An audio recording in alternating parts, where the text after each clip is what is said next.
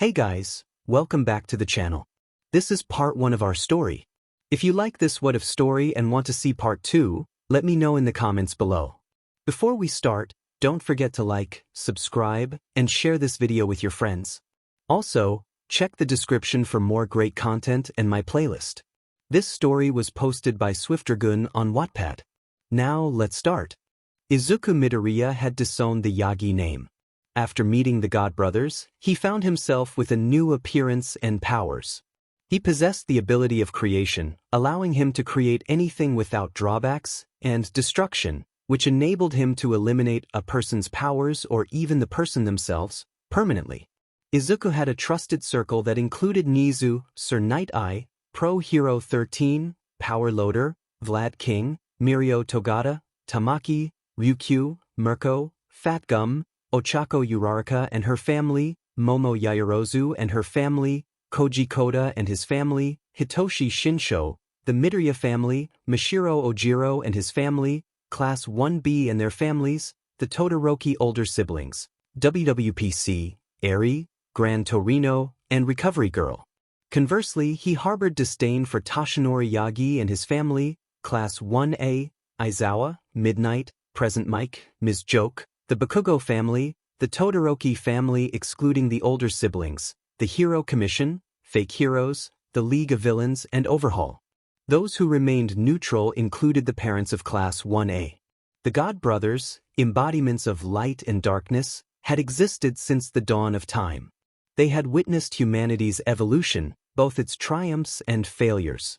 After a woman named Salem attempted to overthrow them, they were forced to wipe out most of humanity and cursed her with immortality until she learned the true meaning of life and death. They resurrected a warrior named 𝗲𝗵𝗲, who was doomed to be reincarnated upon his death. Years later, Salem summoned the God Brothers once more to judge humanity. They concluded that humanity needed to be eliminated again, having seen little growth. The God of Light expressed his disappointment, while the God of Darkness noted that some children were trying to prevent Salem's destruction of their world. They understood their duty but were conflicted. Suddenly, a figure in a suit appeared, accompanied by a small dragon. He introduced himself as 𝗧𝗪𝗪, a god of the multiverse. The brothers were surprised to learn that the multiverse existed. 𝗧𝗪𝗪 informed them of the necessity to find a successor, suggesting a boy named Izuku Yagi, who had been ridiculed by society for reasons beyond his control. He described Izuku's struggles and the corruption of the world he lived in, prompting the God Brothers to consider him as a candidate for their powers. After deliberation, they decided to make Izuku their successor and agreed to meet him. Meanwhile, at the Yaoyorozu mansion, Izuku was recovering in a guest room after being attacked by his sister and her friends for not knowing his place in the world. Momo expressed concern over the severity of the attack, while Tifa noted that their peers only valued those with flashy quirks. Hitomi shared her frustration over Katsuki's advances, and Ochako inquired about the progress of Momo's lawsuit against the hospital that had refused Izuku help. Momo revealed that her parents had gathered evidence against the hospital and school, waiting for Izuku to wake up to proceed. Ojiro reassured them that if Izuku could survive their quirks, he would surely awaken from his coma. The Yaoyorozu and Uraraka twins kissed Izuku on the forehead, hoping for his recovery. When Izuku finally awoke, he found himself in an appealing landscape. Confused, he wondered if he was dead. A voice assured him that he was far from it. Turning around, he saw 2 men, one with deer antlers and the other with ram antlers. They introduced themselves as the God of Light and the God of Darkness. Izuku was astonished, having thought they were mere myths. He bowed before them, apologizing for his rudeness. They reassured him and encouraged him to stand. Izuku expressed his grievances about his family, who had abused and neglected him. The gods acknowledged his suffering and expressed their disappointment in his world. They explained that they wanted to grant him their powers, believing he possessed the heart and determination of a hero. They envisioned him leading the world into a new age of heroes and eradicating corruption. Izuku had questions about their training and whether he would see them again. They confirmed that he would have the opportunity to use his powers as he saw fit. With determination, he agreed to train with them, ready to embrace the challenge. They informed him that while he would train for 1,000 years in their realm, only 4 weeks would pass in the outside world. Izuku, resolute, prepared for the journey ahead. As the screen faded to black, it marked the beginning of Izuku's transformation.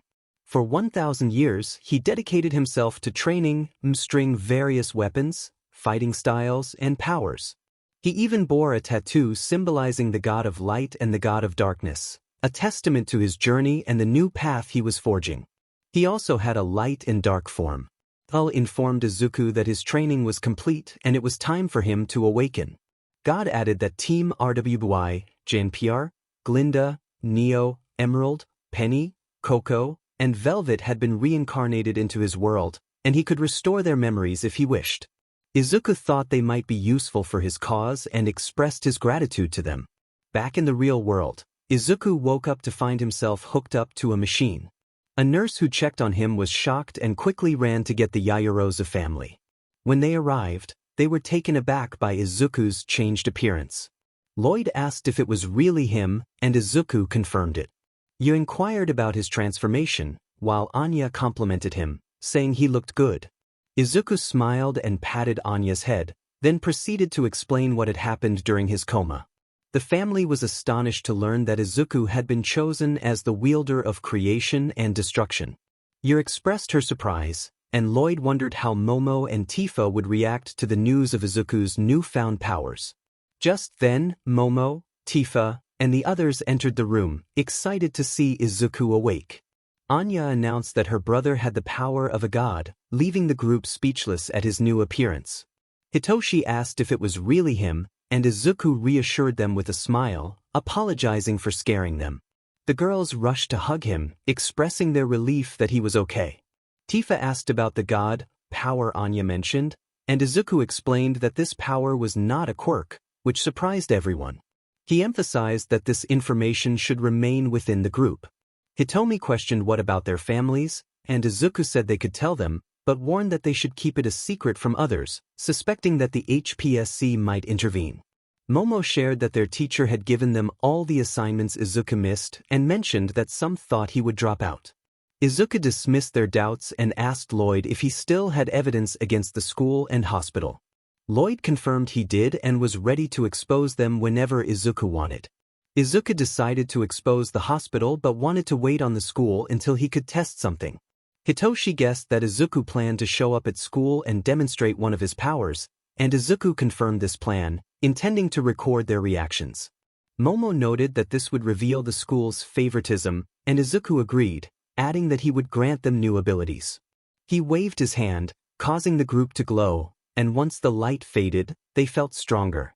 Izuku explained that he had given Hitomi an earthbending quirk similar to 𝗏𝗏's, and she thanked him. Time passed, and Monday arrived, marking Izuku's return to school. He had completed all his makeup work thanks to his shadow clones.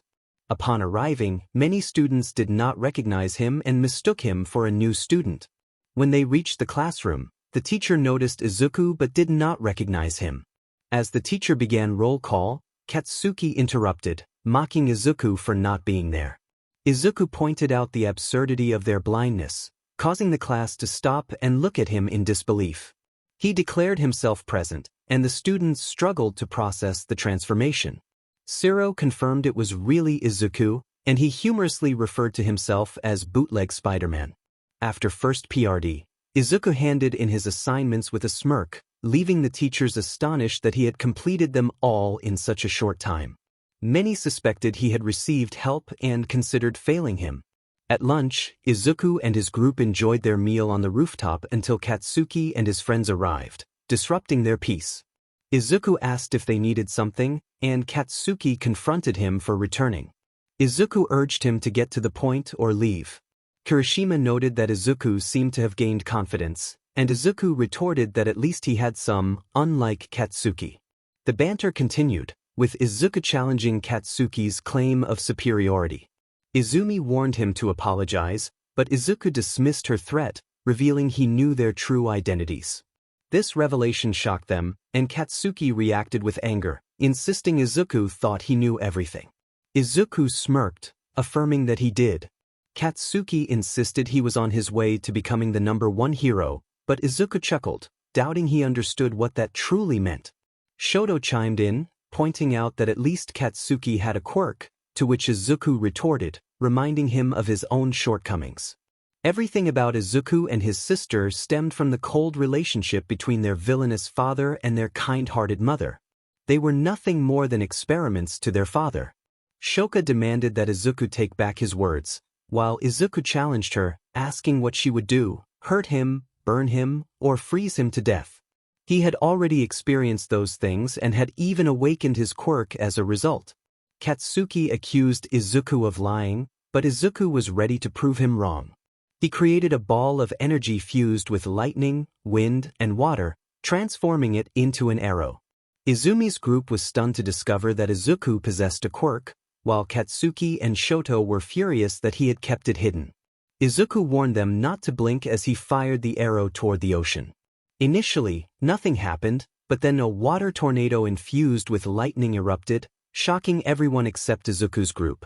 He taunted Katsuki, asking how he had done it, and explained that he had practiced after waking from his coma. Just then, the school bell rang, signaling the end of the demonstration. As Izuku and his group headed back inside, he turned to Izumi's group and warned them that if they messed with him or his friends, the water tornado would be the least of their worries.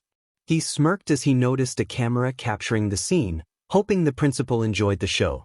Time passed, and the principal, having witnessed Izuku's display through security footage, called all the staff and teachers to warn them against interfering with Izuku or his grades again. The staff complied, now fearful of the consequences, but Izuku had plans to expose them regardless. Meanwhile, Izumi and her group speculated about Izuku's hidden quirk, worried he might reveal everything to the public. While most were concerned, Katsuki and Shoto were angry at being looked down upon and losing their romantic interests to Izuku. Despite his claims of gaining his quirk after a coma, they suspected he was working for 𝗵𝗃𝗍𝗵's arch-nemesis and decided to inform the pro-heroes. 4 years later, after Izuku had showcased his powers, the staff and teachers had not dared to mess with him or his grades again. Once he and his group completed their time at 𝗓𝗫, Izuku decided to expose the school to prevent future prejudice against students. 𝗓𝗫 was subsequently shut down, the staff and principal arrested, and the bullying students blacklisted from all hero schools in Japan. Only Izumi and her group escaped severe consequences due to the HPSC's intervention. All Might and other heroes sought ways to discredit Izuku as a villain but found no evidence against him and struggled to get him to speak. Aizawa attempted to follow him but lost him in a crowd, Endeavor tried to intimidate him without success, and 𝗬𝗵𝗲𝗍's bribe was flatly rejected. They were at a standstill until Nezu, along with Sir Night-Eye and Detective 𝗬𝗂𝘁𝗵𝐺, decided to approach Izuku to understand his situation better. In a flashback, Nezu invited Izuku to the park for a game of chess. Izuku arrived and set up tea for them both. Nezu remarked on the extra cups, and Izuku invited Night-Eye and 𝗬𝗂𝘁𝗵𝐺 to join them. They emerged from their hiding spots, and Night-Eye expressed his apologies for not having more time for Izuku. 𝗬𝗂𝘁𝗵𝐺 introduced himself, and Izuku acknowledged him, noting his quirk as a lie detector. 𝗬𝗂𝘁𝗵𝐺 began to question Izuku about 𝗵𝗃. Izuku responded with humor, comparing 𝗵𝗃 to a character resembling a potato, which made the group laugh. However, he clarified that while he had heard of 𝗵𝗃, he had never met him. This revelation eliminated 𝗬𝗂𝘁𝗵𝗺's follow-up question. Night-Eye pressed further, asking how Izuku had obtained his quirks if not from 𝗵𝗃. Izuku explained that he had developed his powers after being put into a coma by Katsuki and his villainous friends, revealing that his true abilities were not what they seemed. He then shared the story of how he met the God Brothers, who granted him the powers of creation and destruction and trained him for what felt like 1,000 years. The three men were taken aback by the magnitude of Izuku's abilities and expressed concern that the HPSC would seek to capture him and turn him into a weapon. Nezu cautioned Izuku about the potential danger, and Izuku assured him that he had created a barrier for their protection. On the outside, people would believe that they were discussing trivial matters, but inside, they could talk about whatever was necessary. The three of them sighed in relief after hearing that. Izuku informed them that he had something to give them. He had awakened the detective's quirk so he could see through people's minds, provided Nezu with additional leverage, and removed the limitations on Uncle Nightai's quirk, allowing him to use it freely. The three expressed their gratitude to Izuku. The detective apologized for his earlier actions, and Izuku reassured him that he understood, as they had been there for him. In the present, Izuku and his friends were preparing to attend college. During their high school years, Izumi and her group continued to target Izuku and his friends in an attempt to assert their 𝗵𝗃𝗍. However, the school did not tolerate bullying or harassment, leading to Izumi and her group being sent to detention each time they tried to provoke Izuku and his friends. After school, the group gathered at the entrance of the high school and noticed that Momo and Ochako were missing. Izuku asked if anyone had seen them, and Hitomi mentioned she hadn't seen her sister since 4th PRD. Tifa echoed this sentiment, and Ojiro expressed concern. Izuku used his key sense to locate Momo and Ochako, discovering that their energy was weak. He announced that he had found them and created a portal for the group to travel through.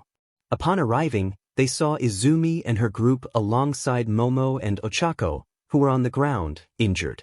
Izuku warned Izumi's group that he had given them multiple chances to back off, but they had refused to listen. Just as he was about to approach, Shoka grabbed Momo by her hair and held an ice shard near her neck, threatening him. Izuku halted, but he had a plan.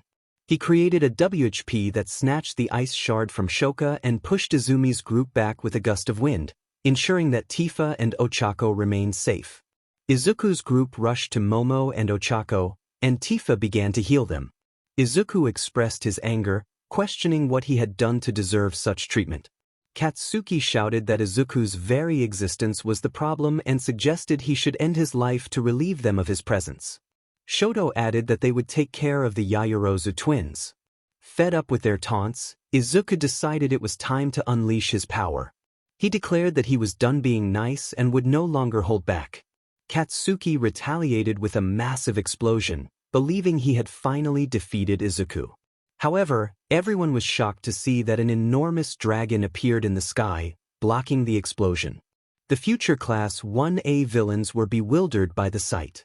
Izuku introduced his familiar, the winged dragon of RA, leaving his classmates questioning the nature of his quirk and how he could summon such a creature. Katsuki, furious, demanded to know how Izuku could look down on them. Izuku countered, reminding Katsuki that he and society had long looked down on the powerless, but that would change. He vowed to eliminate all the false heroes and villains and restore hero society to its former glory. Shoto scoffed at Izuku's resolve, questioning how he planned to achieve it. Izuku declared he would start with Shoto and his group, commanding RA to unleash its fiery breath upon them. Izumi attempted to shield her group from the attack, but her defenses began to crack.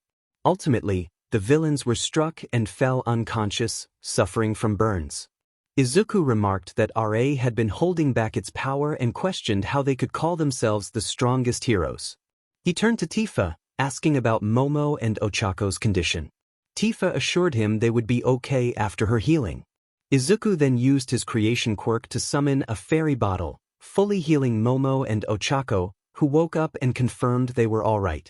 Izuku instructed the group to leave, noting that their adversaries would likely remain hostile and ungrateful for the healing. He heard sirens approaching and urged everyone to move quickly. As RA returned to its dimension, Izuku created a portal to the Yaoyorozu estate, determined to confront the corruption in society. Once inside the Yaoyorozu's house, Izuku expressed relief that the ordeal was over. Ojiro asked if he had actually harmed them, and Izuku replied that they would suffer from burns but had brought it upon themselves. Suddenly, Izuku's phone rang. It was Nezu, who informed him that someone had seen the dragon in the sky and taken pictures. The HPSC was now searching for the individual responsible, as well as for Izuku's parents. Izuku realized that Izumi and her group would likely betray him, feeling frustrated that his anger had led to this situation. Nezu reassured him that they had provoked him and asked what had caused his outburst. Izuku recounted the events, revealing that Mineta had drugged Momo and Ochako's food, allowing Izumi and her group to take advantage of the situation. Nezu confirmed that the detective was with him and had verified Izuku's account. After their conversation, Izuku joined his friends in the living room, where they were watching the news about the dragon's appearance, speculating about its origins. Izuku chuckled at the theories but knew he would have to confront his past soon. On the day of Izuku and his sister's birthday, the atmosphere was filled with anticipation. The next morning arrived, and it was time to celebrate. The staff at Yaoyorozu prepared a delicious steak omelette for Izuku, accompanied by a bowl of grits. After breakfast, he and the Yaoyorozu twins met up with their friends, who all wished him a happy birthday as they headed to school. At school, things went as usual, but Izumi and her group cast glares at Izuku. He responded with a determined glare of his own, an aura of confidence surrounding him. The tension caused Izumi and her friends to flinch and retreat. Izuku thought to himself that they were cowards. The day continued normally, except for the amusing attempts by Mina, Denki, Shoto, and Katsuki to ask the Yaoyorozu twins and the Uraraka twins out. Momo firmly rejected Mina, offering her some harsh criticism. Tifa did the same with Shoto, even comparing him to his father. Ochako and Hitomi were equally dismissive of Katsuki and Denki, stating they would prefer to date an actual villain rather than someone pretending to be nice. Mina left in tears, while Shoto, Denki, and Katsuki were furious and attempted to confront the girls. Katsuki aimed a punch at Hitomi but ended up being intercepted by Izuku, who stepped in to protect them. Izuku checked on the girls, who nodded in affirmation. Katsuki, furious, blamed Izuku for the situation. Izuku responded with sarcasm, suggesting that the villains needed to come up with new lines since they sounded repetitive. Denki accused Izuku of brainwashing the girls, which made Izuku and the girls exchange incredulous looks. Izuku countered that if anyone was brainwashing anyone, it would be the villains. Katsuki, enraged, declared that Izuku was finished. The three boys surrounded Izuku, who prepared himself for the confrontation.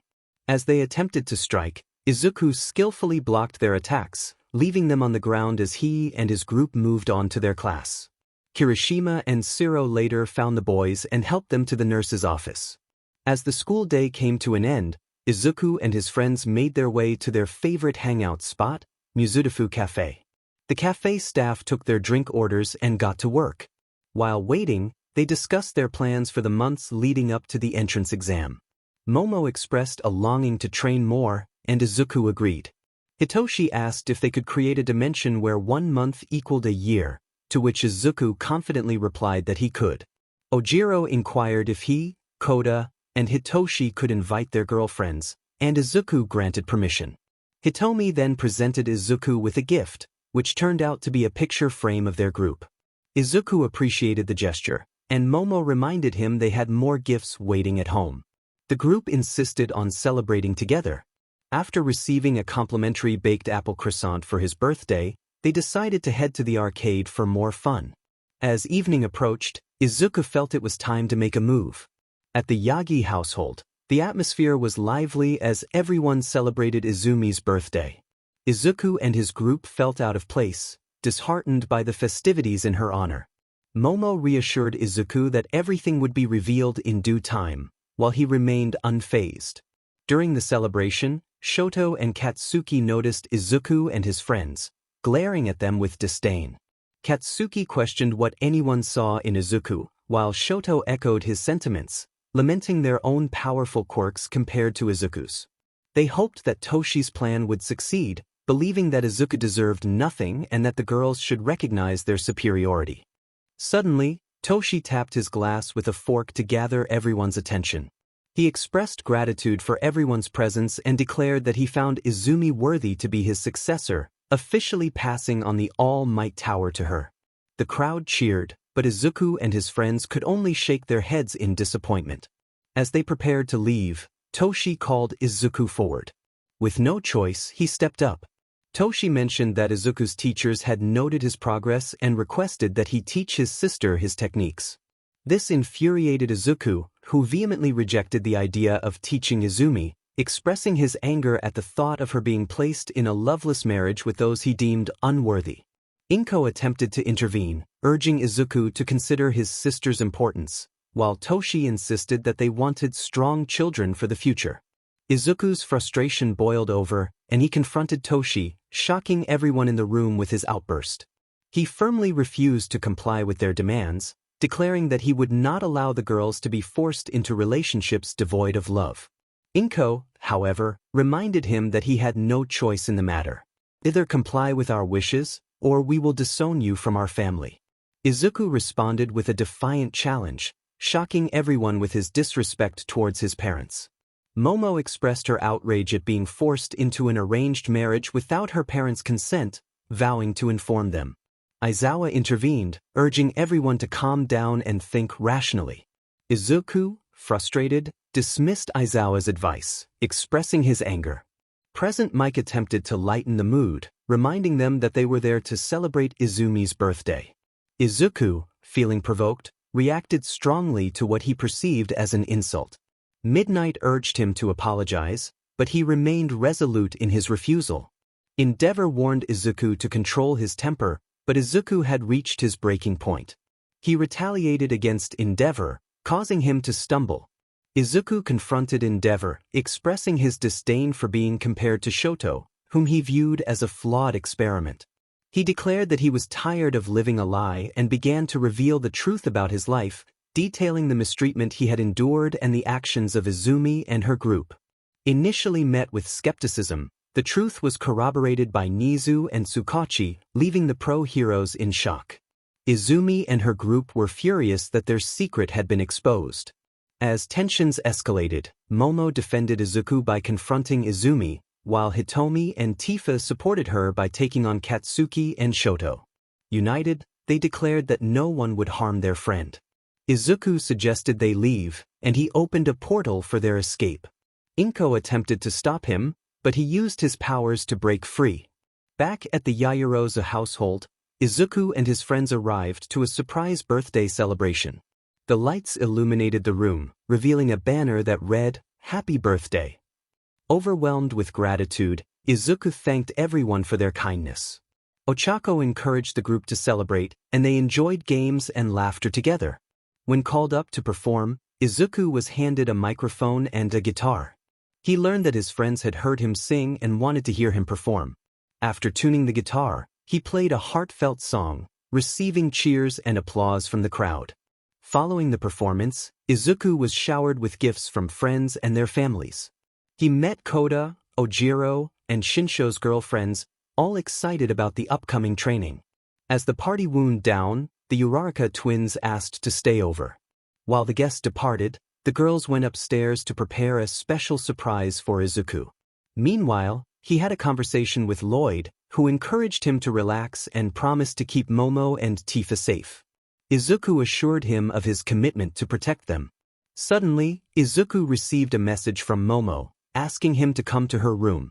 Lloyd playfully encouraged him as he headed upstairs. Upon entering Momo's room, he found the girls waiting for him, dressed in a way that surprised him. They teased him about his reaction, and the atmosphere shifted to one of excitement and anticipation. The next chapter would involve the entrance exam and confrontations, as well as the challenges that lay ahead. It had been 10 months since the chaos of Izumi's birthday party, and the parents of Class 1A were furious about the treatment Izuku had endured. They faced consequences for their actions, including wearing court-canceling bracelets.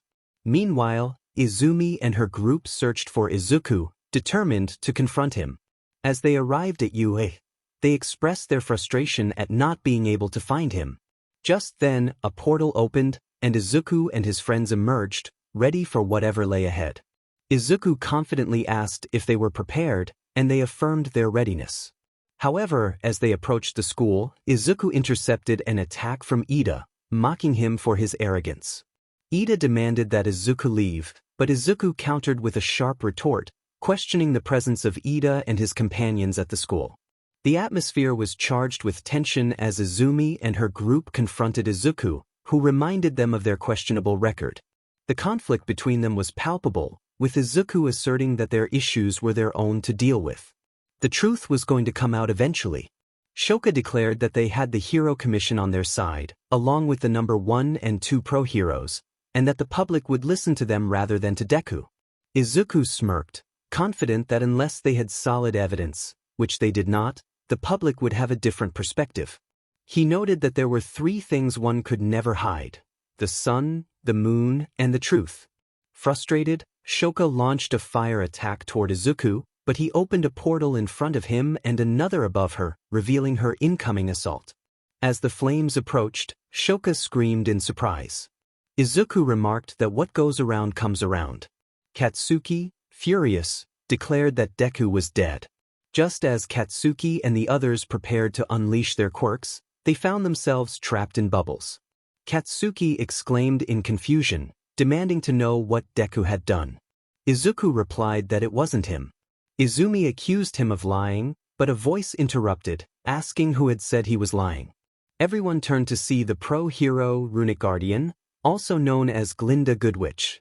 Katsuki rudely questioned her identity, but Izuku corrected him, reminding him that she was a pro-hero and deserved respect. Glinda asserted that there would be no fighting on school grounds and instructed them to proceed inside if they were there for the entrance exam, otherwise, they needed to leave. Ida urged Deku to comply and leave, but Izuku and his group ignored him and headed straight for the building, leaving Izumi and her group still trapped in bubbles. Glinda warned them that just because they were there didn't mean they could do as they pleased. While Nezu couldn't expel them due to the HPSC, he could still break their spirits. She used her quirk to make the bubbles disappear around Izumi and her group, telling them to enjoy their time while they could. Glinda then walked into the building, followed by Izumi and her group. As the scene shifted to the physical part of the exam, Izuku examined his weapons through his phone. He had created a pocket dimension to store them, and they were still in perfect condition. He thought to himself that he was ready to go. Suddenly, he heard a voice call his name and turned to see Ochako in her training uniform. She asked if he was ready, and he affirmed that they would give it their all. As the gate began to open, they rushed inside, while other participants complained about their early start and demanded their disqualification. Mick's voice came over the speaker, urging everyone to get moving as there was no countdown in a real situation. He noted that some participants were already inside and had scored points. Upon entering, the participants were shocked to see several destroyed robots. They wondered what kind of quirks the others possessed.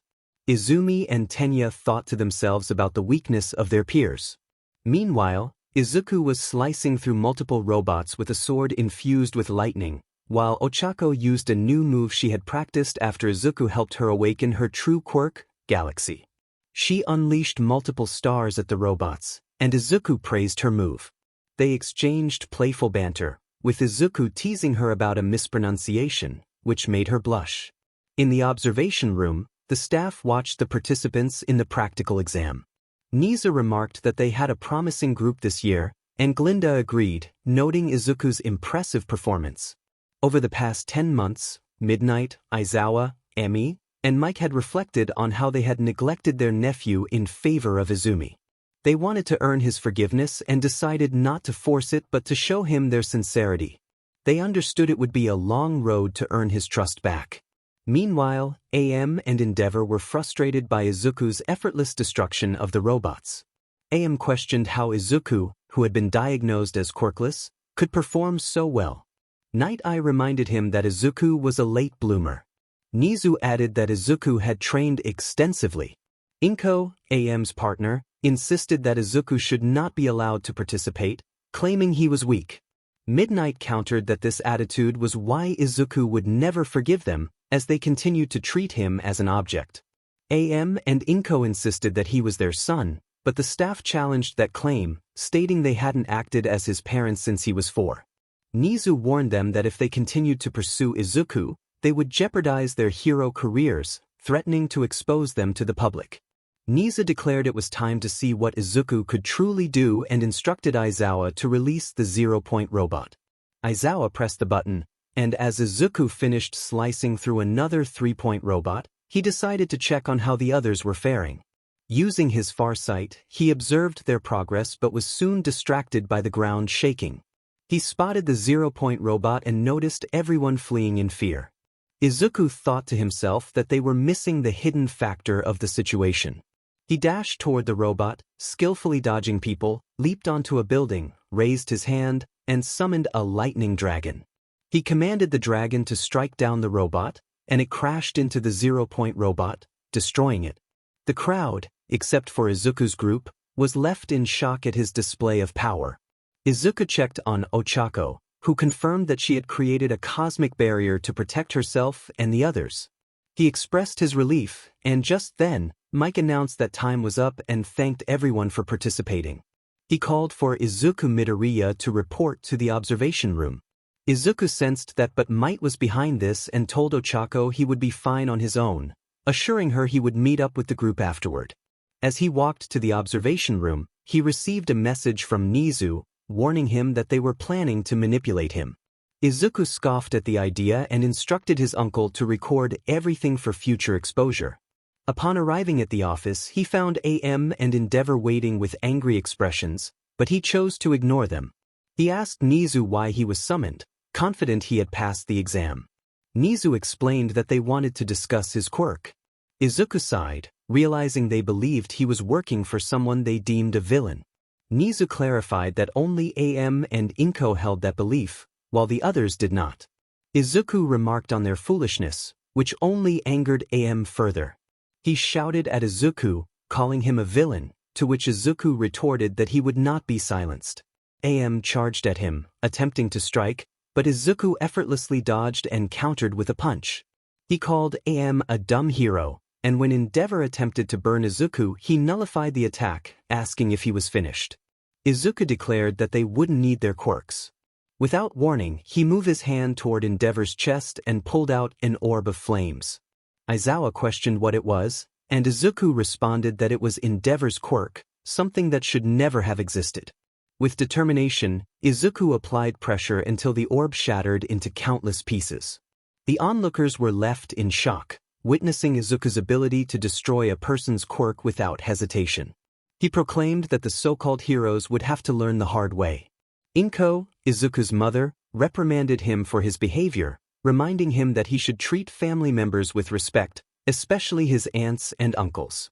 She insisted that he apologize to NG and return his quirk, also noting that he would be responsible for the hospital bills due to the chaos he caused and for breaking up with the Yaoyorozu and Uraraka twins. She warned him not to disobey her. The atmosphere in the room turned icy as Izuku retorted, questioning her authority. He expressed his disdain for her daughter and her friends, blaming them for the pain he endured daily. He refused to take responsibility for the hospital bills, stating that it was her problem, not his. AM, frustrated with Izuku's attitude, attempted to confront him but was swiftly subdued by Izuku's use of gravity, pinning him to the ground. Izuku interrupted AM, calling him a ripoff and accusing him and his wife of branding him as useless. He asserted that they no longer held power over him and warned them not to test his patience with the Hero Public Safety Commission. Inko demanded to know why he felt that way, and Izuku boldly stated that he could expose the HPSC for its crimes against humanity and dismantle the building housing the corrupt individuals within. AM struggled to rise, calling Izuku a villain, to which Izuku countered that AM was the one creating villains daily. As he moved toward the door, he paused to deliver a scathing remark about the U staff and their reputation, expressing his disdain for their immaturity and incompetence. He declared that they would never save the world, emphasizing their inability to raise a powerless child if the world depended on them. Frustrated, he punched the wall, wishing for their demise but acknowledging that it would be disrespectful to the dead, as they were merely a joke of existence. Silence enveloped the room as no one dared to respond to Izuku's harsh truths. He turned to Nezu, inquiring about the class placement for him and his group. Nezu informed him they would be in Class 1B, which Izuku accepted, relieved to be away from what he considered parasites. He issued a final warning, stating that any threats made against his friends or family would result in dire consequences. AM questioned if that was a threat, but Izuku clarified that it was a promise, urging him to understand the difference. He opened a portal to the entrance of 𝗧𝗵𝗲 and departed, leaving him free from the gravity that had restrained him. Nezu remarked that they had wasted Izuku's time and suggested they pray for mercy, while Night Eye contemplated reporting the incident. the scene faded to black, hinting at future confrontations and restored memories. In the next segment, the announcement of the sports festival would take place, featuring characters like Ochako Uraraka, whose quirk, Galaxy, granted her various abilities related to gravity and cosmic energy. Other characters, such as Mashiro Ojiro, Arslan Atlan, Koji Koda, and Momo Yaoyorozu, would also showcase their unique powers and transformations, setting the stage for exciting developments ahead. In other words, she wouldn't be restricted. Hero costume, name, Hitoshi Shinsho quirk, brainwash power given, shadow and dark manipulation hero costume, name, Hitomi Uraraka quirk, nun power given, 𝗘𝗁 manipulation hero costume. She'll have the same visor and face mask as Tifa, but instead of red, it will be blue. Name, Pony Tsunatori quirk, horn cannon power given, earth/metal bending. She'll inherit the Beifong family's ability to earth bend and metal bend, allowing her to cover her horns in earth or metal. Hero costume, she'll have the same as Hitomi Uraraka. Name, Reiko Yanagi quirk, poltergeist power given, ghost.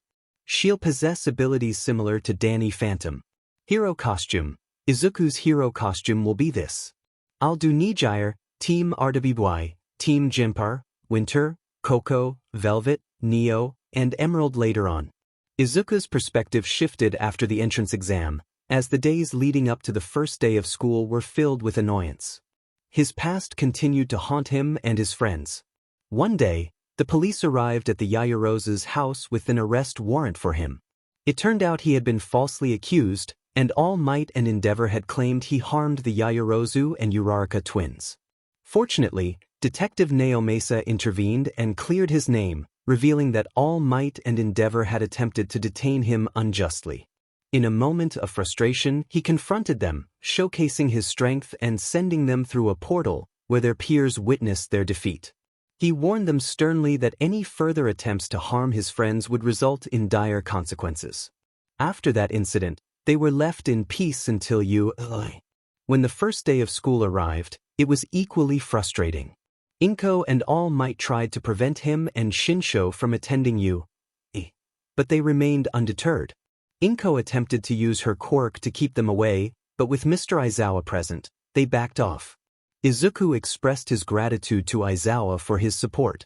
Once in class, they met their classmates, who were friendly and supportive.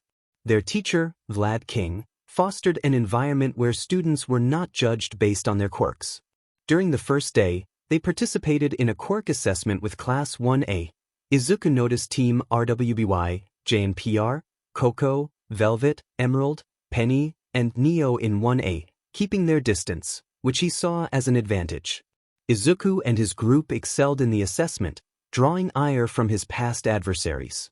Izumi attempted to confront him again, but Ms. Goodwitch used her quirk to restrain her, resulting in Izumi receiving a month of detention and being tasked with cleaning the entire 1A dorms while wearing a quirk collar.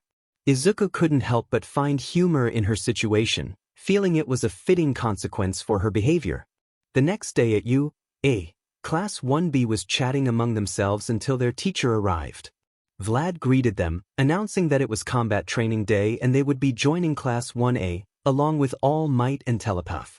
He instructed them to grab their hero costumes from the suitcases and meet him at Fake City. As Class 1B collected their costumes, Vlad approached Izuku with a suitcase.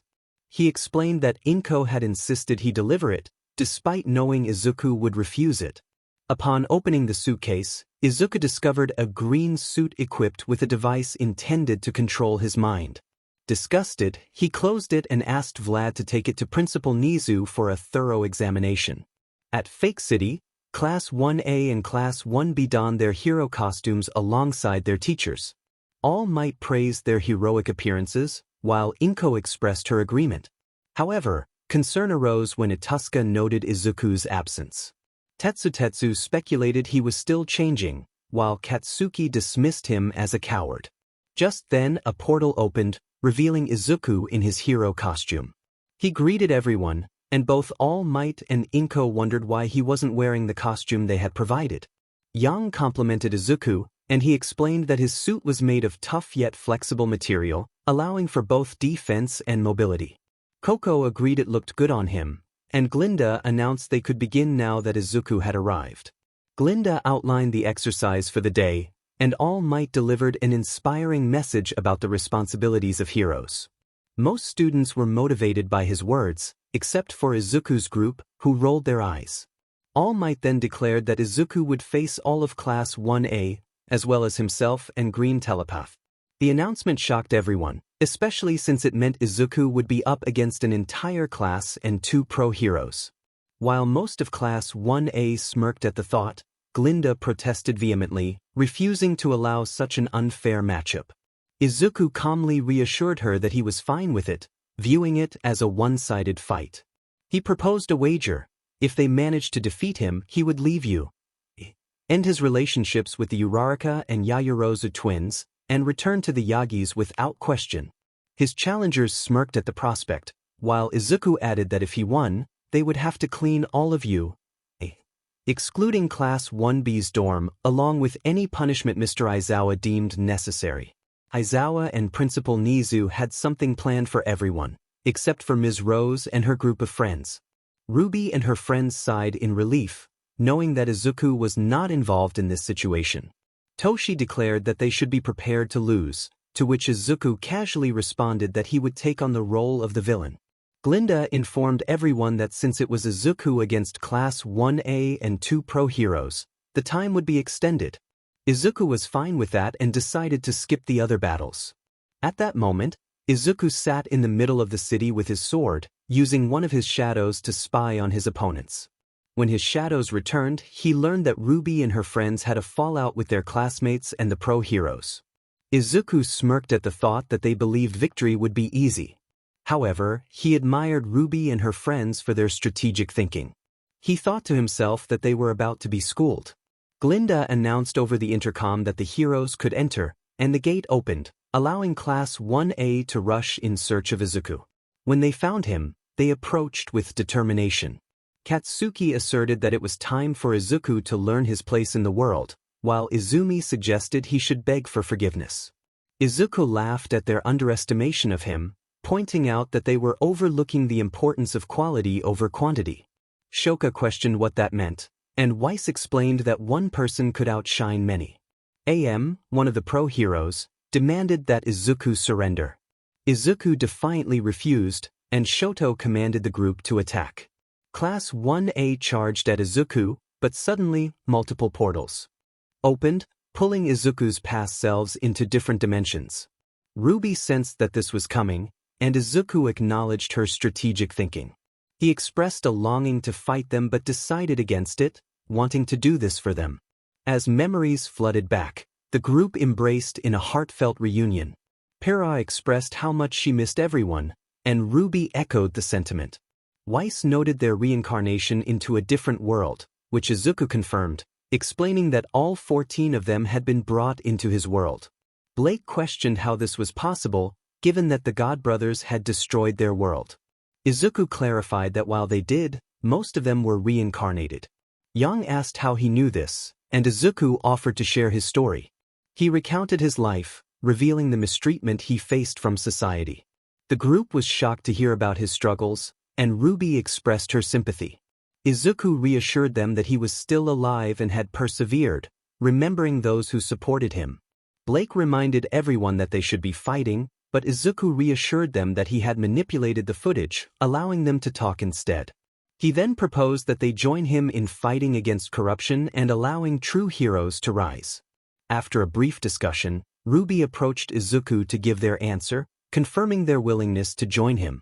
Izuku promised to train them to become stronger with their quirks and mentioned that he would use knockout gas to make their departure convincing. He created the gas, and soon Ruby and her friends were unconscious. As the scene faded to black, the narrative shifted to All Might, who found himself in an arena, confused about his surroundings. He encountered a man named 𝗎𝗫, who confronted him about his past. All Might reacted defensively, but 𝗎𝗫 swiftly punched him, catching him off guard. 𝗎𝗫 noted that All Might was not as strong as he claimed, and their battle escalated with All Might attempting various powerful attacks, only for 𝗎𝗫 to dodge them effortlessly. 𝗎𝗫 grew tired of the one-sided fight and countered with a headbutt, causing All Might to stagger. After a series of exchanges, a portal opened, and Izuku's clone appeared, asking if All Might had posed a challenge. 𝗔𝗪𝗓 dismissed All Might as a disappointment, expressing that he had faced tougher opponents before. The clone took All Might through the portal. Meanwhile, 𝗵𝗃 found herself in a stadium, searching for her opponent. She encountered 𝗵𝗃𝗁, who informed her that he had been sent to battle her. 𝗵𝗃 dismissed him, confident in her abilities. 𝗵𝗃 reflected on the past, realizing he should have sold 𝗵𝗃 long ago for experimentation. The atmosphere shifted as 𝗵𝗃's eyes began to glow, and he perceived 𝗵𝗃 as just another selfish individual, driven by greed. 𝗵𝗃, dismissing 𝗵𝗃 as a freak of nature, was abruptly lifted from the ground by his psychic powers and struck by a shadow ball. 𝗵𝗃 deemed her pathetic. Emerging from the smoke, 𝗵𝗃 was determined to fight back. She attempted to use her telekinesis to hurl rocks at 𝗵𝗃, but her efforts proved futile. Frustrated, she questioned why her powers were ineffective. 𝗵𝗃 calmly informed her that his abilities surpassed hers. 𝗵𝗃, undeterred, prepared to retaliate, but 𝗵𝗃 unleashed a barrage of stars that struck her repeatedly. 𝗵𝗃 cried out in anger, feeling the sting of defeat. She tried to counter by launching debris at him, but 𝗵𝗃 skillfully dodged and countered with his own attacks. 𝗵𝗃 decided it was time to conclude the battle. Transforming into his evolved form, he prepared to finish her off. After the confrontation, he observed 𝗵𝗃 on the ground, defeated. 𝗵𝗃 expressed disappointment, noting that she had not lived up to expectations. Just then, a portal opened, and Izuku's clone arrived to collect 𝗵𝗃. The clone inquired if she had posed a challenge, to which 𝗵𝗃 replied that she had not. He also shared information about 𝗵𝗃's earlier remarks, revealing her true nature as 𝗬𝗵. 𝗵𝗃 nodded as he watched the clone take 𝗵𝗃 away, contemplating that he should have faced Silver instead. Meanwhile, Izumi found herself teleported above Mt. Fuji, furious at Deku for his trickery. She vowed to make him regret his actions when she encountered him. Suddenly, a voice interrupted her thoughts, announcing that she would not have the chance to confront Deku because she had a new opponent. Izumi turned to see a woman surrounded by 4 crystals. The woman introduced herself as 𝗵𝗃𝗁, calling Izumi a worm. Angered, Izumi activated her quirk and declared her intention to become the #1 hero, aiming to take 𝗬𝗏's power to defeat Deku. 𝗬𝗏 chuckled, dismissing Izumi's ambitions and predicting her failure. The battle commenced with Izumi charging at 𝗬𝗏 using her power, but 𝗬𝗏 teleported away and detonated the crystals, causing an explosion that struck Izumi. 𝗬𝗏 taunted her, finding the fight too easy. Izumi emerged from the smoke, determined to attack, but 𝗬𝗏 countered with a series of swift moves, leaving Izumi struggling to keep up. After a fierce exchange, Izumi found herself knocked out, while 𝗬𝗏 mocked her aspirations of being the next #1 hero. As 𝗬𝗏 transformed back into her original attire, a portal opened to reveal another clone of Izuku, who came to retrieve Izumi. The clone confirmed that Izumi had not been a challenge, and 𝗬𝗏 acknowledged that she would consider Izuku's offer. In another arena, the Bakugo twins were captured and confused about their surroundings. Katsumi demanded to know where they were, while Katsuki called out for Deku. Kamek, the announcer, introduced them as the sum of the earth, which infuriated the twins. Kamek then introduced Bowser as their opponent, who confidently dismissed them as easy prey. The match began, and the Bakugo twins launched an attack with their AP shot, autocannon. However, Bowser dodged and retaliated with a powerful move, striking Katsuki and hitting Katsumi with fireballs. The twins, determined to win, unleashed a massive explosion, believing they had defeated Bowser. To their shock, he remained unharmed, mocking their efforts. As Bowser unleashed a flurry of attacks, the twins struggled to keep up. Katsuki attempted to fight back, but Bowser's dark magic summoned a clone to overpower Katsumi. Bowser declared it was time to finish the match, using his claws to deliver a decisive blow. When the smoke cleared, the twins lay unconscious, their hero costumes nearly destroyed. Kamek announced Bowser as the winner, and his army cheered. Another clone of Izuku arrived to collect the twins, and Bowser remarked on their arrogance, suggesting a rematch in the future. The clone took the twins back to UA, leaving the audience eager for what would come next. In a separate arena, Kirishima searched for Deku, calling out for him. He was confronted by a large, muscular man with white hair, who identified himself as 𝗵𝗲𝗄. 𝗵𝗲𝗄 accused Kirishima of bullying Izuku over something he could not control, to which Kirishima felt compelled to respond. Kirishima couldn't finish his sentence as 𝗵𝗲𝗄 punched him square in the face. Kirishima looked on in disbelief, realizing that one of his idols had just struck him. 𝗵𝗲𝗄 declared that Kirishima was not a man but merely a child who followed the misguided ideals of Bakugo. Kirishima insisted that he was a man and that it was his duty to put the weak in their place, just as Bakugo had taught him. 𝗵𝗲𝗄 challenged Kirishima's worthiness, calling him unworthy of being a man. Determined to prove himself, Kirishima activated his quirk and charged at 𝗵𝗲𝗄, attempting to land a hit. However, 𝗵𝗲𝗄 skillfully blocked and parried Kirishima's attacks while countering with his own. Transforming into his 𝗬𝗏𝗏 form, 𝗵𝗲𝗄 unleashed a series of powerful combos on Kirishima. He explained that a true man protects the weak, supports his friends, and takes responsibility for his actions, qualities Kirishima lacked. 𝗵𝗲𝗄 continued his relentless assault until Kirishima was knocked unconscious. 𝗵𝗲𝗄 then stated that if Kirishima truly wanted to be a man, he needed to understand right from wrong. He labeled Kirishima a disgrace to all men. Suddenly, a portal opened, revealing one of Izuku's clones, who asked if Kirishima had posed a challenge.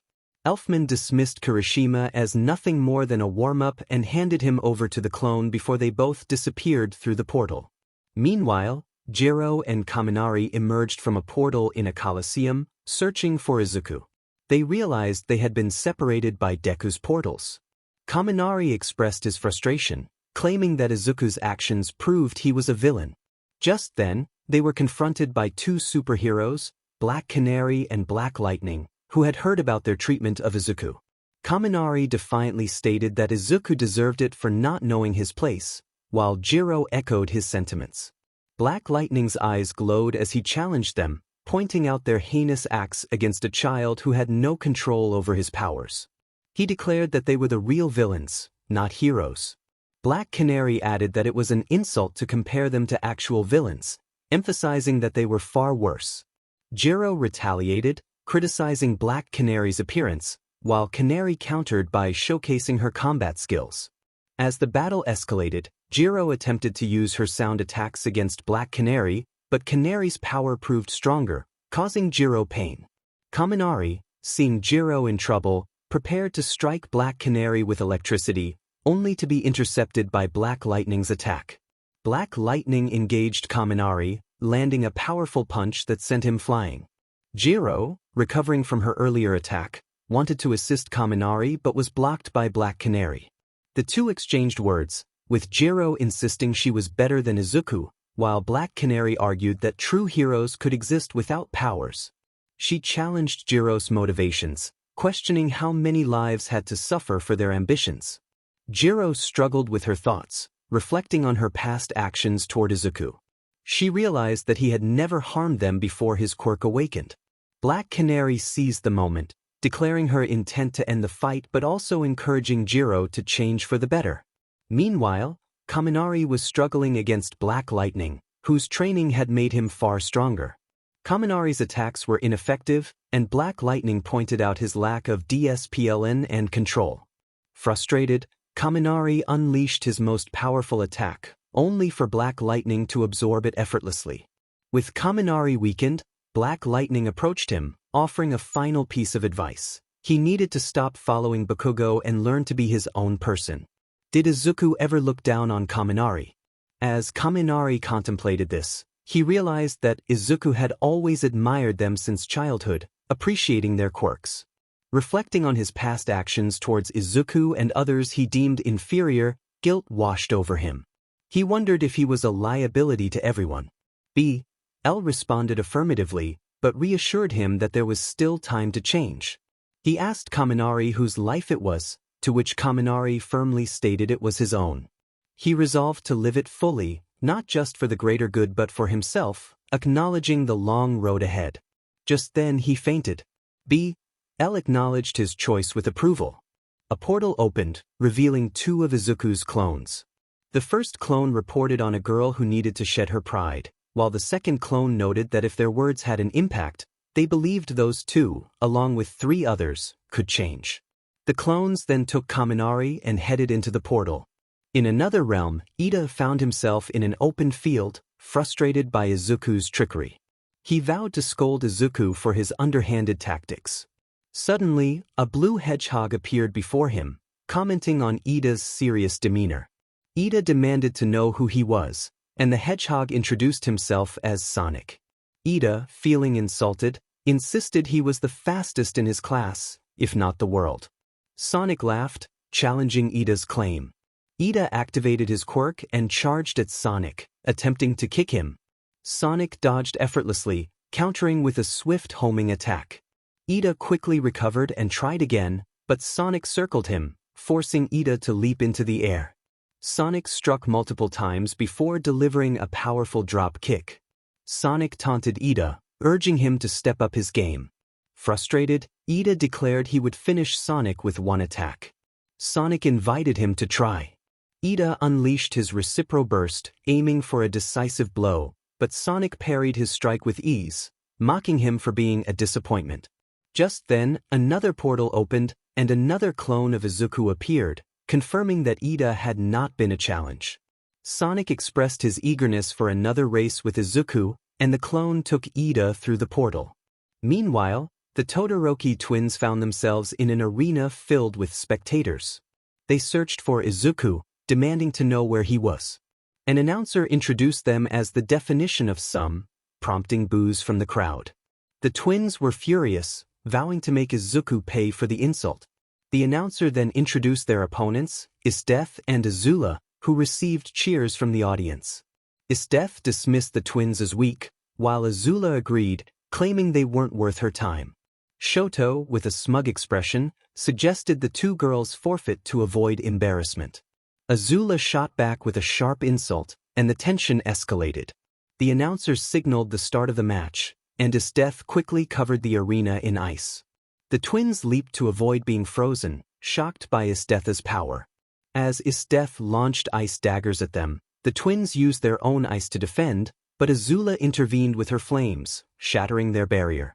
Shoko was knocked aside by 𝗬𝗏's onslaught, and Shoto was warned to focus on himself.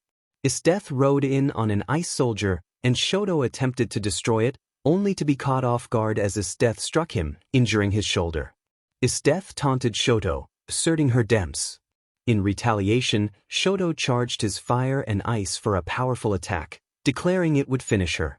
But 𝗧𝗏 countered with her own technique, freezing time and evading the attack.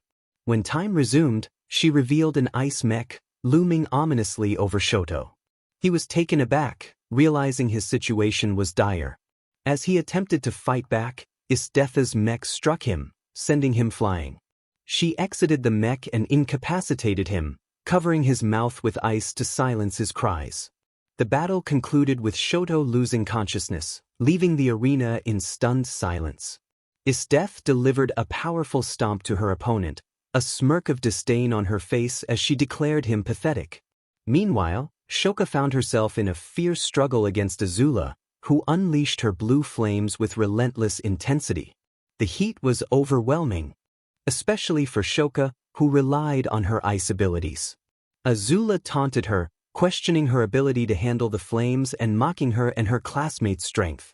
Shoka, frustrated, attempted to retaliate with her ice, but 𝗬𝗏's fire melted it effortlessly. Determined to end the confrontation, 𝗬𝗏 summoned a bolt of lightning that struck Shoka, stunning her.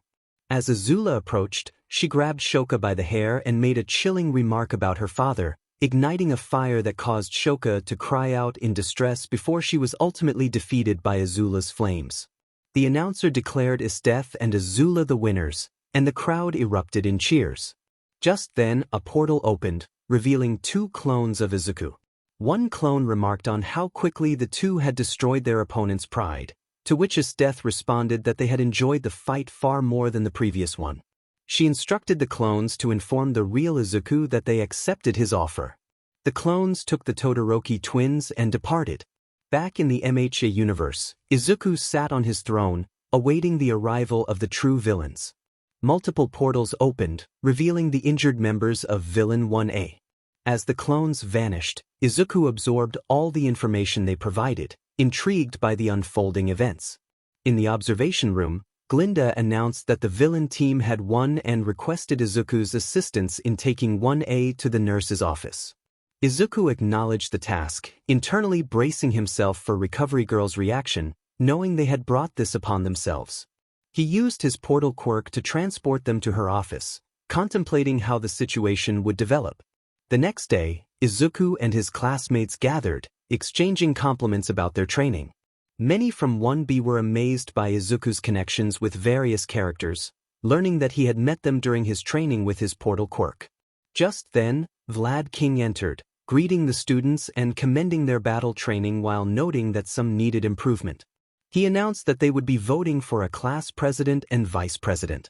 After counting the votes, 𝗵𝗃 declared Izuku as president and Yaoyorozu as vice president.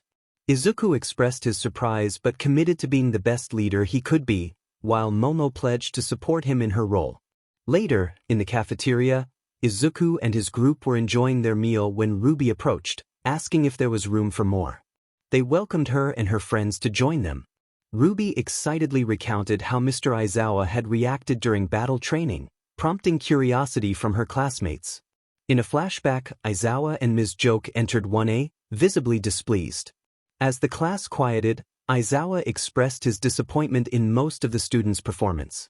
He praised Ruby and her group for their teamwork but then criticized the others for their poor decisions, particularly regarding their bet against Izuku. He emphasized that they had failed to think for themselves and would face consequences for their actions. Aizawa announced a grueling punishment involving laps and physical exercises, which left the students apprehensive. Despite the severity of the situation, Ruby and her friends were exempt from the punishment, leaving the rest of Villain 1A to face the consequences of their choices. Rose and her friends were set to visit USJ and collaborate with Class 1B. The announcement stirred up excitement among the students, but Aizawa quickly silenced them with a sharp whistle. He asserted his authority, reminding them that he was their teacher and they were the students. If they disagreed, they could leave and find trouble elsewhere. The class fell silent, acknowledging his command. Izuku reflected on the situation, thinking that the person responsible for the chaos was foolish, though he couldn't quite believe the extent of it. Hitoshi chimed in, suggesting that the source of the foolishness was clear. Izuku agreed, finding humor in the situation. Tifa then asked if they would be joining them the next day, to which Blake expressed her relief at being away from the others.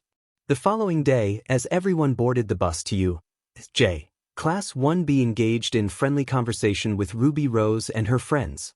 Upon arrival, they were greeted by the pro hero, 𝗬𝗏, who explained the day's activities. However, Izuku sensed a dark energy emanating from USJ.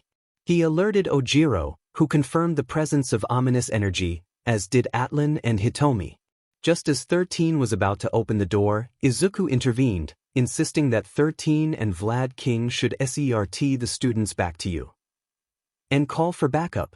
Vlad questioned the urgency, but Izuku explained that they sensed a threat linked to a previous incident.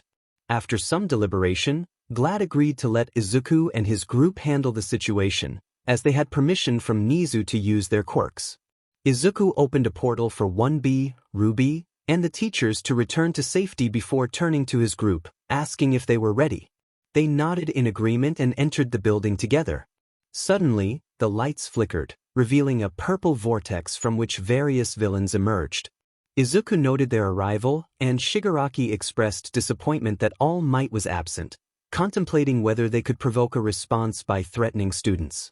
Izuku, smirking beneath his mask, welcomed the challenge and instructed his group to handle the other villains while he faced Shigaraki and his allies. As the villains charged, Izuku equipped Thunder Fong, swiftly dispatching multiple opponents. Meanwhile, Hitoshi and Reiko were engaged in their own battle against villains in the Ruins Zone. Reiko utilized her ghost powers to capture foes, while Hitoshi employed his shadow manipulation to defeat and restrain them, showcasing a powerful move he had developed with Izuku.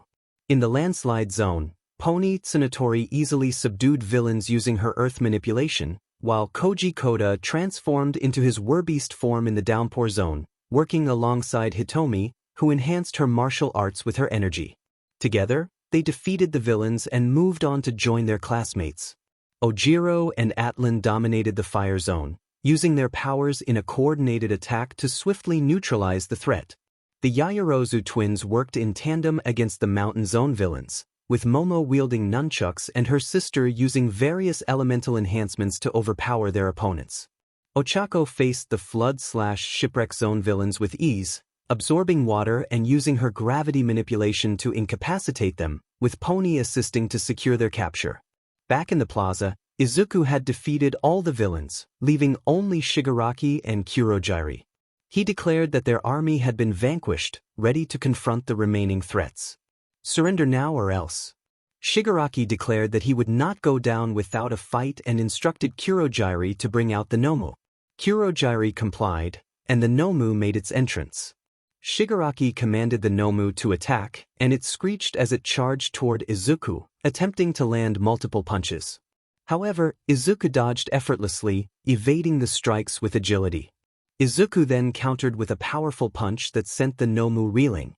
After his attack, the Nomu was incapacitated, leaving Shigaraki and Kurogyari in shock.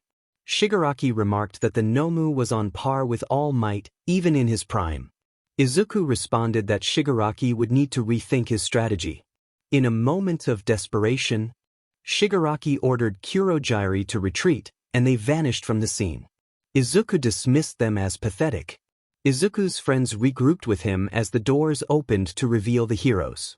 Later, back at USJ, Izuku and his group reported the details of the USJ incident to Principal Nezu and the police, explaining the nature of the Nomu. Nezu recognized the need to enhance security, and Izuku offered his assistance with his creation abilities. Once the report was concluded, Izuku and his friends returned to their dorms, where they were greeted by their classmates who were concerned for their well-being. They reassured everyone that they were fine and had successfully defeated the villains. However, Class 1A was displeased, feeling overshadowed by Izuku and his friends, and vowed to prove their worth. It had been a week since the USJ incident, and Principal Nezu granted the students a break. During this time, Class 1B, along with Ruby and her friends, spent time with Izuku and his group at the Yaoyorozu mansion. They shared stories about the USJ incident, impressing everyone and sparking interest in training together. In Principal Nezu's office, Izuku discussed the upcoming sports festival. Nezu inquired if Izuku believed the villains might attack again. Izuku noted that it was a possibility, depending on their boldness, but he suspected they would observe from the shadows to gather information on their quirks. Nezu confirmed that he had hired extra security, including Winter Schnee and Major Motoko Kusanagi, both of whom were well-known figures. Izuku expressed his curiosity about the royal guests expected to attend the festival, and Nezu warned him that the HPSC would likely attempt to undermine him during the event. Izuku reflected on the past and the manipulative nature of the HPSC's leader, vowing that he would not let them control him. As Izuku walked through the halls of USJ, he contemplated whether to reveal his true powers or disguise them as a quirk. He understood that revealing his abilities might attract unwanted attention, but he also recognized that withholding the truth could lead to further accusations from those who doubted him. Upon entering his classroom, Izuku apologized for being late, explaining that he had been speaking with Principal Nezu. Vlad, the teacher, reassured him that it was no problem and noted that the fight was not over, as the sports festival was approaching. Class 1B expressed concern about hosting the festival so soon after a villain attack, but Vlad explained that the administration believed it was essential to demonstrate that the situation was under control and that the school was safe. The sports festival was a significant event, and with enhanced security thanks to Nezu and Izuku, they were prepared. Momo suggested that this could be their opportunity to be scouted by pro heroes, and Izuku agreed, emphasizing that graduating from hero school and obtaining a pro license would open many doors for them in the world of hero agencies. However, there are a few who will miss their chance to become professionals and remain as sidekicks. To put it simply, they must give it everything they have. There are only 3 opportunities to demonstrate their abilities, otherwise, they may not fulfill their dreams. Vlad confirmed this, reminding Midoriya that they had 2 weeks to train and should not slack off. The class responded enthusiastically. After classes ended, Izuku and his group walked through the hallways, discussing their training for the upcoming 2 weeks. Izuku mentioned that the sports festival was just 2 weeks away and asked if they wanted to limit their training to that time or if they preferred to think of it as one day in another dimension equating to a year. Ojiro chose the latter, and Hitoshi agreed, noting that while they were strong, they should not be overconfident. Momo concurred, and Tifa asked if Izuku could make one day in their dimension equal to 10 years in the other. Izuku assured them he could and suggested making it more challenging to prepare them mentally. Hitomi agreed, and they decided to pack their belongings, including their phones, to contact their parents. Izuku reminded them that he could create training clothes, but Hitomi clarified that she meant packing their personal items. They wondered if the rest of the class would want to join them, and Ochako thought they probably would. Atlan mentioned Ruby and her friends, and Izuku agreed they should go ask. Suddenly, they were approached by Kirishima, Tokoyami, Tsu, Kaminari, and Jairu. Izuku sighed, anticipating their arrival. Kirishima explained they were there to warn them about the others. Momo was skeptical, recalling past grievances. Kirishima acknowledged their mistakes and expressed regret for their previous actions, stating they were not seeking forgiveness but wanted to prove their remorse. Tsu added that they needed to inform them about 1A's plans. Kirishima revealed that the rest of the 1A group, excluding Ruby and her friends, were planning to wager against them again, this time using one for all and a dangerous drag called Trigger. Tifa recognized the drag as one that enhanced a person's quirk at the cost of their reaction time. Izuku realized the potential disaster of combining it with one for all. Kaminari explained they wanted no part in it and felt it was vital to warn them. Jairu requested a recommendation for someone to assist with their training. Izuku asked Momo to create a pen and paper, then wrote down a name, address, and phone number. He informed them that this person would help with their training alongside Mr. Aizawa. Jairu thanked him, and Izuku reminded them that he was not doing this out of kindness, but because they had warned him about the impending threat. Tsu expressed her gratitude, and Izuku opened a portal for them to return to their dorms, urging them to hurry.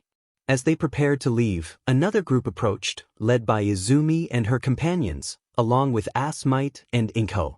Izuku greeted them with sarcasm, prompting Katsumi to demand he watch his tone. Izuku turned to Koda, asking him to translate, but Koda admitted he couldn't understand. Izuku shrugged it off and asked what they wanted. 𝗬𝗏𝗏 proposed a wager against Izuku and his friends. Izuku, anticipating this, asked for the details. 𝗬𝗏𝗏 stated that if Izumi and her friends won, Izuku would have to quit enter an arranged marriage with the girls, and disband his group. Shoto added that Izuku would have to break up with the girls so he and Katsuki could pursue them, while 𝗬𝗏𝗏 insisted he would become their servant. Izuku inquired what he would gain if he won. Katsuki scoffed, but Izuku swiftly demonstrated his strength, catching everyone off guard. He challenged them, questioning their chances against him and his friends, reminding them of their previous encounters during battle training and the USJ Incident. Momo noted that the staff were aware of their past actions against Izuku. 𝗬𝗏𝗏 taunted him, suggesting he was afraid to expose them. Izuku smirked, stating he was simply waiting for the right moment to reveal their true nature. 𝗕𝗏 insisted they would not accept his terms, and Izuku declared the wager off, calling them cowards. Izumi, however, insisted it wasn't over. It was supposed to go one way, and that was their way. Izuku presented the ultimatum, stating that they could either accept the bet or he would expose them immediately. Katsuki doubted Izuku's resolve, but Izuku was unfazed. He opened a mini portal and retrieved one of his phones, revealing that it contained evidence of the crimes committed by Katsuki, his friends, and 2 imposters. 𝗕𝗏𝗏 demanded the phone back, but Izuku refused, pointing his weapon at them as it charged. He made it clear that unless they accepted his terms, he would expose them right then and there. Faced with no other option, 𝗕𝗏𝗏 reluctantly agreed to the deal. Izuku lowered his weapon, feigning surprise at their acceptance. 𝗬𝗏𝗏 chimed in, asserting that they would win and Izuku would be nothing but a memory. Izuku smirked, relishing the moment, and the girls from Class 1A shouted their frustrations at him. He responded with a cheeky remark, indicating that he was focused on other matters. With a portal opening behind him and his group, they prepared to leave for training, intending to gather Class 1B, Ruby, and her friends. As they departed, Izuku planned to explain his past and powers to Class 1B during their training session. He had a few ideas in mind for their quirks and training partners, eager to share his thoughts in the next chapter. The sports festival was approaching, and he was excited about the upcoming competitions, including his own match against either Katsuki or Izumi.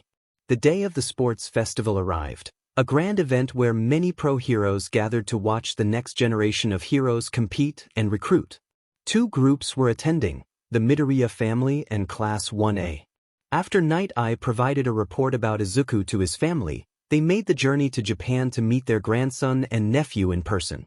The reason they hadn't seen him was that Inko left the kingdom to marry Toshi, a rather boisterous individual, instead of going through with an arranged marriage to Chrysaor, the son of Medusa.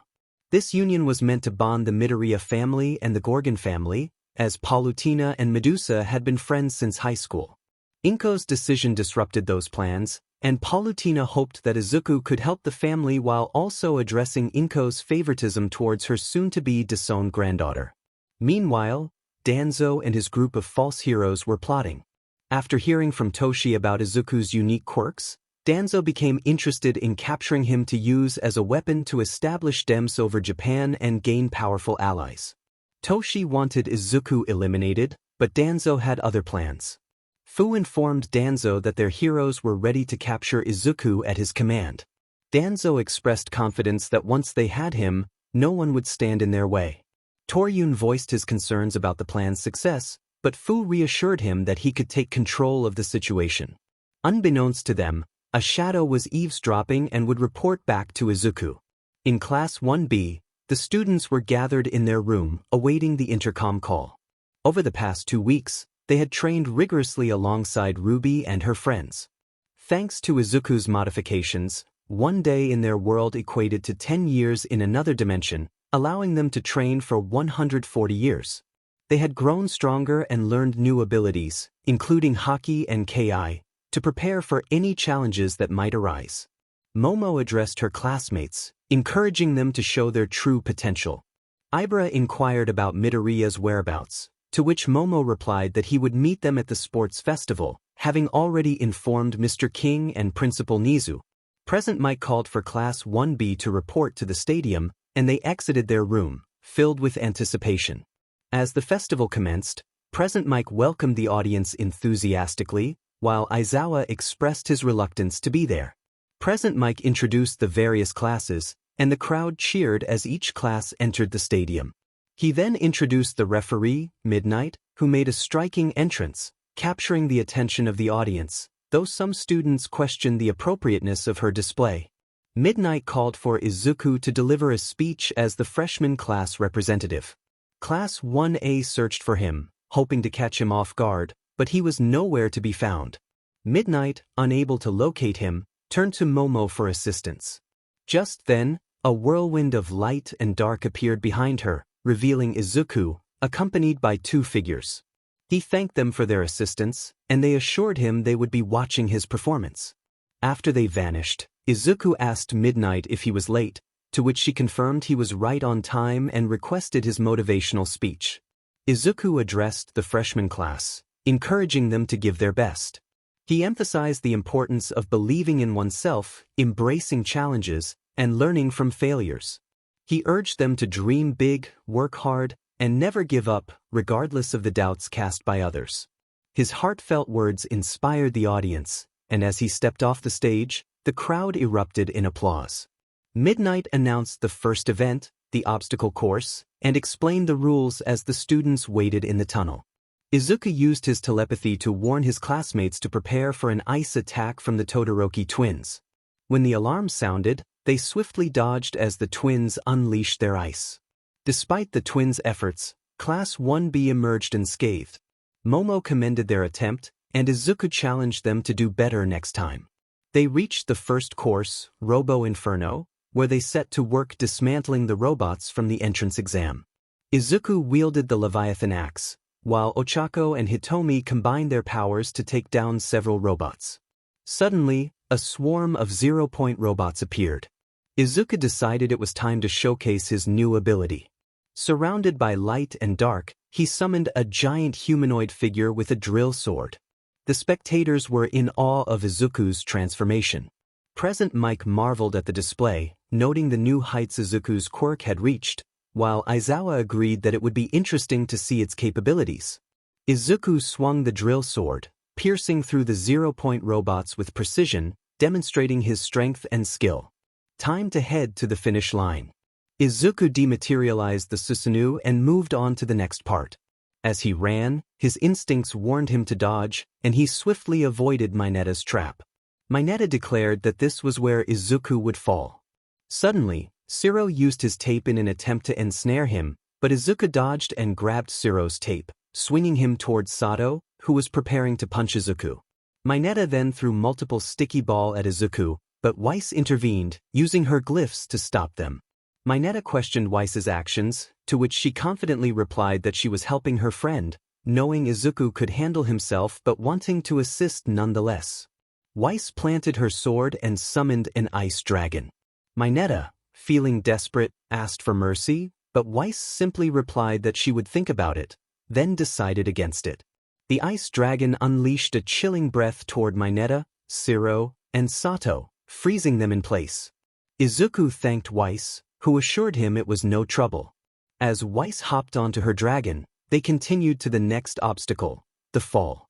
Here, competitors had to traverse large stone pillars connected by tightropes without falling into the pit below, as anyone who fell would be disqualified.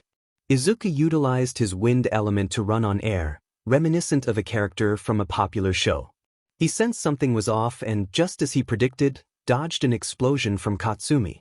She shouted that it was time for him to be put in his place. Izuku retorted, challenging her to try and keep up. He created an air scooter and took off, with Katsumi in hot pursuit, attempting to knock him out of the air. An idea struck Izuku as he ran toward one of the pillars. Katsumi smirked, thinking he would crash into it, but to everyone's shock, he opened a portal and slipped through. Katsumi tried to follow but collided with the pillar instead, causing her to fall. Fortunately, Izumi used her telekinesis to catch her. At the finish line, a portal opened, and Izuku emerged. Present Mike announced that Izuku Midoriya was the first to finish the obstacle course. Izuku, reflecting on the race, thought he could have finished much earlier. He sat down to meditate, unaware that Fu was targeting him. Fu declared it was time to say goodbye to Izuku's hero career and initiated a mind transfer, transferring his consciousness into Izuku's body. Danzo and the others waited for a response, but nothing happened. Them grew impatient, wondering what was taking so long. Inside Izuku's mind, Fu found himself chained up while Izuku sat confidently on his throne. Izuku confronted Fu, questioning how he thought he could control him like a puppet. Fu was taken aback, realizing Izuku had friends spying on him. Izuku warned Fu that if Danzo or anyone from the HPSC tried to harm his friends or family, he would hunt them down and make them feel true pain. With a surge of menacing aura, he kicked Fu out of his mind, sending his consciousness back to his own body. Toryun asked Fu why he had taken so long, and Fu explained the situation, leaving them shocked. They saw Izuku looking at them, making a gesture that implied a threat. This infuriated AM, who was determined to find a way to make Izuku fail. Danzo reassured him that they would find a way to defeat him, reminding AM that his daughter, along with the Todoroki and Bakugo twins, had the power of one for all, while others had the trigger drag. They believed Class 1B had no chance of winning. After a brief time skip, Midnight announced the next event, which would be a one-on-one fight. The rules were straightforward. Competitors could use their quirks freely but could not kill their opponents. Victory would be determined if an opponent could no longer fight or was knocked out of bounds, with tiebreakers in case of a draw. The matchups were revealed, and everyone began to contemplate their battles. Izuku thought about the upcoming fight with Izumi, hoping she would give it her all. Izumi, on her end, resolved to put Izuku in his place. Katsuki planned to make an example out of Izumi to show Izuku what happened to those who did not know their place. Showdown anticipated that once Izumi was defeated, he would claim both her and Izuku's friends. Hitoshi felt confident that taking down Izumi would not be difficult. The screen faded to black, signaling the end of the segment. After the race, Class 1B, Ruby, and her friends enjoyed themselves in the cafeteria. Izuku remarked on the interesting event, while Momo agreed. Ochako found it amusing that Katsumi had tried to get Izuku disqualified to win a bet. Izuku noted that they would need to try harder to beat him. Ruby mentioned that Izuku would be battling his former sister, to which Izuku replied that he was confident he could win. He explained that while Izumi would use the trigger drag to enhance her quirk, it would ultimately harm her more than help. John asked for clarification, and Izuku used an analogy about a cup filled with liquid to illustrate his point. He explained that adding one for all to Izumi's quirk would cause it to overflow, and introducing the trigger quirk would only complicate matters further. Her, along with the Todahiki twins and the Bakuho twins, possessed one for all and the drag triggers, while the others in their class only had the drag triggers. Yang expressed confidence that they would no longer be part of their class after they defeated them. Shinso mentioned that he had Shodo as his opponent and was eager to showcase some of his moves. Ochako felt that her match against Shoko would be easy, as she could end the fight with a single move. Momo acknowledged that her opponent was the male mutt, noting that it might be challenging, but her training prepared her well. Hitomi agreed with Momo, pointing out that the female mutt had foolishly believed she could eliminate Iken. Blake turned to Izuku, recalling a previous incident and asking why he had made a gesture of a slit throat and a thumbs down. Izuku explained the situation to them. Tifa remarked that their rivals were only making things worse for themselves. Izuku wondered if they even cared, as they continued to seek ways to make him submit. Weiss reminded him that he needed to consider revealing his true power to the world. Izuku contemplated this, deciding that he would refer to it as his quirk rather than its divine nature, making it seem as if it could be erased, destroyed, taken, or copied, while in reality, it could not. Koko found this idea intriguing. Suddenly, a boy around Izuku's age approached the group, introducing himself as Pit and inquiring about Izuku's whereabouts. Izuku identified himself and asked how he could help. Pit informed him that he was one of Lady Palutina's guards and that she wished to see him.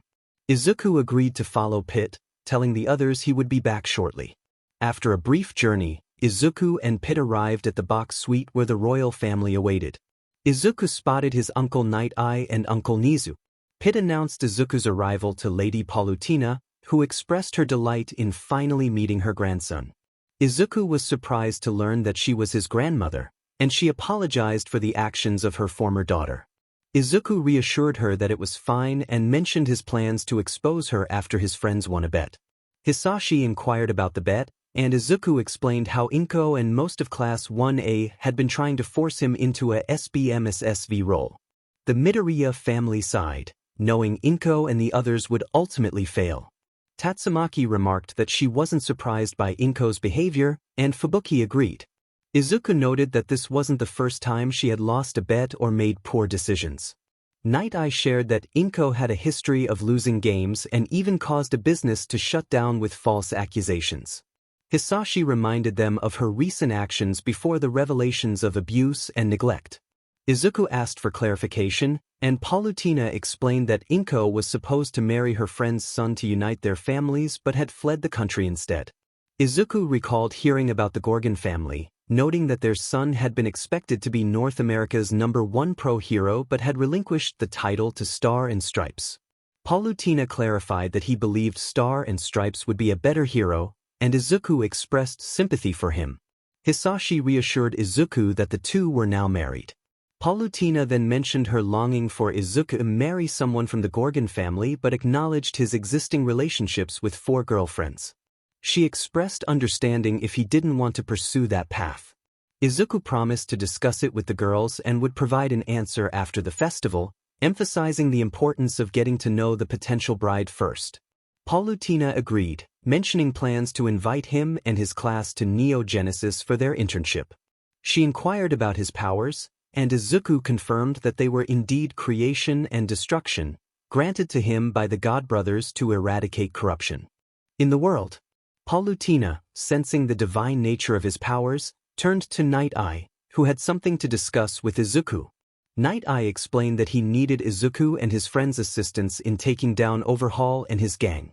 Izuku was angered to learn that they were torturing a girl to create 𝗕𝗏𝗏 bullets and selling the triggers to Danzo. He expressed his dismay at the depths of corruption within the HPSC. Night-Eye revealed that Danzo had pressured him to drop the case, but he continued to investigate in secret. Izuku agreed to help his uncle bring down the Yakuza. Just then, they heard Midnight announce that the first match was about to begin. Izuku took this as his cue to leave, assuring them that they would enjoy the show he and Class 1B had prepared for Toshi and the fake heroes. He exited the suite and made his way to the field. As Izuku walked toward the field, he found himself surrounded by several fake heroes led by Toryun. Izuku sighed, questioning their intentions. The first fake hero declared their intent to prevent him from competing in the sports festival, while Toryun vowed to make Izuku pay for hurting his partner. Izuku retorted, pointing out that he had not known the guy was Toryun's boyfriend and reminded him that the invasion of his mind had been initiated by the other party. Toryun demanded Izuku's surrender, threatening to use force if necessary. Izuku, however, refused to comply. Toryun ordered his group to attack, but as they moved, their feet became frozen. Toryun managed to evade the attack and regain his footing. One of the fake heroes expressed confusion about what had happened, while another accused Izuku of lying. Just then, Izuku's guards, 𝗬𝗏𝗏, Azula, and 𝗬𝗏𝗏, arrived on the scene. Izuku welcomed their presence, and 𝗬𝗏𝗏 expressed her happiness to be there. 𝗬𝗏𝗏 encouraged Izuku to focus on the competition while they dealt with the fake heroes. Toryun attempted to protest, but Izuku swiftly incapacitated him with a ball designed to reverse the effects of his quirk. Toryun was shocked and confused by the sudden turn of events, as Izuku revealed his knowledge of Toryun's abilities. The rare nanobug allowed its user to cover their body, causing anyone they touched to experience intense pain and paralysis. The only way to reverse the effect was to touch the same area and provide the antidote. Izuku had a ball that made the nanobugs affect him. Toryun felt frustrated with the villain.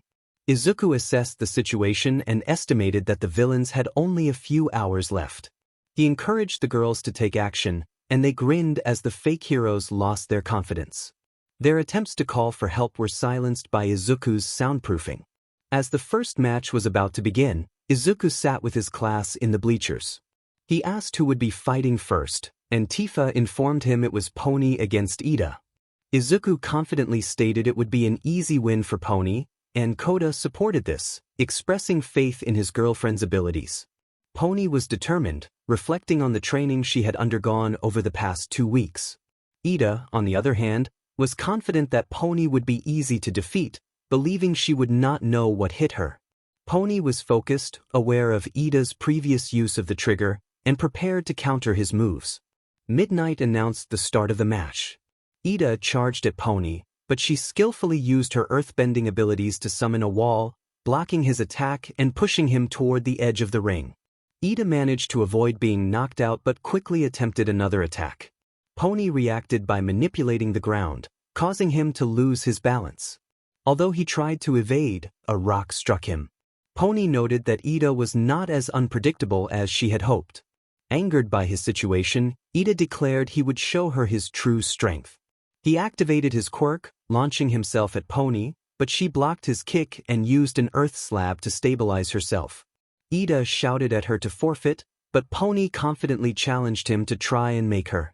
As Iida attempted another blitz, Pony created a wave of rocks that struck him. He tried to feign a frontal attack but was caught off guard when Pony anticipated his move and dodged, using stones to clog his engines. Frustrated, Iida demanded to know why he couldn't use his quirk. Pony explained that she had blocked his engines to prevent him from activating it.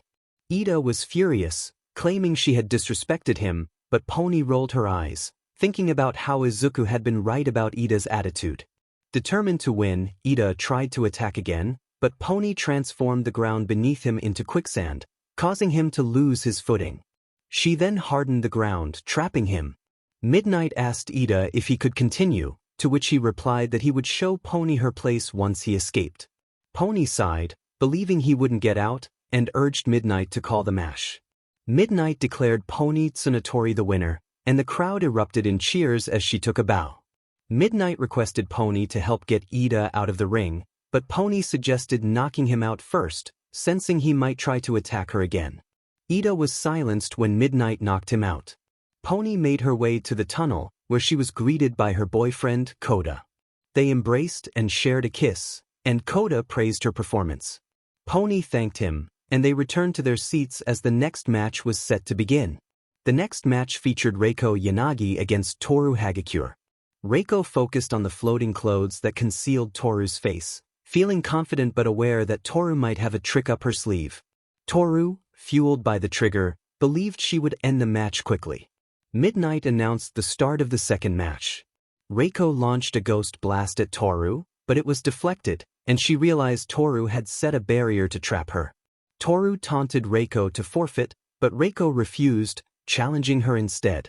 As Toru shrank the barrier, Reiko struggled to breathe and was pushed to the limit. Toru threatened her one last time, but Reiko revealed that she was not the real Reiko. Confused, Toru was suddenly struck from behind by the real Reiko, who had been hiding. Toru was shocked and attempted to punch Reiko, but Reiko countered with a ghost stinger, halting Toru in her tracks. Reiko confidently questioned whether Toru still believed she could defeat her. No wonder Ojiro rejected Toru. Toru was furious and attempted to throw punch after punch, but Reiko skillfully dodged her attacks. Toru demanded that Reiko stop moving and let her hit her, to which Reiko calmly replied that she would stand still. As Toru swung at her, Reiko became intangible, allowing Toru's punches to pass right through her. Reiko then revealed a new ability, channeling electricity through her hands and launching an electric ball toward Toru. The attack ensnared Toru, causing her to experience a surge of electricity. Toru cried out, pleading for it to stop, but Reiko reminded her of the bullying Izuku endured at their hands. When Toru fell silent, Reiko created a ball of ice and electricity, sending it toward the dorm. Toru was caught in a combination of freezing and electric shocks. Eventually, Reiko unleashed her ghost ray, which knocked Toru out of the arena. Midnight approached Toru's side and announced that Toru Hagakure was knocked out, declaring Reiko Yanagi the winner. Class 1B cheered for Reiko, while some heroes joined in. Class 1A was frustrated that two of their classmates had lost, but Mina was particularly upset about her best friend's condition. They rushed to the nurse's office to check on Toru, discovering she had suffered frostbite and second-degree burns due to Reiko's technique. Mina was outraged, vowing to confront Reiko for what she had done to Toru. Sato suggested they find a way to defeat Class 1B quickly. Mineta expressed his concerns about their classmates' injuries, while Katsuki reassured them that he, the Todoroki twins, Izumi, and his sister would handle it. Mineta hoped Katsuki was right. As Class 1A exited the nurse's office, they activated their quirks, determined to take action. The scene faded to black, leading into the next match of the sports festival, 𝗕𝗏 Yaoyorozu vs Mina Ishido. 𝗕𝗏 felt ready for her turn, while Momo encouraged her. Hitomi urged 𝗕𝗏 to give it her all, and Izuku reminded her to show her strength. 𝗕𝗏 confidently made her way to the arena, waiting for her opponent to arrive. When Mina finally appeared, she glared at 𝗕𝗏, who maintained a neutral expression. Mina declared her intent to make 𝗕𝗏 and her friends pay for their actions against Toru and for interfering with her feelings for Momo. 𝗕𝗏 rolled her eyes, dismissing Mina's threats and pointing out that she was not worth Momo's time. Mina, frustrated, demanded that Midnight start the match so she could prove herself. As the match began, 𝗕𝗏 took a fighting stance, taunting Mina about her chances of victory. Mina charged at 𝗕𝗏, attempting to land a punch, but 𝗕𝗏 ducked and performed a backflip, sending Mina flying in the opposite direction. Mina hit the ground, stunned, but quickly regained her footing and began skating with her acid. As she closed the gap, Mina attempted to strike 𝗕𝗏, but 𝗕𝗏 countered with enhanced strikes, using her training to outmaneuver Mina. 𝗕𝗏 executed a series of kicks, landing blows to Mina's stomach and head. Mina was bewildered by her inability to land a hit, while 𝗕𝗏 explained that she trained both her quirk and her physical abilities to their limits. Frustrated, Mina unleashed a barrage of acid ball, but 𝗕𝗏 created duplicates of herself to confuse Mina. As Mina tried to hit the real 𝗕𝗏, she only struck the mirages. 𝗕𝗏 seized the opportunity to close the distance and launched a combination of attacks against Mina. Mina struggled on the ground, trying to catch her breath. 𝗕𝗏 urged her to forfeit, stating that she could not win. Mina, however, refused to give up, insisting that true love conquers all. 𝗕𝗏, annoyed by Mina's persistence, warned her not to speak ill of her boyfriend or threaten her sister. With a burst of speed, 𝗕𝗏 charged at Mina, delivering a powerful punch that caught her off guard. Mina was overwhelmed by 𝗕𝗏's relentless assault, each strike infused with different elemental powers. 𝗕𝗏 finished with a devastating blow, sending Mina soaring into the air. As the smoke cleared, 𝗕𝗏 stood over Mina, who was unconscious and visibly injured. 𝗕𝗏 warned that if she ever heard Mina speak poorly of her loved ones again, she would ensure Mina faced serious consequences. With that, 𝗕𝗏 kicked Mina out of the arena. Midnight approached to check on Mina and declared 𝗕𝗏 the winner of the match. Many of the fake heroes booed and demanded that she go to jail for attempted murder, but Izawa and Mike quickly intervened, causing Izuku to smirk, pleased that both of them were learning from their mistakes. Class 1A was shocked to see how severely Mina had been hurt as she was taken away by the robots to the medical bay. In the medical bay, Class 1A saw Mina with burns and frostbite, along with some broken bones. They couldn't believe that 𝗕𝗏 would do that. Showdown thought to himself that if he had faced her, he would have been in serious trouble. 𝗧𝗏 expressed disbelief at what 𝗕𝗏 had done to 𝗕𝗏, stating that it was too much. 𝗕𝗏 was furious, declaring that he would find her and scold her for her actions. Izumi rallied the group, suggesting they go and avenge their friend. As they left, they spotted Izuku and 𝗕𝗏 walking nearby, and Ida, being his usual self, marched towards them. He confronted 𝗕𝗏, demanding to know how she could do that to 𝗕𝗏.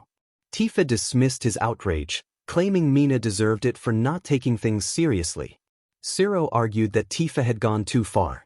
𝗕𝗏 countered by questioning whether they would scold 𝗕𝗏 if she had been beating Izuku to the brink of defeat.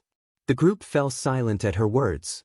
𝗕𝗏 continued, pointing out that their concern only seemed to extend to those with strong quirks. Katsumi, filled with anger, shouted at 𝗕𝗏, expressing her longing to attack. Just then, multiple portals opened, and chains emerged, binding all of Class 1A. Katsumi demanded to be released, but Izuku simply replied that he was fine as he was. Izumi insisted they were not asking but demanding. Izuku opened a portal, and he and 𝗕𝗏 left Class 1A behind, the chains vanishing once they departed. After a brief time skip, the arena was repaired, and it was time for the next battle. 𝗁𝗄𝗄𝗏 versus 𝗵𝗏 𝗵𝗏. Pony lamented losing her seat as 𝗂𝗏 reassured her that he would return. They shared a quick kiss before Pony got up, and 𝗂𝗏 transformed into a bird, flying down to the arena. Once there, he reverted to his human form, ready for the fight. 𝗵𝗏 arrived, eager to prove himself. 𝗂𝗏 smirked, taunting 𝗵𝗏 about his fighting style. 𝗵𝗏 declared he would win, but 𝗂𝗏 was confident, stating that a failure could never change. Midnight signaled the start of the match.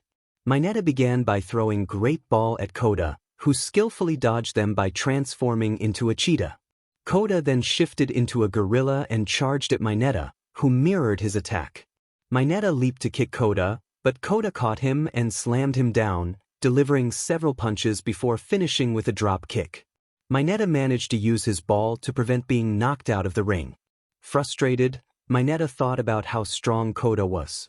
𝗂𝗏 transformed into a bull and charged, but 𝗵𝗏 attempted to dodge, believing he could trick 𝗂𝗏 into being ringed out. However, 𝗂𝗏 transformed into a bird and flew back into the arena just in time. While searching for 𝗵𝗏, he was suddenly trapped by 𝗵𝗏's ball. 𝗵𝗏 taunted 𝗂𝗏, claiming he was now at a disadvantage and suggested that Pony would be better off with him. 𝗂𝗏, now angered, transformed into a humanoid dragon, breaking free from the restraints with flames. 𝗵𝗏 was frightened by the sight. 𝗂𝗫 declared that 𝗵𝗃𝗃 was finished and unleashed fireballs, which 𝗵𝗃𝗃 tried to evade. 𝗂𝗫 caught up to him, demanding to know where he thought he was going. 𝗂𝗫 punched 𝗵𝗃𝗃 back into the arena and then soared above him, transforming into 𝗵𝗃𝗃𝗃 and howling down at 𝗵𝗃𝗃. 𝗵𝗃𝗃 hit the ground hard, but 𝗂𝗫 was not finished. He stomped down on 𝗵𝗃𝗃, causing him to struggle. 𝗂𝗫 tossed 𝗵𝗃𝗃 into the air, reverting to his dragon form and delivering a series of powerful punches. With one final blow to 𝗵𝗃𝗃's gut, 𝗵𝗃𝗃 was sent crashing through the arena wall. As 𝗵𝗃𝗃 slid down the wall, 𝗂𝗫 grabbed him by the neck, warning him to stay away from Pony or face dire consequences. 𝗂𝗫 released 𝗵𝗃𝗃 as midnight approached to check on him. She confirmed that 𝗵𝗃𝗃 was still alive. The announcement came that the winner of the match was 𝗂𝗫𝗁𝗁. The fake heroes booed and called for 𝗂𝗫's arrest for attempted murder, but 𝗂𝗫 unleashed a fierce aura, transforming into his dragon form. The crowd fell silent as 𝗂𝗫 returned to his human form while the robot medics attended to 𝗵𝗃𝗃. Mike and Aizawa defended 𝗂𝗫's actions, explaining that they were protecting a student with an incredible quirk from a perverted threat. 𝗂𝗫 made his way to the tunnel, where Pony was waiting for him. He rushed to her and embraced her tightly, promising that he would never let anyone harm her. Pony reassured him that she knew he would keep that promise, and she kissed him on the cheek as they headed back to the stands. Meanwhile, in Class 1B, Hitomi celebrated their winning streak against Class 1A, while Momo reminded everyone that they still had more matches to win. Izuku cautioned against becoming overconfident, sensing that Class 1A still had a plan in store. Shinso agreed, urging everyone to remain vigilant. The screen faded to black, hinting at the next exciting match. Ojiro was confident as he prepared for the match, assuring his companion that it would be an easy victory. Alton stood up alongside him as he jumped from the bleachers into the arena, ready for the challenge. Sato entered the arena, having already taken his trigger, determined to win this fight and turn the tide for his class.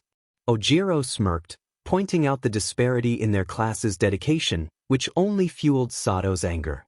Ojiro, sensing Sato's desperation to win, proposed a challenge. He would not fight back for the next 10 minutes, allowing Sato to hit him as hard as he could. If Sato managed to make him flinch, Ojiro would concede the match. Sato, irritated by the taunt, was determined to prove him wrong. As the match began, Sato charged at Ojiro and threw a punch, but Ojiro remained unfazed.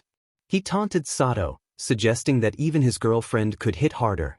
Sato continued to attack, but Ojiro seemed impervious to his efforts. After 5 minutes of relentless attempts, Ojiro decided it was time to end the match. With a swift move, he knocked Sato out of the arena, and Midnight announced Ojiro as the winner. Ojiro flew back to his seat, where Alton greeted him with a hug and a kiss. As the next match of the sports festival approached, it was Hitomi Uraraka against Katsumi Bakugo. Encouragement came from her friends, who believed in her abilities.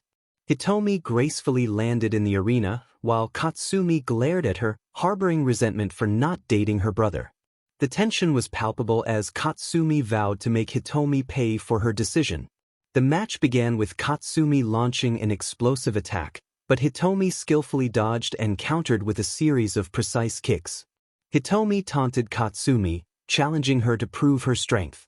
Katsumi, frustrated, charged again, but Hitomi continued to evade her attacks, using her enhanced strikes to keep the pressure on. Despite Katsumi's determination, Hitomi's defensive techniques allowed her to withstand the onslaught. When Katsumi attempted a powerful blast, Hitomi cleverly used the arena itself to shield against the explosion, causing a cloud of smoke to fill the area. In the chaos, Katsumi managed to land a surprise hit, sending Hitomi to her knees, blood trickling from her head. In the stands, many from Class 1A believed Katsumi would secure victory now that Hitomi appeared vulnerable. However, Izuku maintained a confident demeanor, surprising those around him. All Might observed the unfolding match, expecting Katsumi to prevail, but he noted Izuku's unwavering confidence. Hitomi rose to her feet, adjusting her stance despite her blurred vision. She switched to a defensive style, ready to continue the fight. Midnight checked on her, and Hitomi affirmed her readiness to resume. The crowd was taken aback by her determination. 𝗕𝗁𝗵𝗲 charged again, but Hitomi anticipated her move, dodging and countering with a powerful slam that sent 𝗕𝗁𝗵𝗲 to the ground. Hitomi unleashed a flurry of strikes, each one more impactful than the last. As the battle intensified, a mysterious energy surged within Hitomi, amplifying her power. She slammed her fist into the arena, creating a shockwave that forced 𝗕𝗁𝗵𝗲 to retreat. 𝗕𝗁𝗵𝗲, desperate, attempted to create a smokescreen, but Hitomi outmaneuvered her, landing a decisive blow that sent 𝗕𝗁𝗵𝗲 flying out of the arena. Midnight assessed the situation and declared that 𝗕𝗁𝗵𝗲 could not continue. The winner was Hitomi Uraraka. Everyone cheered as the mini ball of light surrounded her, enveloping her in a radiant aura. Just as she was about to strike a victory pose, she suddenly fainted. Izuku noticed this and quickly warped into the arena to catch her. He gently lifted her in a bridal style and reassured her that everything would be all right. Meanwhile, Hitomi's father, Garrett, watched the fight with pride alongside his wife. He expressed his admiration for Hitomi, acknowledging her skills as both a karate master and a Wing Chun practitioner. He emphasized the bond between her and her sister, noting how they supported one another despite their differences. Inside Hitomi's mind, she regained consciousness in a mysterious room. Confused, she wondered where she was when a voice responded, revealing that she was in her dreams. Turning around, she saw several figures before her. The first, Yoichi Shigaraki, introduced himself as the first user of One for All, explaining his quirk was stockpiling. The others followed suit. Kudo, the second user with the quirk Gearshift, Bruce, the third user with FA Gene, 𝗕𝗁𝗁𝗍𝗂, the fourth user with Danger Sense, Daigoro, the fifth user with Black WHP, the sixth user with Smokescreen, and Nana, the seventh user with Float. Hitomi greeted them and inquired why she had been brought there. Nana explained that they intended to transfer One for All from Toshi and the others to her, believing she was a better candidate. Hitomi realized that Toshi and Katsuki were not deemed worthy. Yoichi confirmed this, stating that Toshi was misguided in his choices, and added that the others were more interested in fame than heroism. Nana expressed their longing to help Hitomi, but they needed assistance. Just then, Izuku appeared in the astral realm, having used his creation power to enter Hitomi's mind. He proposed a plan to help transfer One for All to Hitomi, suggesting that Toshi use the quirk one last time during the award ceremony. The OFA users agreed to the plan, promising to guide Hitomi as the true 8th user of One for All. As they discussed the implications of the quirk on those born with powers, Izuku and Hitomi shared a laugh at the irony of Toshi's situation. Izuku then asked if any of the users wanted to be revived, and while most declined, Nana expressed her longing for revenge against Danzo and Toshi. With their plans set, Izuku and Hitomi faded back into the real world, where Hitomi found herself in the medical wing with Izuku by her side. He reassured her that she was safe and healed, and she would be able to watch her sister's upcoming fight. Grateful, Hitomi thanked him and shared a brief moment of affection before he left the medical bay, determined to face the challenges ahead. As the scene shifted to the arena, it was down to the last 4 matches. The first was Hitoshi Shinso against Shoto Todoroki. Midnight called the boys to the arena, and Shinso chose to use dark travel to appear directly in front of Shoto, who glared at him. Shinso noted Shoto's apparent frustration, and Shoto declared his intention to make Shinso's class pay for their previous actions. Shinso retorted that it was a fight, and he should not expect everything to go his way. As the match began, Shoto attempted to use his ice powers, but Shinso swiftly dodged and countered with a kick. Shoto shot ice projectiles at Shinso, only to be shocked when they passed right through him. The battle was just beginning. I train my body and my power to its limits, unlike you. Shoto felt anger rising within him as he faced Shinso, who had a calm demeanor. Shoto unleashed flames from his fireside, but Shinso quickly conjured a dark barrier to shield himself from the attack. Shinso commented on Shoto's temper, suggesting he should stop adjusting the thermostat. Shoto's frustration boiled over, and he retaliated with an ice glacier aimed at Shinso, causing many onlookers to believe Shinso was trapped in ice and unable to continue. Showdown declared that this was the consequence of not knowing one's place in the world, especially after what Shinso's group had done to his friends. Midnight Sensei began to announce the winner, but her words were cut short as black flames erupted, melting the ice faster than anyone anticipated. Showdown attempted to extinguish the flames with his ice, but it was futile as Shinso's black flames consumed the ice. When the chaos subsided, everyone was stunned to see Shinso dressed in different attire. Showdown questioned how Shinso could wield black flames. Shinso smirked, revealing he had no intention of sharing his secrets and was ready to escalate the battle. Showdown crafted 2 swords, one of ice and the other of fire, while Shinso summoned a katana forged from darkness. Their swords clashed in a fierce duel, but Shinso maintained a relaxed attitude, confident in his superior swordsmanship. Shinso decided to get creative, launching multiple projectiles at Showdown, each infused with a different element and darkness. Showdown managed to dodge 2 and deflected 1, but as he attempted to destroy the last projectile, Shinso unleashed a tornado, catching Showdown off guard. Showdown found himself trapped within the swirling winds while Shinso soared inside, dark wings unfurling behind him. Inside the tornado, Showdown used his fire to keep himself afloat, while Shinso taunted him, questioning his chances of victory. Showdown remained determined, launching ice and fire projectiles at Shinso, but Shinso effortlessly dodged them and summoned 5 orbs that targeted Showdown.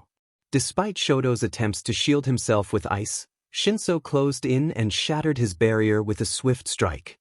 The orbs overwhelmed Showdown with a barrage of projectiles, sending him spiraling out of the tornado. Just as Showdown was about to go out of bounds, he used his ice to halt his momentum and created an ice slide to return to the arena. As the tornado dissipated, everyone watched in awe as Shinso descended, the orbs vanishing behind him.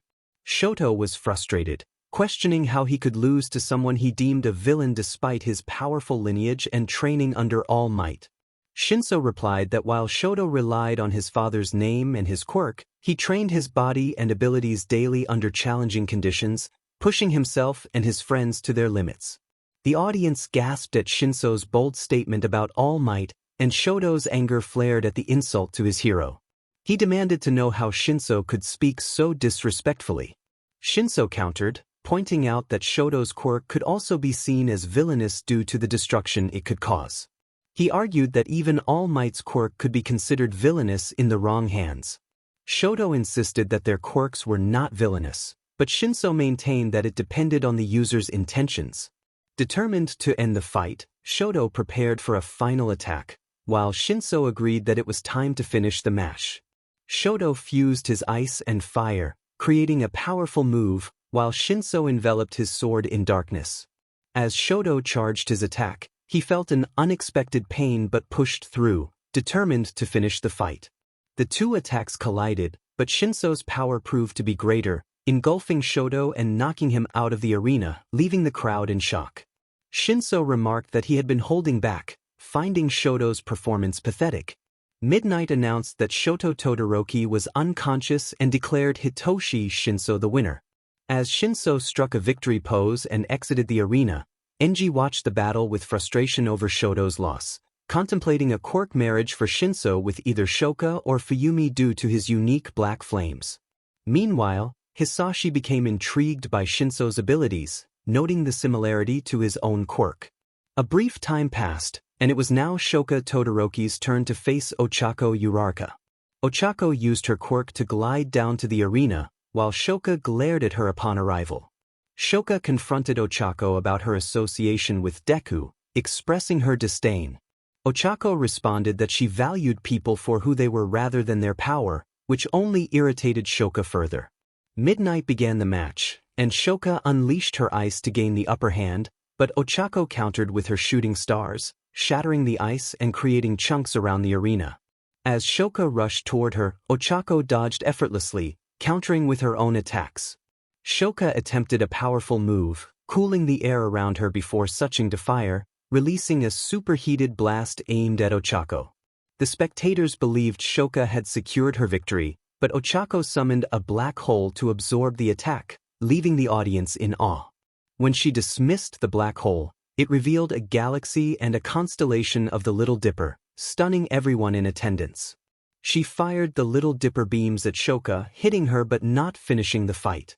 Ochako thought about how her knowledge of human anatomy had saved Shouka from a worse fate. Shouka struggled to rise, disbelief etched on her face as she questioned how this was possible. Ochako, with a hint of sarcasm, remarked on Shouka's lack of attention in science class, pointing out that her group was considered the lowest in UA and high school. This revelation sparked curiosity among the heroes and the crowd, while Shouka felt anger rise within her at the thought of their secret being revealed.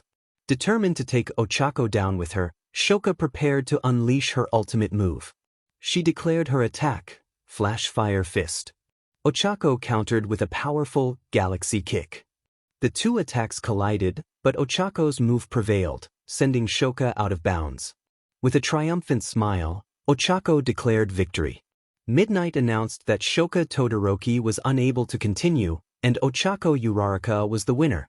The crowd erupted in cheers as Ochako celebrated with her sister's victory pose. She flew back to her friends, who greeted her with praise. Momo congratulated her, Tifa complimented her performance, and Izuku affectionately acknowledged her success, expressing pride in how she had put Shouka in her place. Ochako wished her sister could have seen the match, only to be surprised by Hitomi's appearance, who had watched and praised her performance. They embraced, sharing a moment of sisterly support. Koda reminded everyone that only 2 matches remained, while Shinso made a comment about the upcoming competitors. In the stands, Asuro lamented their team's losses, questioning how they had been defeated so easily.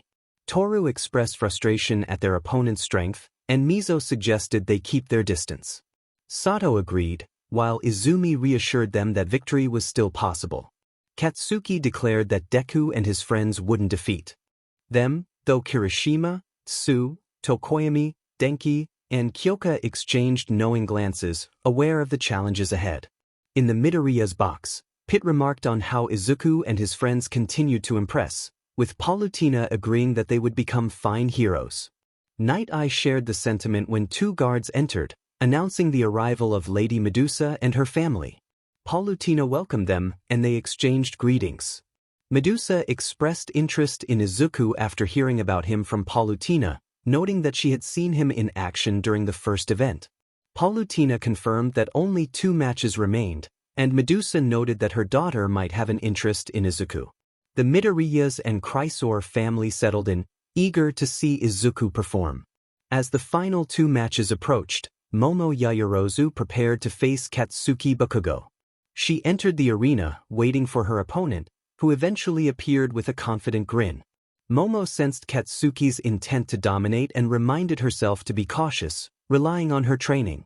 She created a 𝗓𝗲𝗄𝐾 and assumed a fighting stance. Katsuki charged at her, intent on finishing the fight quickly. He attempted to land a punch, but Momo skillfully dodged and countered with her 𝗓𝗓𝗄𝐾, landing hits that fueled his anger.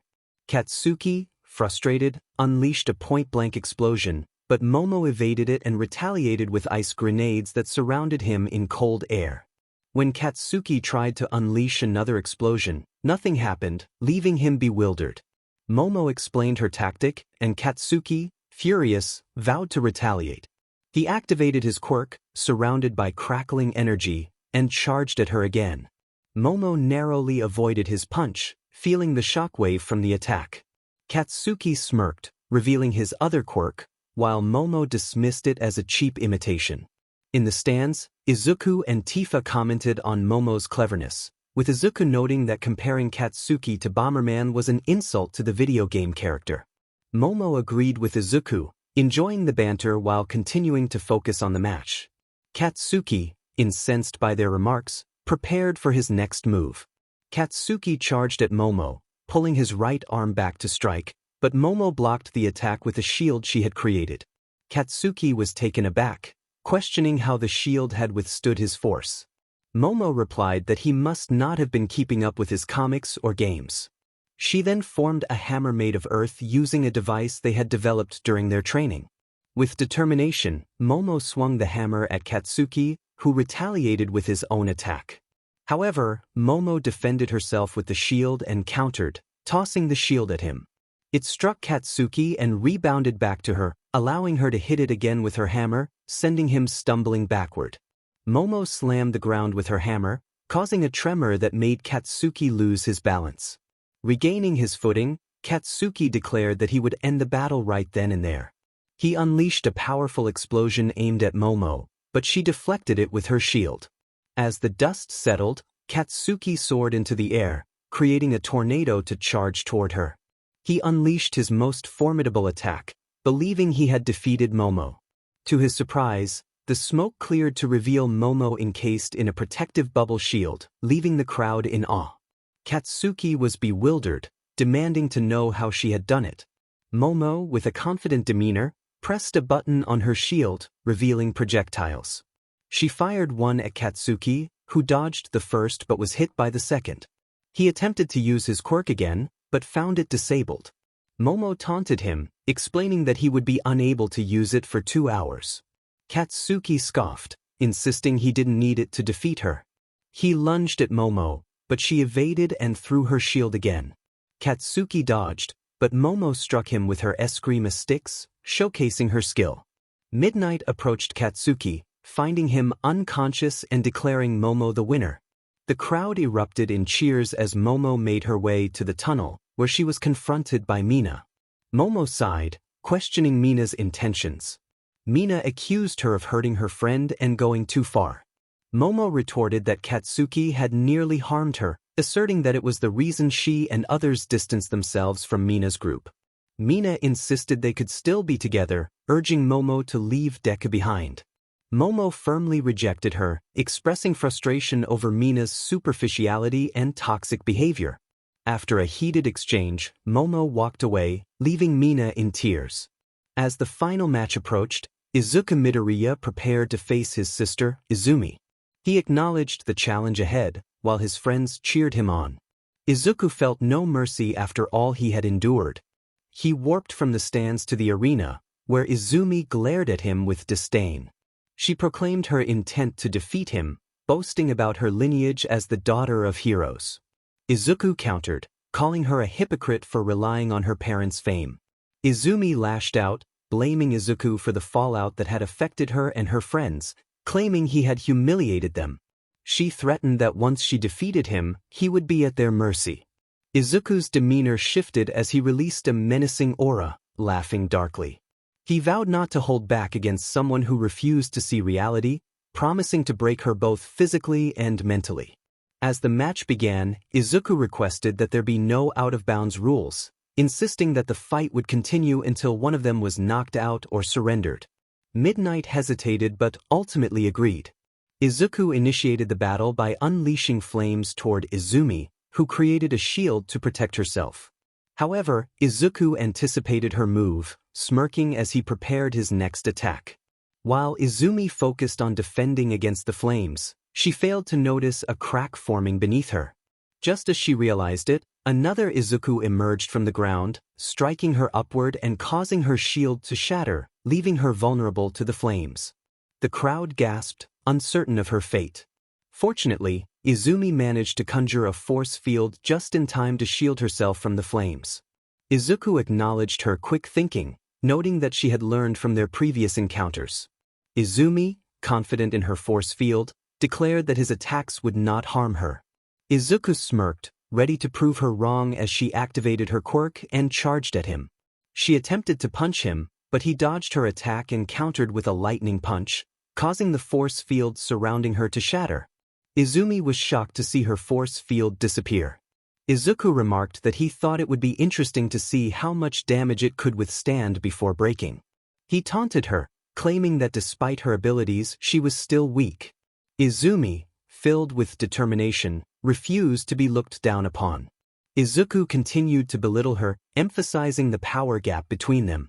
In a swift motion, he closed the distance and slammed her head against the arena floor, causing the ground to crack. Izumi gasped in pain but quickly regained her footing, attempting to land hits on Izuku. However, he effortlessly dodged or parried her attacks while taunting her further. Izuku challenged her, questioning her status as the daughter of the #1 hero. Izumi shouted in frustration, demanding he be quiet. Izuku responded with a smirk, asserting that she hadn't improved since he gained his quirks. Izumi, feeling cornered, activated her one for all at full power, impressing the pro-heroes around them, except for the Midoriya family and Class 1B. With a confident smirk, Izumi challenged Izuku, but he dismissed her efforts, stating that she hadn't trained enough. As the sky darkened, Izuku began to chant an incantation. A pillar of light formed into a dragon, revealing 𝗧𝗏𝗲 the sky dragon, which roared at Izumi. The audience was shocked and frightened, except for a few familiar faces. Izumi, momentarily taken aback, tried to dismiss the dragon's significance. Izuku, however, was not finished. He called upon 𝗧𝗏𝗲's power, and the dragon wrapped around him, creating a blinding light. When the light faded, Izuku had merged with 𝗧𝗏𝗲, leaving everyone in awe. The Midoriya family felt a mix of anger and hope, wishing for Izumi to prove herself. Izuku declared that the real battle was about to begin. After delivering a series of powerful blows, he aimed to break her spirit. Izumi struggled to rise, defiantly asking if that was all he had. Izuku responded that he was just getting started. He unleashed energy that altered reality, and suddenly, they found themselves in a school setting. Izumi wandered the familiar halls of 𝗓𝗪𝗓 Middle School, hearing whispers until she spotted her brother. She charged at him, only to pass through him as if he were a ghost. Izuku's voice echoed, challenging her to find him in the cafeteria. As she entered, she was suddenly ambushed and thrown aside by a figure with pale skin, a reminder of her past. The figure revealed himself as 𝗬𝗏𝗏, blaming her for his fate. Izumi was taken aback, struggling to comprehend the situation. Another familiar face emerged, a victim of her past bullying, demanding payback. Izumi was slammed against the wall by yet another person she had tormented. Her friends watched, enjoying the unfolding drama, while Izumi pleaded for help, realizing the consequences of her actions were catching up to her. They clapped as they saw Izuku stick the landing. Everyone anticipated a dramatic moment. Outside the school, 𝗵 and 𝗵𝗏 had reached their limit. 𝗵 declared that she would stop the fight, and 𝗵𝗏 urged him to leave. However, their exit was blocked by the God Brothers, who insisted that they would not allow any interference. 𝗵 challenged them, asking who would stop them, to which the God Brothers confidently replied that they would. With a snap of their fingers, 𝗕𝗏𝗁 reverted to his weakened form, and 𝗵𝗏 felt her quirk vanish. Back inside the school, the atmosphere shifted as Izumi faced defeat. After enduring both physical and mental challenges, Izuku decided it was time to end the fight. The audience watched in silence, eager to learn more about the actions of Izumi and her group. Midnight approached Izumi, who lay unconscious, and announced that Izumi Yagi had been defeated, declaring that Izuku Midoriya and his class had won the sports festival. The crowd erupted in cheers for Izuku as he repaired the arena, while robot medics took Izumi to the medical wing. Once he finished, his classmates joined him in the arena to congratulate him. Tifa, Hitomi, Momo, and Ochako rushed forward, embracing him with excitement. Izuku, slightly overwhelmed, mentioned that he couldn't breathe, to which the girls apologized playfully. Nito praised Izuku for his victory, but Izuku humbly reminded him that they had all contributed to the win. Itsuka suggested it was time to reveal something important, and Izuku agreed, asking Midnight for the microphone.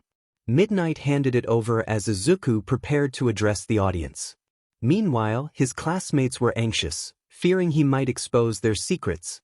𝗵 and 𝗵𝗏 silently threatened him, while others contemplated how to earn his forgiveness. Izuku began to speak, capturing the audience's attention. He introduced himself, revealing that he had once been known as Izuku Yagi, the son of 𝗵 and 𝗕𝗏𝗄. The crowd murmured in shock. He explained that he changed his last name due to the abuse and neglect he suffered from his parents since he was 4 years old, which stemmed from circumstances beyond his control. As a video played on the screen, it depicted the hardships Izuku faced, showing the bullying he endured from his sister and former friends. The audience gasped at the revelation that such a prominent hero could inflict harm on a child. Izuku continued, recalling the closure of 𝗓𝗪𝗓 and how he exposed the school for prioritizing students with flashy quirks while neglecting those who were quirkless or had villainous quirks. He recounted the tragic stories of those who had suffered, including Arkady Grigorievich Rossovich, who was bullied for his appearance and ultimately took his own life. The audience felt a wave of sadness wash over them. He then spoke of Sectonia Omoto, a girl who faced bullying for her magical abilities and beauty, leading to her tragic demise after a series of unfortunate events. Izuku shared the story of 𝗵 Brood, who was targeted for her appearance and the strict traditions she followed due to her quirk. After enduring relentless bullying, she faced dire consequences, and her story sparked outrage among the audience. Lastly, he mentioned Magalar Ando, who was also bullied for his lack of a quirk and faced a heartbreaking end after betrayal. The audience was left in stunned silence, grappling with the weight of Izuku's revelations and the injustices faced by those who had suffered. He tragically passed away due to his injuries, leaving everyone yearning for justice. Izuku reflected on the situation, explaining that the teachers, staff, and students had decided to act out of a longing to see the bullies suffer. They believed that the strong should dominate the weak, and the weak should submit to the strong. This 𝗬𝗎 had persisted for years, with many remaining silent due to the numerous threats they received from teachers, staff members, and the bullies themselves. Yet, Izuku stood firm, supported by those who truly cared for him. Izuku's true friends smiled at the mention of their bond. He then shifted the conversation to 𝗵 and his quirk, capturing everyone's attention as they were eager to learn more. Izuku revealed that Toshinori Yagi, known as 𝗵, was once quirkless. He understood the struggles of those without quirks, but after receiving one for all from Nana Shimura, he changed for the worse. Izuku took the opportunity to explain what one for all was and how it functioned, causing a stir across Japan. Many were shocked to learn that Toshi could have passed one for all to Izuku but chose to favor his daughter instead. Toshi was furious that his secrets had been exposed and felt the urge to silence Izuku, but the presence of cameras prevented him from acting. As Izuku continued, he revealed the identities of those who had bullied him throughout his life. The screen displayed the faces of his tormentors, excluding Ruby and her friends, as well as the 5 individuals seeking redemption. The revelation shocked everyone, especially since many of the bullies were children of famous figures or pro-heroes. Kirishima, Tokoyami, Tsuyu, Jiro, and Denki were taken aback to see their own faces hidden from view. The 5 thought to themselves that Izuku had chosen not to reveal them, and they would not forget this moment. Izuku then shared a secret of his own, explaining that 𝗵 believed he was working for his enemy, all for one. The 2 quirks he utilized, godly elements and portal opening, were not his true abilities. His real quirks were creation and destruction, bestowed upon him by the god brothers themselves. At that moment, the god brothers appeared behind Izuku, confirming his words. They expressed that they had chosen him as their successor, leaving everyone in shock. The thought of Izuku wielding such power as a potential villain sent a chill through the crowd. Class 1A was astonished and frustrated that Izuku possessed a quirk superior to theirs. Toshi and Inko felt disheartened, realizing they needed to find a way to compel Izuku to share his quirk. Meanwhile, Danzo plotted to capture Izuku and turn him into a weapon. The god brothers declared that if it were up to them, they would have eradicated all quirks, returning everyone to their original state. However, they chose Izuku as their successor, warning that anyone who dared to harm him would face dire consequences. Fear spread among the crowd, except for a few who remained oblivious. Izuku felt he had covered everything and turned to his classmates, asking if he had missed anything. Hitomi chimed in, reminding him about one for all. Izuku snapped his fingers, summoning 2 orbs of light. One transformed into the figure of Nana Shimura. She thanked Izuku for reviving her and requested Hitomi to step forward. As Hitomi complied, the orb of light moved to Nana's hand. Nana announced that she and the previous wielders of One for All had chosen Hitomi to be the true 8th user of the quirk. Hitomi accepted the honor, and the orb of light entered her, causing her to glow. The light faded, revealing her surrounded by sky blue and white lightning, signifying her new power. The crowd erupted in joy at Hitomi's transformation. Izuku declared that he had addressed everything and encouraged everyone to stay tuned for what he and his class had planned regarding the false heroes and his past. He handed the microphone back to Midnight, who informed the audience to stay tuned for what was to come. As the excitement in the stadium grew, everyone eagerly anticipated the revelations Izuku and his classmates had in store regarding his past and the false heroes. As he watched the scene unfold on the floor, he wondered if anyone was paying attention. Brody seemed reluctant to leave, but he knew the atmosphere was charged. There had been plenty of talk, but he had silenced it. He advised the younger crowd to calm down. This was a different kind of game altogether. There was a lot going on, and he was aware of the stakes involved. He felt a sense of responsibility, especially considering the presence of children nearby. In the neighborhood, it was a mix of familiar faces and the usual chaos. They were outside, and tensions were rising. He could hear the sounds of confrontation, a reminder of the harsh realities they faced. He questioned why some chose to rap about things that weren't real, and why others seemed to thrive on crime. He remembered the days of humble beginnings, where he had to navigate through challenges, often resorting to clever tricks to get by. Now, he was enjoying the fruits of his LBR, celebrating with friends and savoring the good times. He felt a sense of pride in his accomplishments, even as he acknowledged the petty moments that came with success. He reflected on the journey that had shaped him, filled with loyalty and ambition. He had faced struggles and triumphs, and he was determined to continue on his path. The weight of his experiences was evident, but he embraced it, knowing it was part of who he was. As he moved through the crowd, he felt the energy shift. He was aware of the attention he commanded, and he was ready to face whatever came next. He had worked hard to earn his place, and he was not about to let anyone undermine that. In the midst of the chaos, he remained focused, aware of the dangers that lurked around every corner. He had learned to navigate through the noise, and he was prepared to stand his ground. The stakes were high, but he was ready to confront whatever challenges lay ahead, knowing that he had the strength to overcome them. 𝗔𝗂𝘁𝗵𝗄, the protagonist, FaceTimed their friend, feeling energized and ready for the day. Peekaboo, it was AZZ, who had put the boys to sleep, creating a calm atmosphere. Peekaboo, he was on the ground, expressing gratitude and excitement. The ladies were ready to make a move, eager to perform their favorite song, even though they knew the risks involved. They contemplated their options, deciding to take it slow and asking for support from their friends. If this world were mine, the character mused, they would take dreams and make them flourish. They envisioned a world where enemies faced the truth and were transformed by the light. In this world, concrete flowers grew amidst heartache, and the weekends brought hidden joy. Better days were on the horizon.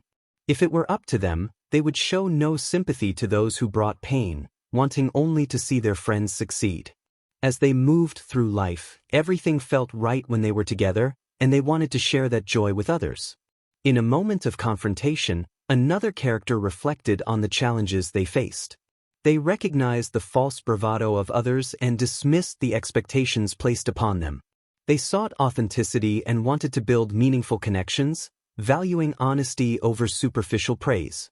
This might be the night when dreams would reveal their truths, and the stars seemed closer than ever. Amidst cultural divides, the group was determined to make their mark. They were ready to take action, knowing that their influence was genuine and could not be faked. They embraced the journey, feeling the thrill of the moment. The protagonist, feeling confident, compared their journey to a game, ready to face any challenges that came their way. They questioned the motives of others, recognizing the complexities of their world. They were aware of the challenges posed by those who claimed to be heroes but often fell short. The protagonist was determined to rise above, embracing their identity and striving to be better. In the end, they questioned the bonds they shared, seeking clarity in their friendships and connections, wondering if they were truly locked in together. Then step this way, step that way. After the performance, everyone clapped and cheered, appreciating the great show, while Izuku's past was left in shock, now seeking payback for what he had done. Time passed, and in Tartarus prison, an individual sat in his cell until the warden, accompanied by Izuku, approached. The warden announced that 𝗵𝗃𝗁𝗂𝗂𝗧𝗔𝗂𝗁 charges for the murder of 𝗃𝗁𝗂𝗵𝗄 had been dropped and opened the cell, granting him freedom. 𝗃𝗁𝗂𝗁𝗂𝗧𝗔𝗂𝗁 questioned who had proved his innocence, to which Izuku replied that he had. The warden confirmed that Izuku had exposed the truth and provided evidence that cleared 𝗵𝗃𝗀𝗧's name. 𝗵𝗃𝗀𝗧 expressed his gratitude, acknowledging that he had almost harmed others for his lover. The warden justified the situation, noting that the staff members were facing serious consequences after the evidence was revealed. 𝗵𝗃𝗀𝗧 thanked both the warden and Izuku, who encouraged him to call him by his first name and mentioned a surprise waiting outside. On the women's side of Tartarus prison, a woman in her cell noticed 3 figures approaching: the warden, her cousin Major Motoko Kusanagi, and Nezu. The warden announced that Kana Tsutsumi's charges had also been dropped and opened her cell. Kusanagi greeted her cousin warmly, while Kana inquired about who had facilitated her release. Nezu revealed that he and his nephew, Izuku Midoriya, were responsible. Kana asked for Izuku's whereabouts, and Kusanagi explained that he was on the male side of the prison to free a boy who had been framed. Nezu then offered Kana a job at 𝗬𝗧𝗏, which she accepted, grateful for their efforts in proving her innocence. A short time later, Izuku and 𝗵𝗃𝗀𝗧 exited the prison alongside Nezu, Kusanagi, and Kana when they encountered a hooded figure. 𝗵𝗃𝗀𝗧 asked Izuku about the mysterious individual, who revealed herself with a familiar voice. As she removed her hood, it became clear that it was Sectonia. 𝗵𝗃𝗀𝗧 was surprised and overjoyed to see her, expressing his emotions through tears. Sectonia explained that she had been revived by Izuku, who had asked her to help settle a score with his sister in exchange for her revival. 𝗵𝗃𝗀𝗧 expressed his eternal gratitude to Izuku for freeing him and allowing him to be with the person he loved. Izuku reassured them that they owed him nothing, as he was simply doing the right thing. He informed them that his grandmother would allow them to live in Neo Genesis, free from the corruption of Japan. Nezu inquired about Maris, and Izuku mentioned that he had also offered her a chance to start anew in Neo Genesis, advising her to keep in mind the importance of balance in life. Nezu praised Izuku, expressing his pride in him. Kusanagi thanked Izuku for freeing her cousin, to which he responded with a smile that made Kusanagi and Kana blush, both thinking about how charming he was. At the Yaoyorozu mansion, the members of Class 1B, along with Ruby and her friends, celebrated and enjoyed themselves after the sports festival.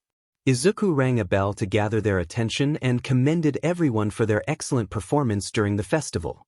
He announced that his grandmother had invited them to Neo Genesis for their internship and encouraged them to bring their best efforts. The group responded enthusiastically, and Izuku wished them a good time at the party. The screen faded to black. It had been 2 weeks since the sports festival, and Izuku's past was not faring well. Most of their parents had officially disowned them, except for Tsuyu, Tokoyami, Kirishima, Denki, and Kyoka. Izuku visited the homes of these 5 individuals, assuring their parents that they were working on redeeming themselves, and they were given one chance to prove their sincerity. If it was nothing but a facade, then they were disowned. The Yagi family faced significant backlash after the truth was revealed. Toshi could no longer use One for All, and his merchandise was no longer selling. Sponsors terminated their contracts, unwilling to associate with someone they deemed a hypocrite. Izumi also lost her ability to use One for All, but she felt unwell for reasons beyond the physical toll of recent events. Inko was struggling even more. At the Yagi residence, the family was desperately trying to devise a plan to regain everything they had lost after their son exposed their actions. They believed his quirk should belong to a true hero, not him. As they plotted, the door was kicked open, and several soldiers stormed in. Inko attempted to use her quirk but was quickly subdued by one of the soldiers. Toshi and Izumi rushed to help but were also restrained. One of the soldiers, Captain Leo, warned them not to think about using their quirks. Izumi, confused and angry, questioned who they were. A voice responded, mocking her for calling her family members extras. Inko's heart sank as she recognized the new arrivals. Palutena entered, greeting Inko with a tone that suggested she was anything but pleased to see her. 𝗵𝗃𝗀𝗏 commented on Inko's fallen standards since leaving Neo Genesis, comparing her to her former spouse.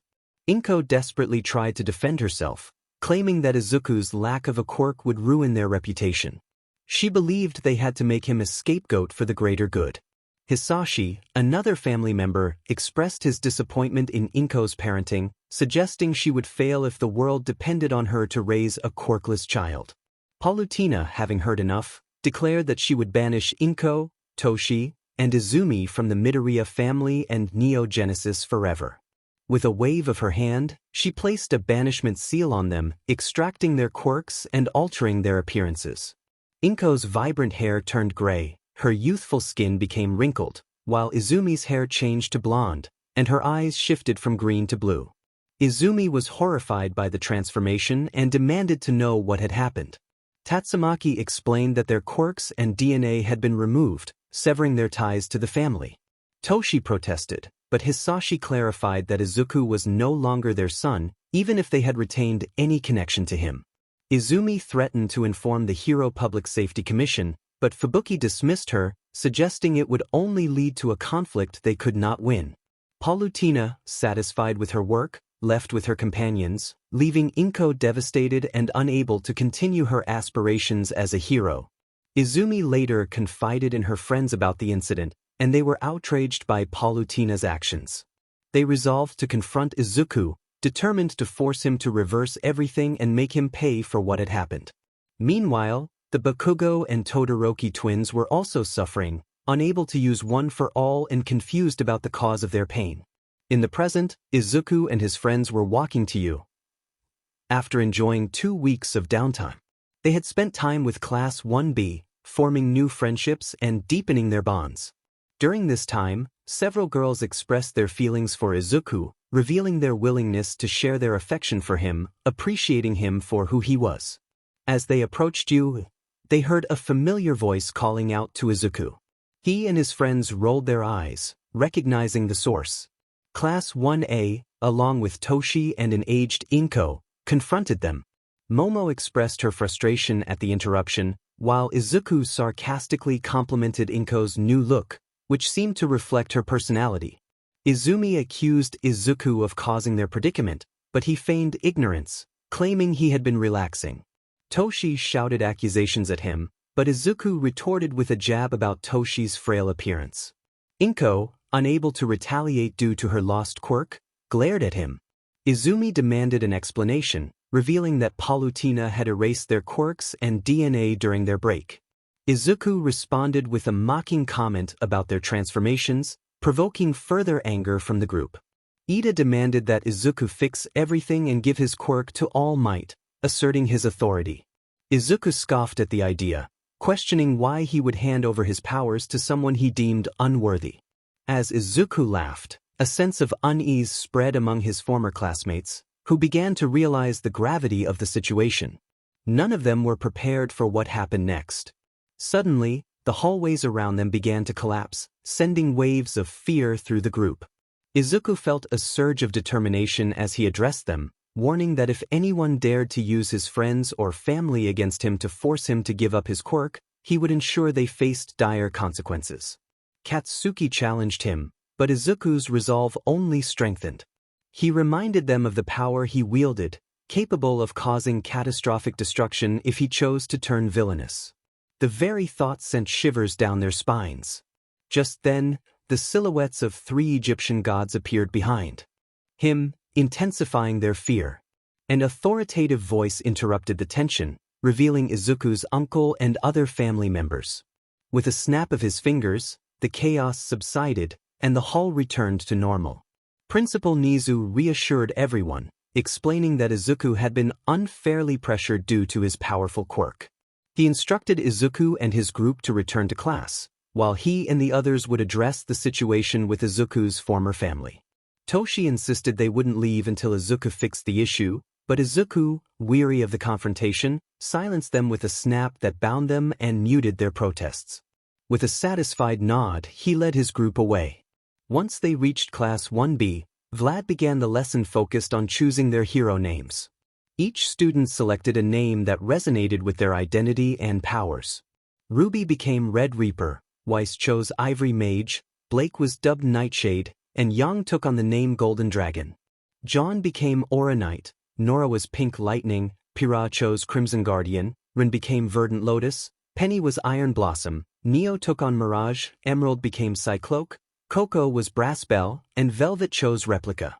Izuku selected Equinox, reflecting his duality of creation and destruction, while Shinso became Nocturne and Tifa was named Fist of Gaia. Hitomi chose Karateka. After selecting their hero names, Vlad allowed them to pack for their trip to Neo Genesis. At the airport, they were greeted by Palutena and her son, Hisashi. Palutena introduced herself as the Queen of Neo Genesis, and Hisashi as the General. The students were impressed to learn of their connection to Izuku, feeling relieved that they were not like the Yagis. Palutena welcomed them warmly, encouraging them to be informal. Hisashi urged everyone to board the airplane, and soon they were in the air, marveling at the view of Neo Genesis and its majestic palace. The pilot announced their impending landing, prompting the students to buckle up. Upon landing, they exited the airport and were met with 5 limousines. Izuku and his group entered the first one with Hisashi and Palutena, while the others filled the remaining cars. As they drove through the city, the bright lights and futuristic technology captivated their attention. Izuku inquired about the military's use of robots, and Palutena explained that both human and robot soldiers would coexist, ensuring security. Arriving at Palutena's impressive residence, the students were in awe of its size. Each was assigned a spacious room equipped with a gaming system and a cleaning robot. The house boasted a theater room, a music room, a training area, and a game room. After settling in, they enjoyed karaoke and fun, while Izuku met with his uncle to discuss plans to confront the Yakuza and their notorious leader, 𝗵𝗃𝗁, along with his gang, the 8 Precepts of Death. He informed them that 𝗵𝗃𝗁 was creating bullets to erase a person's quirk and was involved in drag deals across Japan, including with Danzo and some of the fake heroes. The worst part was that he used 2 kids as nothing more than lab subjects. This angered Izuku and the others, who now wanted to ensure that he and his gang faced severe consequences for their actions. Izuku asked his uncle when they would strike, and Night Eye responded that they would raid the Yakuza building in 2 days. Izuku and his group affirmed their readiness, and the screen faded to black.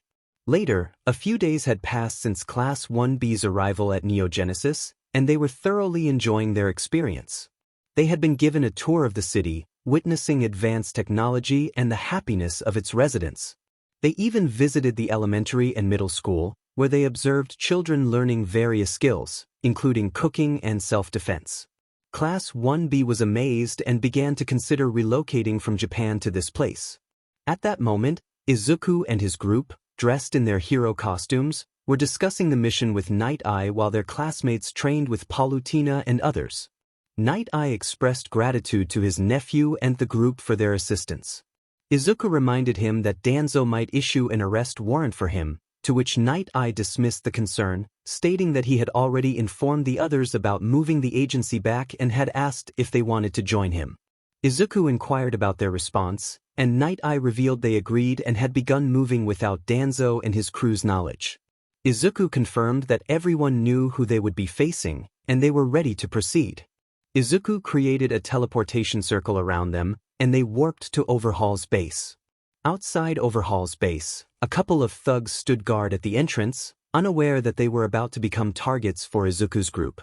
When the teleportation circle appeared, the thugs prepared to fight, only to be engulfed by darkness. Izuku instructed his team to get to work, and they responded affirmatively as they entered the base to commence their raid. In one confrontation, Koda was running in his cheetah form when he caught the scent of alcohol. Transforming back into his human form, he donned his mask and faced 𝗓𝗏𝗏, who recognized him from the sports festival. Koda demanded to know where the kids were, but 𝗓𝗏𝗏 refused to tell him and lunged with a knife. Koda blocked the attack with his claws, surprising 𝗓𝗏𝗏. Koda warned him not to underestimate his opponent, and as 𝗓𝗏𝗏 charged again, Koda dodged and slashed at his mask. Transforming into his humanoid dragon form, Koda unleashed a blast of fire, igniting 𝗓𝗏𝗏, who screamed in pain until he was defeated. Meanwhile, Reiko was flying through the facility, blasting her way past goons until she encountered 𝗕𝗁𝗁𝗍𝗗𝗏. He declared that she would go no further and activated his shield. Reiko fired her ghost ray at it, but 𝗕𝗁𝗁𝗍𝗗 boasted about his training. However, Reiko reminded him to pay attention to his surroundings. Unbeknownst to him, the real Reiko had appeared behind him and incapacitated him from within, ensuring his defeat. In another encounter, 𝗎𝗪𝗀 was soaring through the area alongside Atlan when he was struck by Kendo Rappa. Rappa expressed his longing to fight 𝗎𝗪𝗀, who powered up and accepted the challenge. They clashed fiercely, with 𝗎𝗪𝗀 gaining the upper hand as Rappa's quirk began to fade. After landing several hits, 𝗎𝗪𝗀 offered Rappa a chance to surrender instead of finishing him off. Rappa, recognizing 𝗎𝗪𝗀's honor, agreed to surrender, expressing his dissatisfaction with working under overhaul. 𝗎𝗪𝗀 communicated telepathically with Izuku, informing him of Rappa's decision, and they prepared to return him to Neogenesis. Atlan faced 𝗬𝗵𝗃, defeating him easily by transforming him into an egg and stepping on him. Hitomi was running alongside her sister when her danger sense alerted her to incoming crystals. She warned her sister to dodge as they faced 𝗬𝗪𝗀, who was encased in crystals. Hitomi declared their intention to save the kids, and as 𝗬 charged at her, she activated her quirk and landed several hits, shattering his crystal armor. After a decisive blow, she observed that 𝗬 was no longer moving and offered a final wish for him to find peace. Momo was taking down henchmen when she encountered Toya Setsuno. He attempted to intimidate her, but she revealed her 𝗬𝗓𝗫 sticks, which exploded when anyone else touched them. Toya was taken aback, and Momo asserted her strength, ready to continue the fight. Momo walked away as Toya screamed in pain, feeling the effects of the nanites that were rapidly consuming him. Shinso had just finished taking down some minor henchmen when he sensed his energy being drained. He dodged a fist aimed at him and recognized his opponent. Rikiya Katsukane stood before him, declaring it was the end of the line for Shinso. Shinso responded with confidence, asserting they would see about that. Rikiya charged at Shinso, attempting to land a punch, but Shinso evaded the attack and countered with a powerful strike, sending Rikiya skidding backward. Shinso taunted Rikiya, questioning his strength.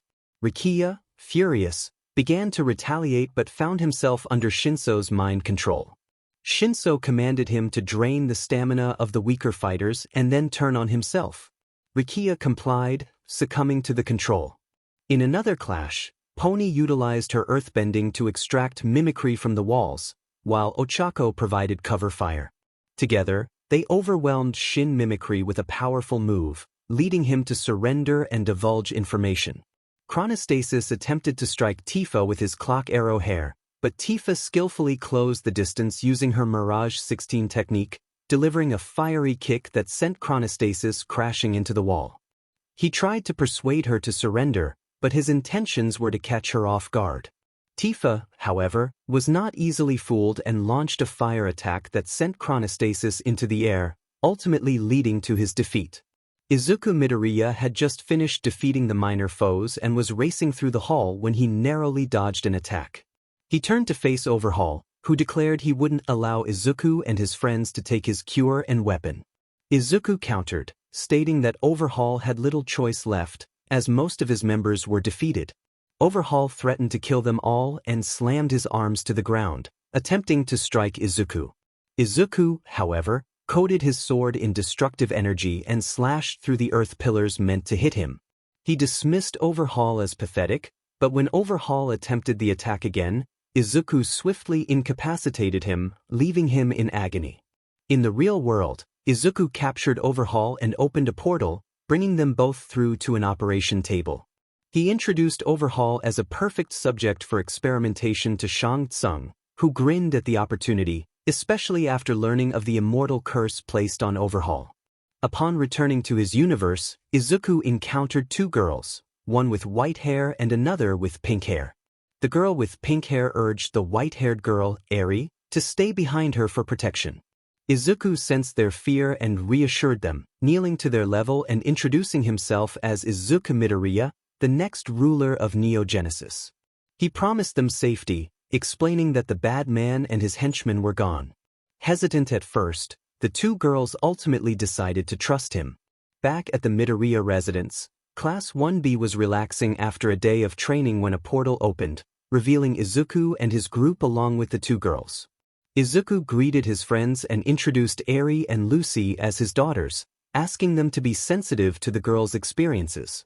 Night Eye approached Izuku, requesting a moment to speak. Izuku agreed, assuring the girls they were in safe hands.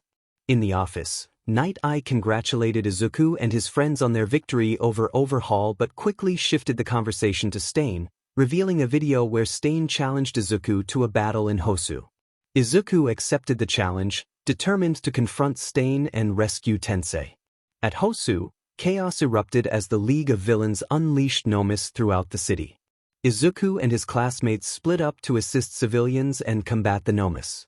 He soon spotted Stain, who was about to attack 𝗕𝗫.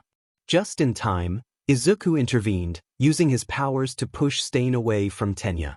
Stain acknowledged Izuku, and 𝗕𝗫, ungrateful for the help, received a reprimand from Izuku for endangering himself and a pro-hero. Stain agreed with Izuku's assessment and explained that 𝗕𝗫 was not his intended target. Izuku offered Stain a chance for a new life as a mercenary, but Stain insisted on a duel to determine his fate. The two engaged in a sword fight, with Izuku gaining the upper hand and disarming Stain. In the end, Stain conceded defeat, and Izuku declared that he would not let him die today.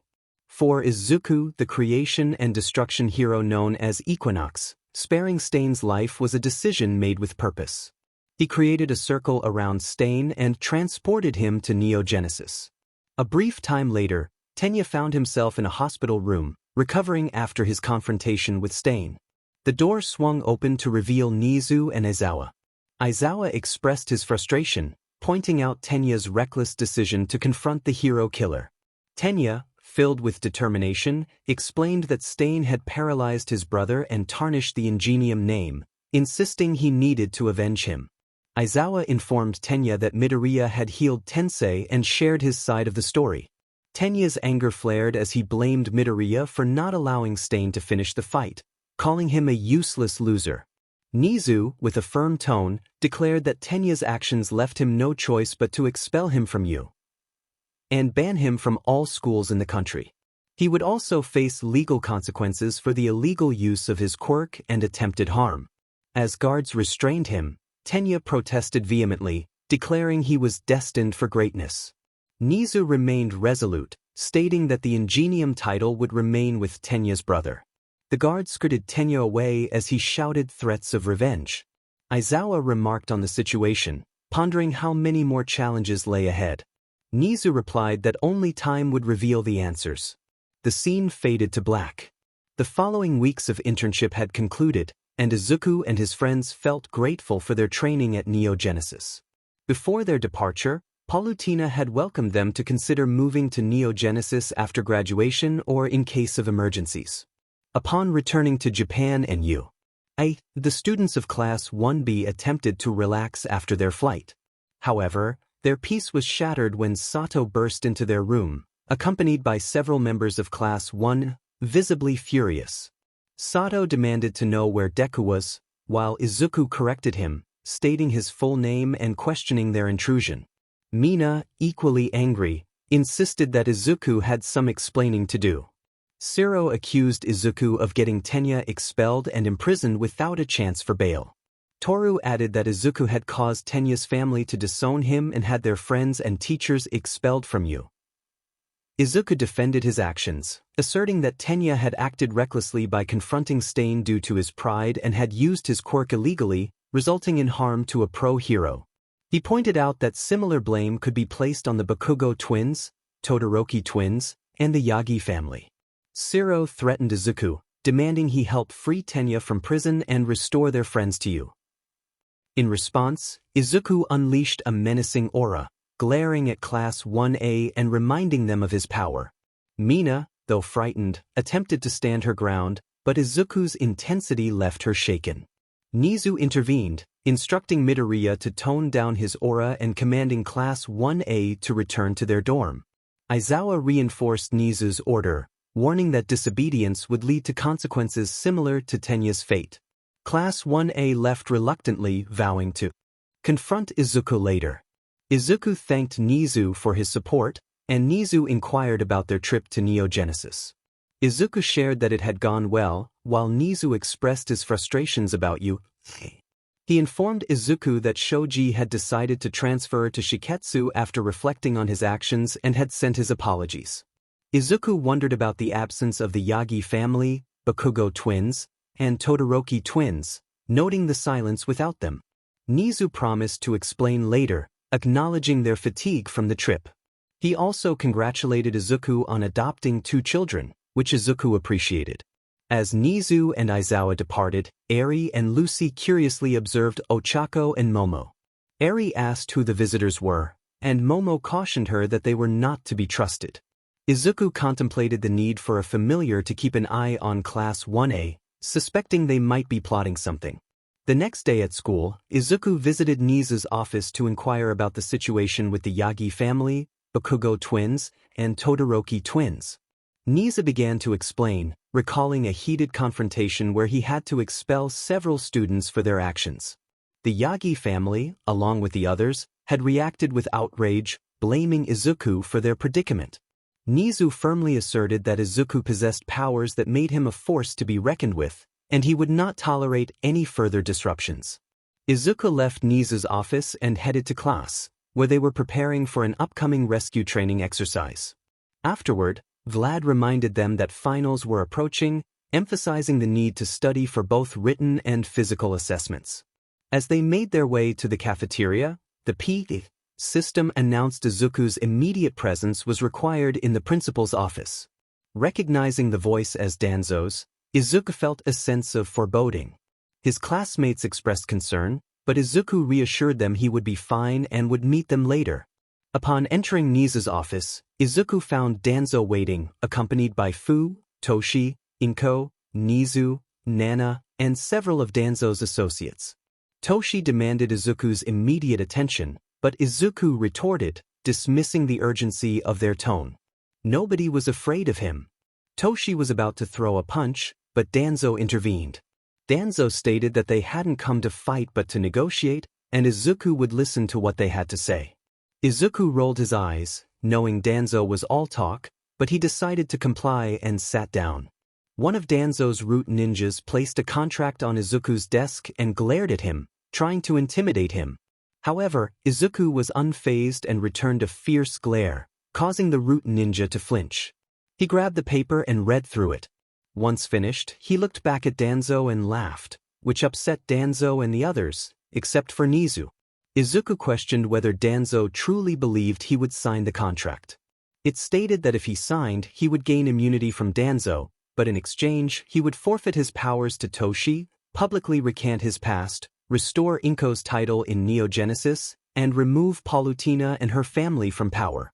Additionally, he would be unable to work or leave Japan and would be placed in a breeding program.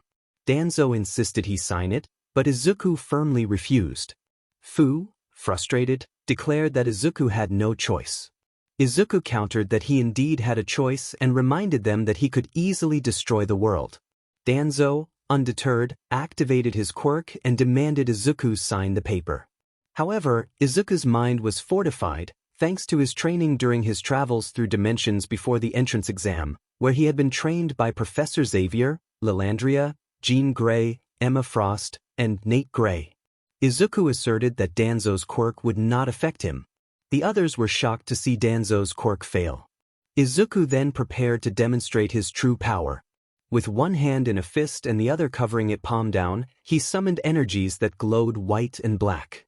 He declared a domain expansion, creating a surreal battlefield transformed into a cosmic rift, where an entity hovered under his control, surrounded by a glowing aura, holding a sun in one hand and a black hole in the other. Everyone was astonished by Izuku's abilities. He taunted them, pointing out their powerlessness against him.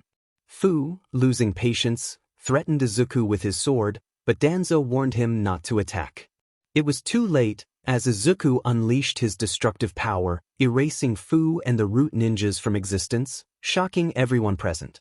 Toshi expressed disbelief, while Inko accused Izuku of murder.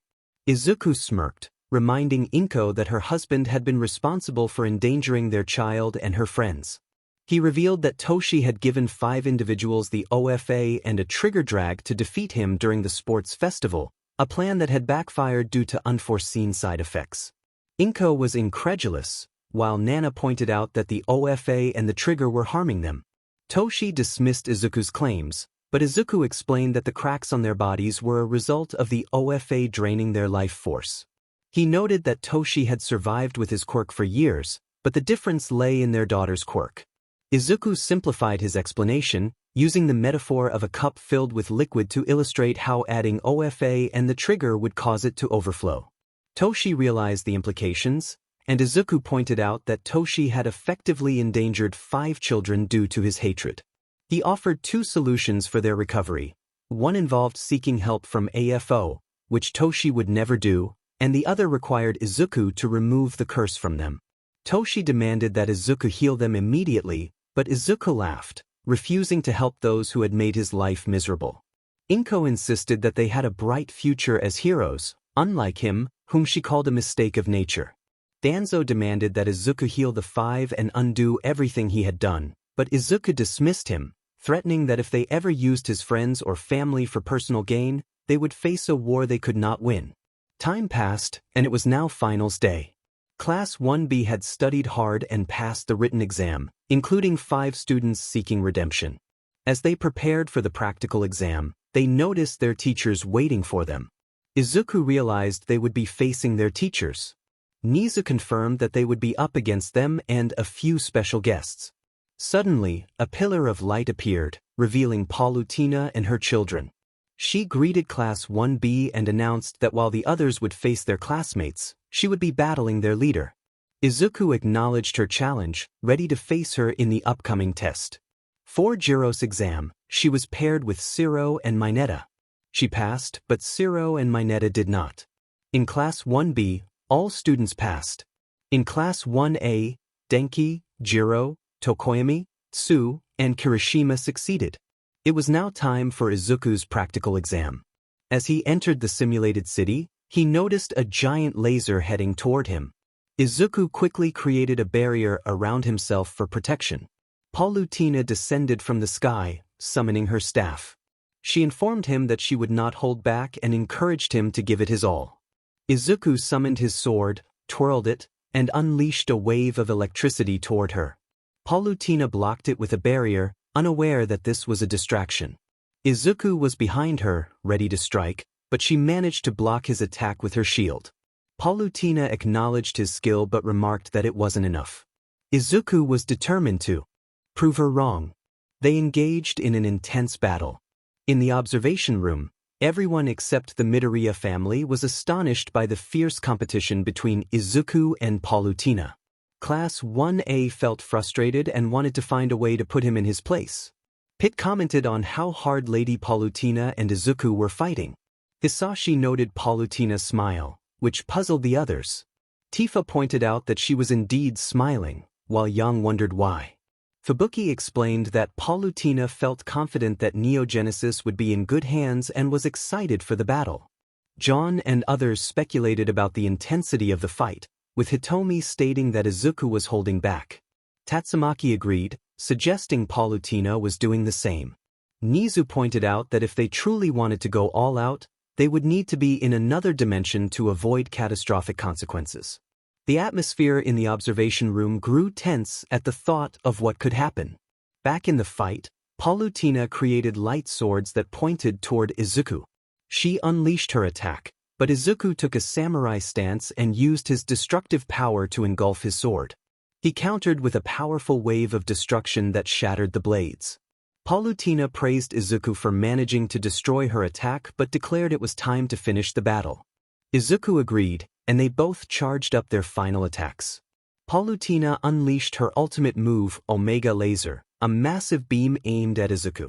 He smirked and responded with his own ultimate move, Twilight Blast, a combination of 2 powerful techniques.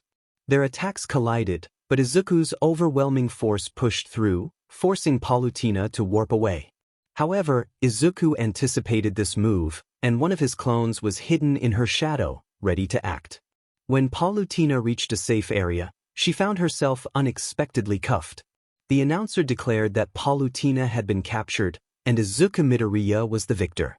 Class 1B cheered for their leader's success, while many in Class 1A were left in disbelief, hoping for a different outcome. 𝗵𝗃 congratulated Izuku, acknowledging his victory.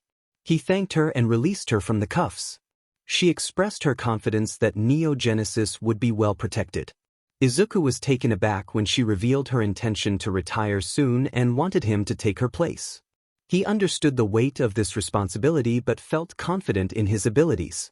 He assured her that with his friends by his side, they would ensure Neogenesis remained safe. 𝗵𝗃 smiled, pleased with his response. The scene faded to black, leading to the next chapter, Island Part. Later, in Island Part 2, the story continued with a confrontation at the mall. In the following chapter, Izuku and the others flew first class to Island after winning the sports festival. He had invited those wishing to redeem themselves, and they accepted his offer, thanks to the tickets provided by him and his friends. Upon landing, they exited the plane in their costumes and were greeted by 𝗵𝗃𝗃𝗁. She welcomed everyone and exchanged pleasantries with Izuku, inquiring about his time at Island. 𝗵𝗃𝗃 mentioned that her father had been dealing with some issues involving Toshi and the HPSC. Izuku was curious about the situation, and she suggested they head to the hotel first before meeting her father. After unpacking, Izuku accompanied 𝗵𝗃𝗃 to her father's office while the others explored Island and spent time with Eri and Lucy. Upon arrival, David greeted Izuku warmly. Izuku asked about the situation with 𝗵𝗃𝗃 and the HPSC. David explained that they had been trying to obtain an invention he had created years ago, but he refused to assist them. He revealed that it was a quirk amplification device meant to enhance a user's quirk without the negative side effects of drags like trigger. However, due to concerns about its potential misuse, the device had been confiscated and locked away in the Island Tower's security vaults. Izuku learned that David had initially wanted to retrieve the device to help Toshi but had changed his mind after hearing about Toshi's treatment of him. Izuku then asked if David could take him to the vault, sensing that someone might attempt to take action regarding the device. David agreed, and they set off to the Prime Minister's office before heading to the vault. After a short time, they arrived at the vault, which was guarded by security personnel. The Prime Minister explained the situation, and the guards opened the vault to reveal the device. Izuku examined it and decided to use his powers to modify it, ensuring that anyone who used the device would have their life force drained. He confidently declared that he had completed the task. That should do it. The Prime Minister inquired about the device's function. Izuku explained that instead of amplifying a person's quirk, it would drain their life force, with prolonged use leading to greater depletion. David found this information intriguing, and the Prime Minister agreed. Izuku then instructed them to destroy every file related to the device to prevent the HPSC of Japan from replicating it. David assured him it would be taken care of. With business concluded, Izuku expressed his longing to spend time with his queens and princesses. Izuku and 𝗵𝗃𝗃 set off to explore the island. As they searched for Izuku's group, 𝗵𝗃𝗃 provided a tour of the city and showcased the advanced technology they had developed. Izuku mused about asking the Prime Minister for a partnership with Neogenesis, to which 𝗵𝗃𝗃 responded positively. Suddenly, they spotted the girls. Izuku greeted them, and Momo mentioned they had been looking for him.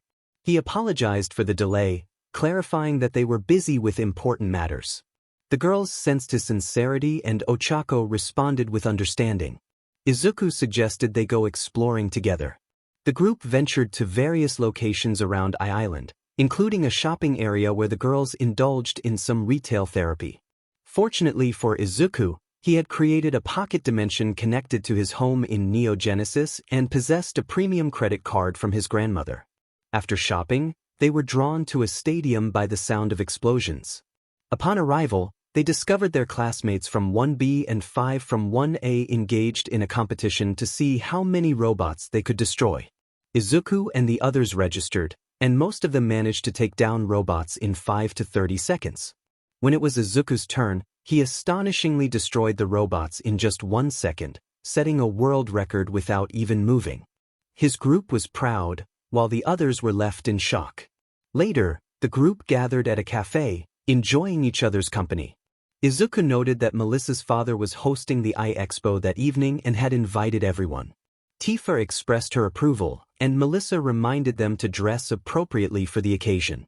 Izuku confirmed they would be ready, and Kaminari asked what time they should meet. Izuku suggested 6:30 p.m., with a latest arrival of 6:45 p.m., emphasizing the need for proper attire. The group responded enthusiastically. As they continued their conversation, the scene shifted to the airport, where a group of mysterious men walked, their leader on the phone with Danzo. Danzo expressed disbelief that Midoriya was on the island, while Wolfram assured him they would handle the situation. Danzo insisted they needed the device and Midoriya alive to turn him into a weapon. Wolfram agreed but noted they could do as they pleased with Midoriya's friends, smirking as he hung up. The screen faded to black, hinting at the next episode, Island Part 2, which would feature a confrontation at the mall and a training camp. In the next scene, Izuku, John, Ren, Ojiro, Koda, and Shinso waited for the girls. John expressed impatience, while Izuku urged him to be patient, reminding him it was his first time in a suit and tie. Just then, the girls arrived in their elegant dresses. Tifa apologized for being late, and Izuku reassured her that they had just arrived. He complimented Melissa on her beauty, causing her to blush, while his other girls silently noted another addition to the ◕ Izuku rallied everyone to leave, but suddenly an alarm blared, signaling an emergency. Hitomi asked what was happening, and Melissa explained that the alarm meant everything was closing. Izuku realized this was a sign that villains were making their move and asked Melissa if there was another way to reach the party. She confirmed there was and led the way. They made their way to the ceiling of the party, where they saw the villains and heroes being held captive, including David, who was being taken elsewhere. Shinso asked for the plan, and Izuku inquired about the location of the security room. Melissa informed him it was at the top of the building, but they couldn't use the elevator. Izuku decided they would warp to the 200th floor instead. Using a teleportation circle, Izuku transported everyone to the desired floor. Yang expressed her excitement about the teleportation, and Nora asked if they could do it again later. Izuku reminded them they needed to focus on reaching the security room. As they approached, they heard footsteps and Izuku instructed everyone to hide. They peeked out to see Melissa's father and Sam being scouted by 4 weaker villains. Izuku asked Ruby if she could take them all out at once, and she confirmed she could, requesting a sniper with a silencer. Momo quickly provided one, and Ruby took aim, successfully neutralizing the villains. With the path clear, Izuku and the others headed to the vault, where they found David and Sam with a case. Izuku demanded Sam return the case, declaring it was over. Sam refused, insisting he wouldn't comply until AM was back. Izuku retorted that Sam was foolish to believe that would happen. Melissa chimed in, calling out Sam for his creepy behavior, prompting David to glare at him for staring at his daughter. Suddenly, an attack was sensed, and Izuku warned everyone to dodge. Wolfram appeared, addressing Izuku with a taunt about his powers. Izuku sarcastically remarked on Wolfram's resemblance to a famous villain. Wolfram dismissed the comment, boasting about the invincibility the device would grant him, underestimating Izuku's abilities. Wolfram ordered Sam to hand over the device, which Sam reluctantly did. Wolfram then shot Sam in the shoulder, claiming it was part of the deal, leaving everyone in shock at the unfolding events. Wolfram had forgotten that they were villains. He shot Sam again, this time aiming for the head, and Sam fell lifelessly to the ground. Wolfram then turned his attention to David, aiming his gun at him. However, Ruby intervened, shooting the weapon out of Wolfram's hand. Furious, Wolfram cursed at her. He attempted to use his quirk to eliminate the kids, but they skillfully dodged his attacks as Melissa managed to regain control of the security systems. Frustrated, Wolfram donned a device that surged with immense power, unaware that it was also draining his life force. He reveled in the newfound strength, believing it would help him dispose of the children for good. Izuku sensed the urgency and instructed everyone to prepare for battle. He retrieved a suitcase from his pocket dimension, revealing various capsules. After selecting the necessary ones, he pressed a button, and the weapons of teams RWBY and JNPR emerged. Using his telekinesis, Izuku positioned the weapons around his allies, who quickly equipped themselves. He reminded them of their plan, and they all mentally affirmed their readiness. Izuku then urged Melissa to take her father to safety while they handled the situation. Wolfram commanded his henchmen to attack, and they charged at Izuku's group. Izuku sprinted toward Wolfram, who unleashed his magnetic quirk, forming metal cubes and pillars that threatened to crush or impale him. Izuku evaded the attacks or shattered the obstacles with his destruction blade. As he fought, he thought to himself that Wolfram should keep using his quirk. Wolfram continued his assault until he suddenly felt unwell and coughed up blood, realizing something was amiss. He demanded to know what Izuku had done to him. Izuku smirked, revealing that he had altered the device. The more power Wolfram used, the more his life force diminished. Wolfram was both shocked and enraged by this revelation. In a desperate attempt, he vowed to take Izuku down with him. He unleashed his remaining energy in one final attack, but it failed, and he collapsed to the floor, lifeless. Izuku approached him, checking for a pulse and finding none. He then destroyed the device, ensuring Wolfram was truly defeated. With the battle over, everything returned to normal, and the damage was repaired. David was on a plane to Neo Genesis, having received a job offer from Lady Palutena. Wolfram's henchmen were arrested, and Wolfram himself was pronounced dead and returned to Japan. Everyone gathered at a party to celebrate, and Izuku was called to perform a song. He took the stage, reflecting on a song that embodied his perseverance, self-acceptance, and courage in the face of life's challenges. As he sang, the crowd cheered, and Izuku smiled, grateful for their support. Meanwhile, Danzo learned of Wolfram's demise and expressed his frustration over the loss of Sam and David. He realized they were the only ones who knew how to create the device and cursed Izuku for his interference. Danzo plotted to banish Izuku from Japan and blacklist him from every school worldwide, while Inko sought to reclaim her title from him. Danzo assured Inko that they would undo everything Izuku had accomplished, and he would be forced into a breeding program to provide them with weapons. They smirked, believing their true children would become heroes, unaware that a certain someone was listening in. Hawks, deep in thought, resolved to warn Izuku about Danzo's plan. The scene faded to black, setting the stage for the next confrontation at the mall. After returning to Japan from their trip to Island, Izuku and his class decided to visit the mall for supplies for the upcoming training camp. Despite Izuku's insistence on using his creation powers to make the items, the group preferred to explore the mall instead. Once they arrived, Izuku gathered everyone and emphasized the importance of teamwork and communication, encouraging them to support one another. They all agreed and paired up to begin their shopping adventure. Izuku was with Itsuka and Eri, while Lucy was with Hitoshi and Reiko. While at the mall, he gathered the necessities he needed and picked up a few items for Eri. After shopping, he opened a portal to their rooms for each bag he carried. Once they finished shopping, they found a bench to sit down. Izuku acknowledged that they had everything they needed and suggested they wait for the others. Eri excitedly asked if they could go to the arcade. Izuku agreed, calling her Snowball. Just as they were about to leave, a voice called out to Izuku. A suspicious man in a hoodie approached, and both Izuku and Itsuka sensed an ominous aura, recognizing him as Shigaraki. Izuku thought to himself that he couldn't let his daughter get hurt. The man expressed admiration for Izuku's past actions, mentioning how he had put AM's daughter in her place and was curious about Izuku's encounters with the hero killer during the Hosu incident. He claimed to be a fan and suggested that their meeting felt destined. Itsuka, sensing the tension, decided to take Eri to the arcade while Izuku spoke with Shigaraki. Once alone, Izuku confronted Shigaraki, urging him to drop the pretense. Shigaraki revealed his intention to have a conversation, which Izuku agreed to, but insisted they move to a more private setting. They relocated to the mall cafe, where Izuku set up a barrier to ensure their conversation remained discreet. Shigaraki seemed impressed by Izuku's cleverness and began to share his story.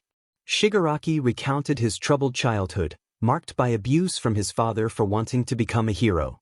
He explained that his mother had put him up for adoption to protect him from all for one, which fueled his resentment toward heroes. Izuku listened intently, realizing that Shigaraki's pain ran deeper than he initially thought. Shigaraki then revealed how he had used his quirk to kill his father, inadvertently harming his family in the process, leading to his encounter with 𝗷𝗵𝗏.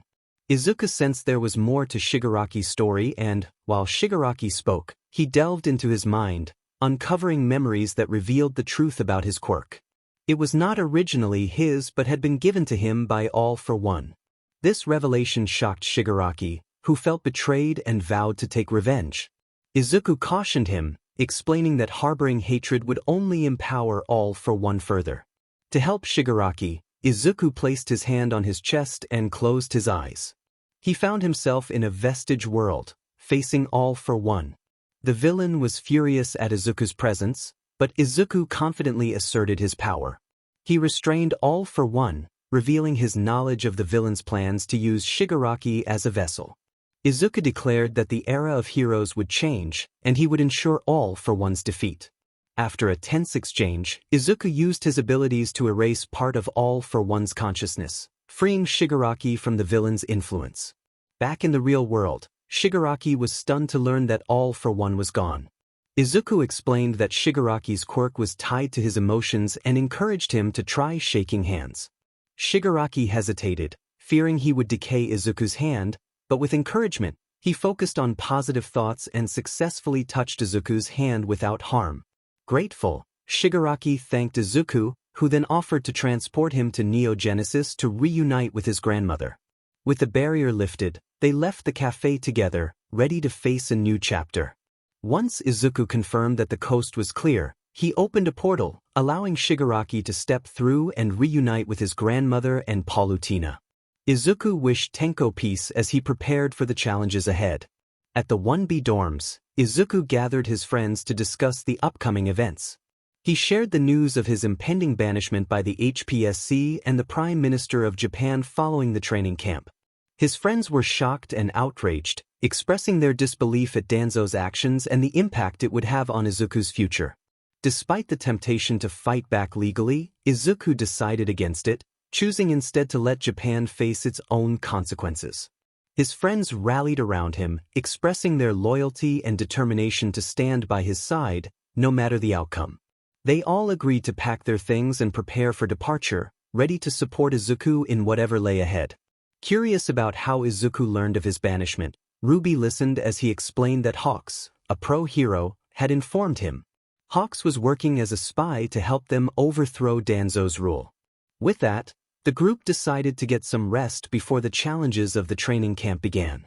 The next day, the students of 1B awoke, ready for the training camp, while noticing their counterparts from 1A appeared sleep-deprived. Izuku reminded everyone of their plan as the buses arrived. They boarded and settled in for the journey ahead. After a couple of hours, the buses made their stop, and the students stretched as they disembarked. Izumi expressed surprise at the early arrival, unaware that training had already begun. Suddenly, a black car approached, revealing two women in cat costumes and a boy with a red hat. The wild pussycats introduced themselves as the pro-heroes who would guide them during the camp. Aizawa confirmed their role, and Izuku found the situation amusing. He explained to Nito that the pussycats specialized in mountain rescues and had been around since their childhood. Before he could finish, 𝗵𝗃𝗵𝗏 attempted to tackle him, prompting Izuku to teleport behind her, demonstrating his skills. After a brief exchange, the group learned how they would reach the camp and that they could use their quirks. Without hesitation, Izuku and his classmates ventured into the forest, ready to face the challenges ahead. Izumi expressed frustration at the situation, but Aizawa reassured her that they knew what to expect. As they navigated the forest, 1B and the 5 from 1A worked together to tackle the earth monsters created by 𝗵𝗃𝗵𝗏. Izuku reminded everyone to collaborate and seek help when needed, and they responded enthusiastically. Later, Aizawa, Vlad, Mandalay, and 𝗵𝗃𝗵𝗏 arrived at the campsite to find 1B already there, rehydrating after their efforts. Vlad was impressed by their early arrival, while Aizawa noted that improvement was necessary for those who wished to grow. After unpacking, the students settled in, and as sunset approached, 1A finally arrived, exhausted and bruised. Izuku was practicing soccer tricks when he noticed them and paused. The members of 1A were visibly frustrated, and Izumi confronted Izuku, demanding he hand over his supplies. In response to their demands, Izuku snapped his fingers, causing 1A to vanish from sight. Aizawa questioned Izuku about what had happened, and Izuku explained that he had sent them back to the beginning of their training camp journey. Mandalay questioned the harshness of his actions, but Izuku defended his choice, citing his past experiences. Ragdoll suggested they search for 1A, but Aizawa decided to let them find their way back on their own. 𝗵𝘃𝗵𝗵 informed 1B that they would only be provided food for the day, and they needed to prepare their own meals starting the next day. The group enjoyed their meal, surprising Ragdoll with their ability to eat normally despite the challenges they faced. As night fell, 1A finally returned to the camp after being sent back to the start of their training. They thought their teacher would arrive in a bus to pick them up, but after about 2 hours, they had to walk all the way back to the campsite. Once they arrived, they gathered their belongings and ate while Class 1B enjoyed some relaxation at the thermal baths. Izuku found the atmosphere soothing, and Ojiro agreed, calling it heaven with just them and the bath, free from distractions. Kirishima expressed gratitude for not being warped along with the others, to which Izuku explained that their good behavior warranted it. Kaminari echoed their appreciation. After finishing their bath, they headed to bed while Class 1A returned to their cabins. The next morning, an explosion startled Class 1A and the 𝗵𝗶𝗵𝗶𝐶 awake. They rushed out of their cabin to investigate the source. Aizawa approached them, holding a can of G fuel. Ragdoll questioned whether they were under attack, but Aizawa clarified that Class 1B, along with some of his students, had begun their training early. Izumi was incredulous that they started at 5 a.m., but Aizawa explained they had already completed their morning jog and warm-ups. He led them to an arena where they witnessed Izuku battling against Ajura, Bowser, and Kratos. Tiger wondered where the arena had come from, and Aizawa revealed that Midoriya had created it. 𝗵𝘃𝗵𝗵 suggested they should start their training as well. Class 1A groaned and turned back to their cabins, but suddenly, several fireballs shot from the stadium, destroying their cabins instantly. They stood in shock, witnessing the destruction of their belongings. Katsuki was furious, vowing to confront Izuku, and Shoto joined him in his anger. They charged at Izuku, but he and Bowser easily knocked them out of the arena, leaving them bruised and battered near Class 1A. Aizawa called them idiots, and Izuku teleported in front of the group. He warned Aizawa that if his students interfered again, he would send them far away. Aizawa acknowledged the note and asked if Izuku could restore their cabins. Although initially hesitant, Izuku agreed, snapping his fingers to restore the cabins. He then expressed his longing to watch the other matches, and 𝗵𝘃𝗵𝗵 asked if they could join, to which Izuku agreed, provided they cleaned up first. Mandalay inquired about Koda's whereabouts, and Izuku reassured her that he was in the stands watching safely. He explained that Koda had heard the commotion while needing to use the bathroom. As Izuku returned to the arena, the others prepared for their rigorous training.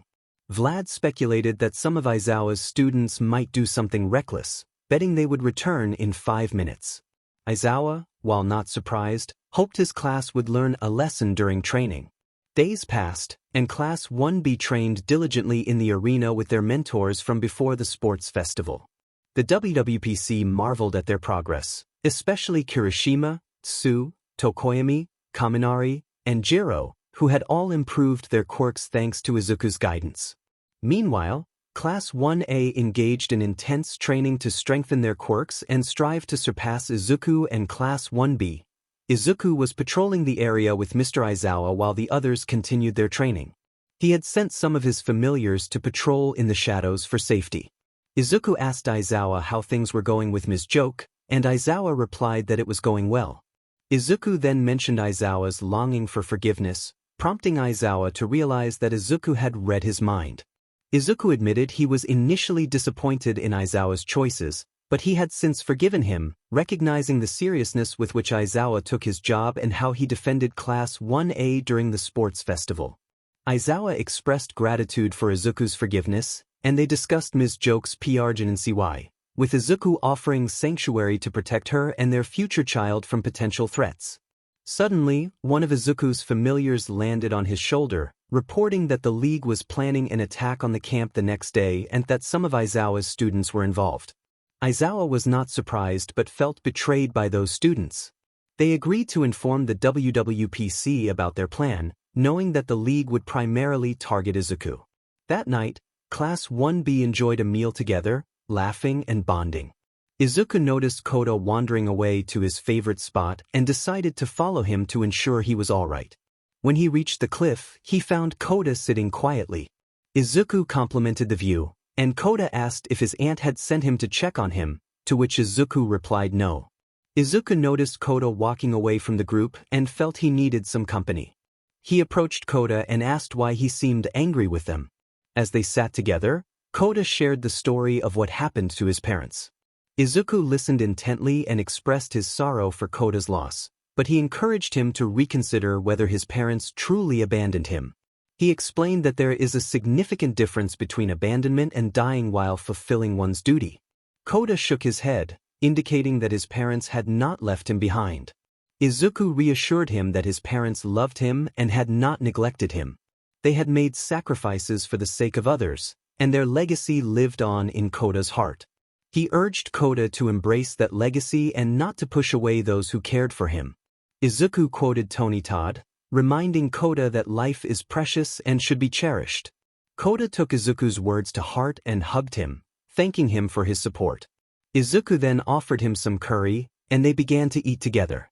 The next day, the arena was alive with excitement as Izuku faced off against Noctis and Zoro in an intense battle, wielding the ultimate Keyblade from Kingdom Hearts. The crowd watched in awe as the three engaged in a fierce clash. However, the three troublemakers interrupted the match, demanding that Izuku surrender his power. Their embarrassment was palpable when Izuku, Noctis, and Zoro playfully disarmed them, leaving them in their underwear. The trio vowed revenge, but it was clear to everyone that they would not succeed.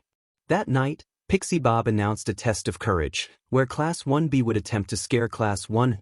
𝗵𝗃𝗍𝗁 confidently declared that it would be easy, and the rest of Class 1A echoed her enthusiasm. Aizawa, however, informed them that most of their class had failed the exam, leaving only a few exempt. The students glared at Izuku, feeling he should have failed as well. Katsuki scoffed at the idea that Izuku and his class could scare them, claiming they were fearless. Izuku then pointed out something behind them, causing the group to turn and see two fearsome creatures. The sight sent Class 1A screaming in fright, much to the amusement of both Class 1B and the teachers. Aizawa quickly deduced that Izuku was behind the prank, but Izuku playfully denied it, attributing the illusion to Neo.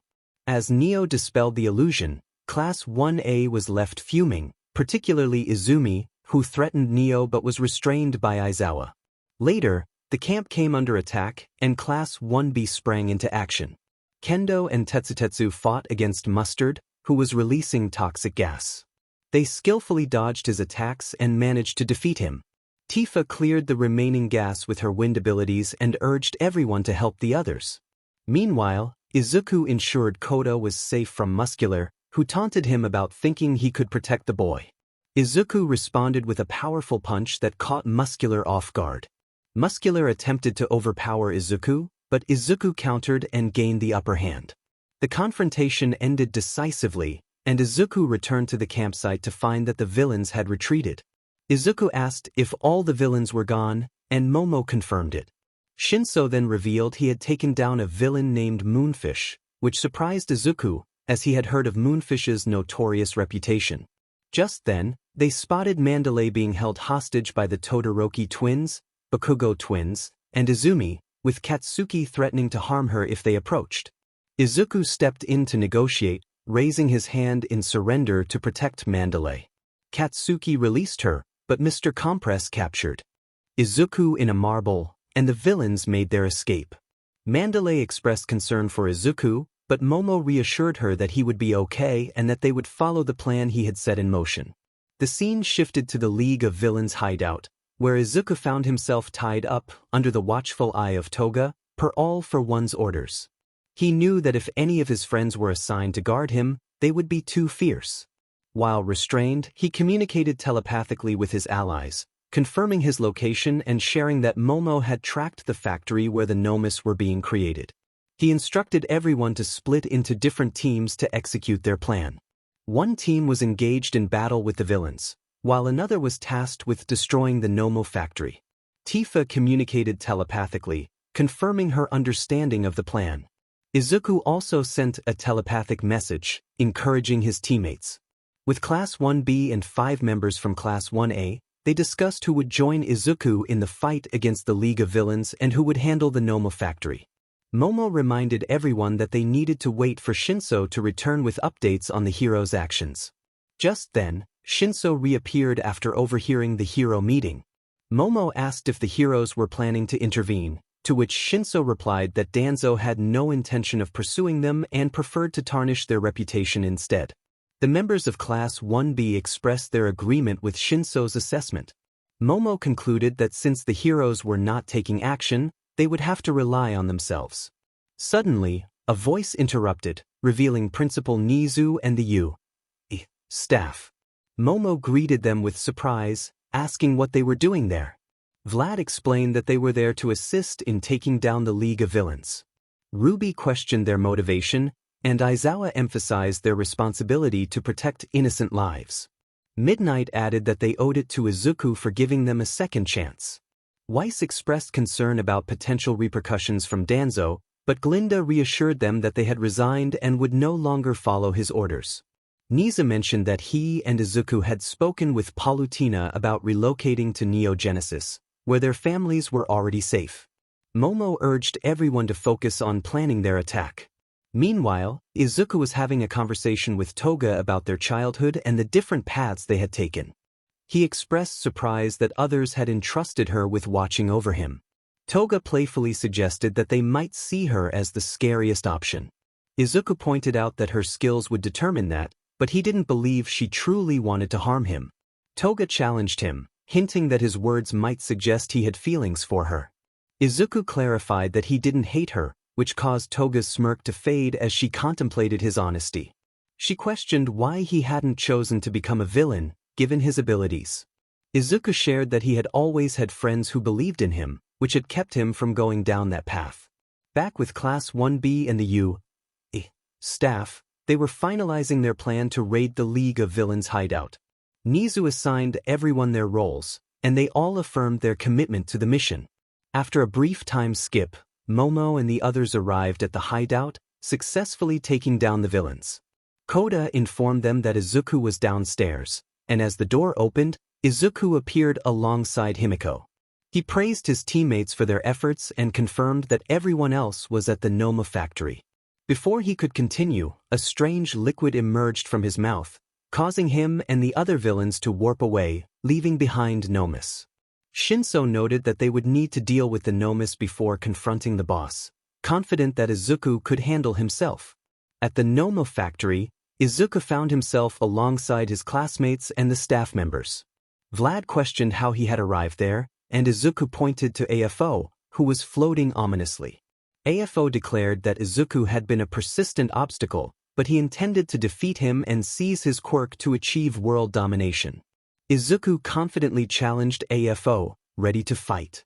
Just as they prepared for battle, an attack from 𝗵𝗃 caught Izuku off guard, along with the arrival of Endeavor and Inko, who were equipped for combat. Izuku taunted them, dismissing their threats. 𝗵𝗃 revealed a plan to use a quirk-destroying bullet against him, believing it would ensure their victory. Izuku, however, surprised everyone by injecting himself with the bullet, which led 𝗵𝗃, Inko, and Endeavor to believe they had successfully erased his quirk. Izuku, however, remained unfazed, chuckling at their assumptions.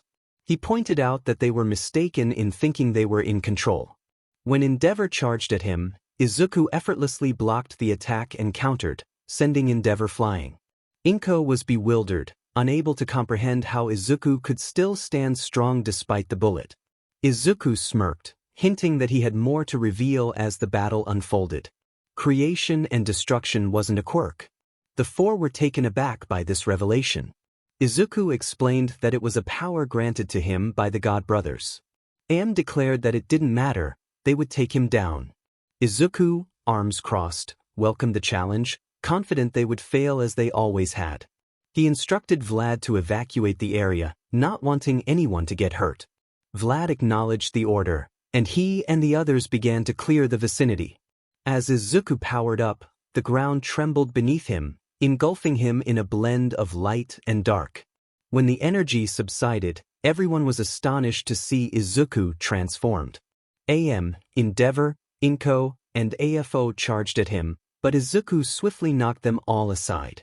𝗵 quickly recovered and attempted to punch him, but Izuku dodged and countered effortlessly.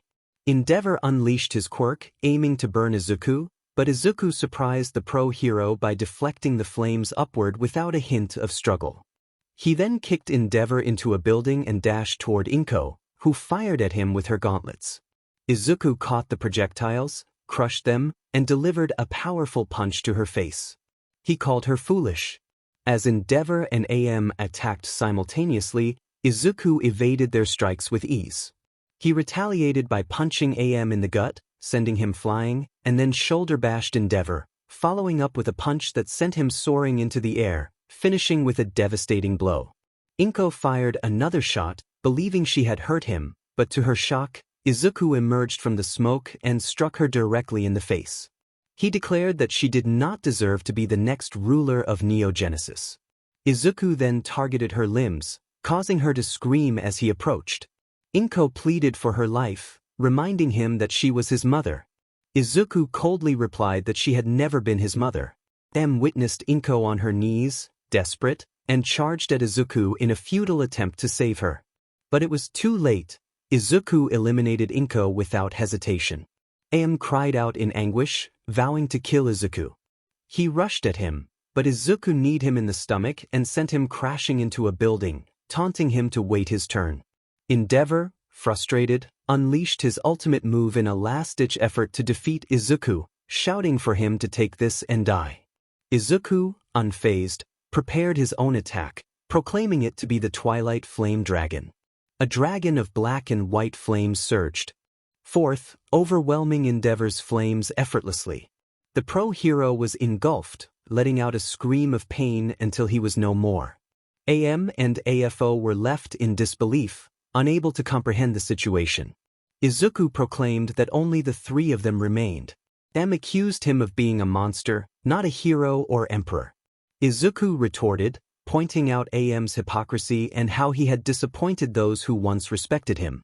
He criticized 𝗵 for prioritizing fame over the true suffering of the people, claiming that society had grown weak because of heroes like him who made people dependent on them. 𝗵 declared he would not allow Izuku to insult them any longer and vowed to stop his reign of terror. Izuku scoffed, reminding him of the devastation he had already caused to those 𝗵 cared about. 𝗵 and 𝗵𝗃𝗁 then charged at him together, preparing their final attack. As they closed in, they unleashed their combined might, creating a massive dust cloud that obscured the view. Many onlookers, including fake heroes, hoped for Izuku's defeat, while the real heroes wished for his survival. When the dust settled, it revealed Izuku standing unscathed, having blocked their attack effortlessly. 𝗵 was incredulous, realizing his own attack had failed to inflict any damage. Izuku declared it pointless and prepared to end the confrontation. He unleashed a powerful technique, sending 𝗵 and 𝗵𝗃𝗁 soaring into the air before crashing them back to the ground. With a final barrage of energy blasts, he eliminated them, leaving no trace of their existence.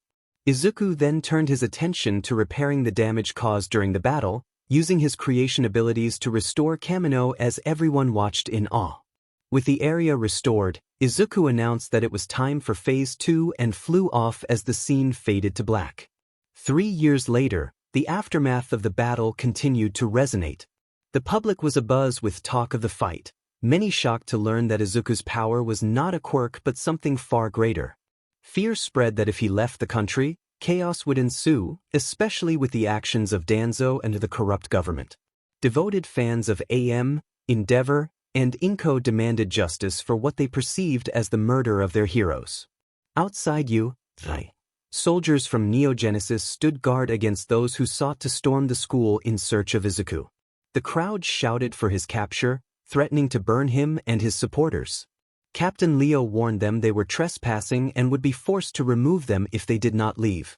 The crowd insisted that Izuku must face justice for his actions, but Captain Leo countered that the fallen heroes were nothing more than false gods.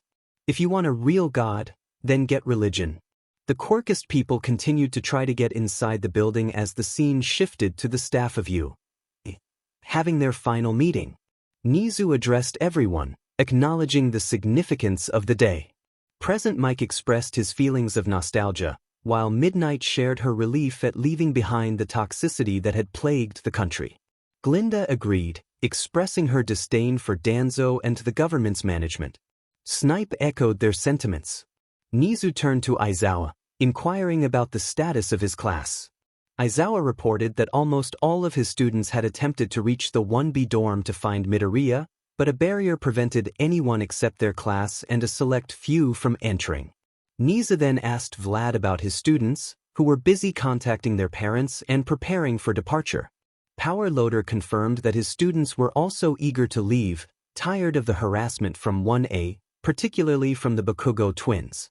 Midnight noted that some students from General Studies had decided to transfer to schools outside Japan, and Nezu understood their choice. Hound Dog questioned Nezu's decision to proceed with the departure. Nezu affirmed his commitment, stating that he had built the school to nurture true heroes, but it had devolved into a place for arrogance.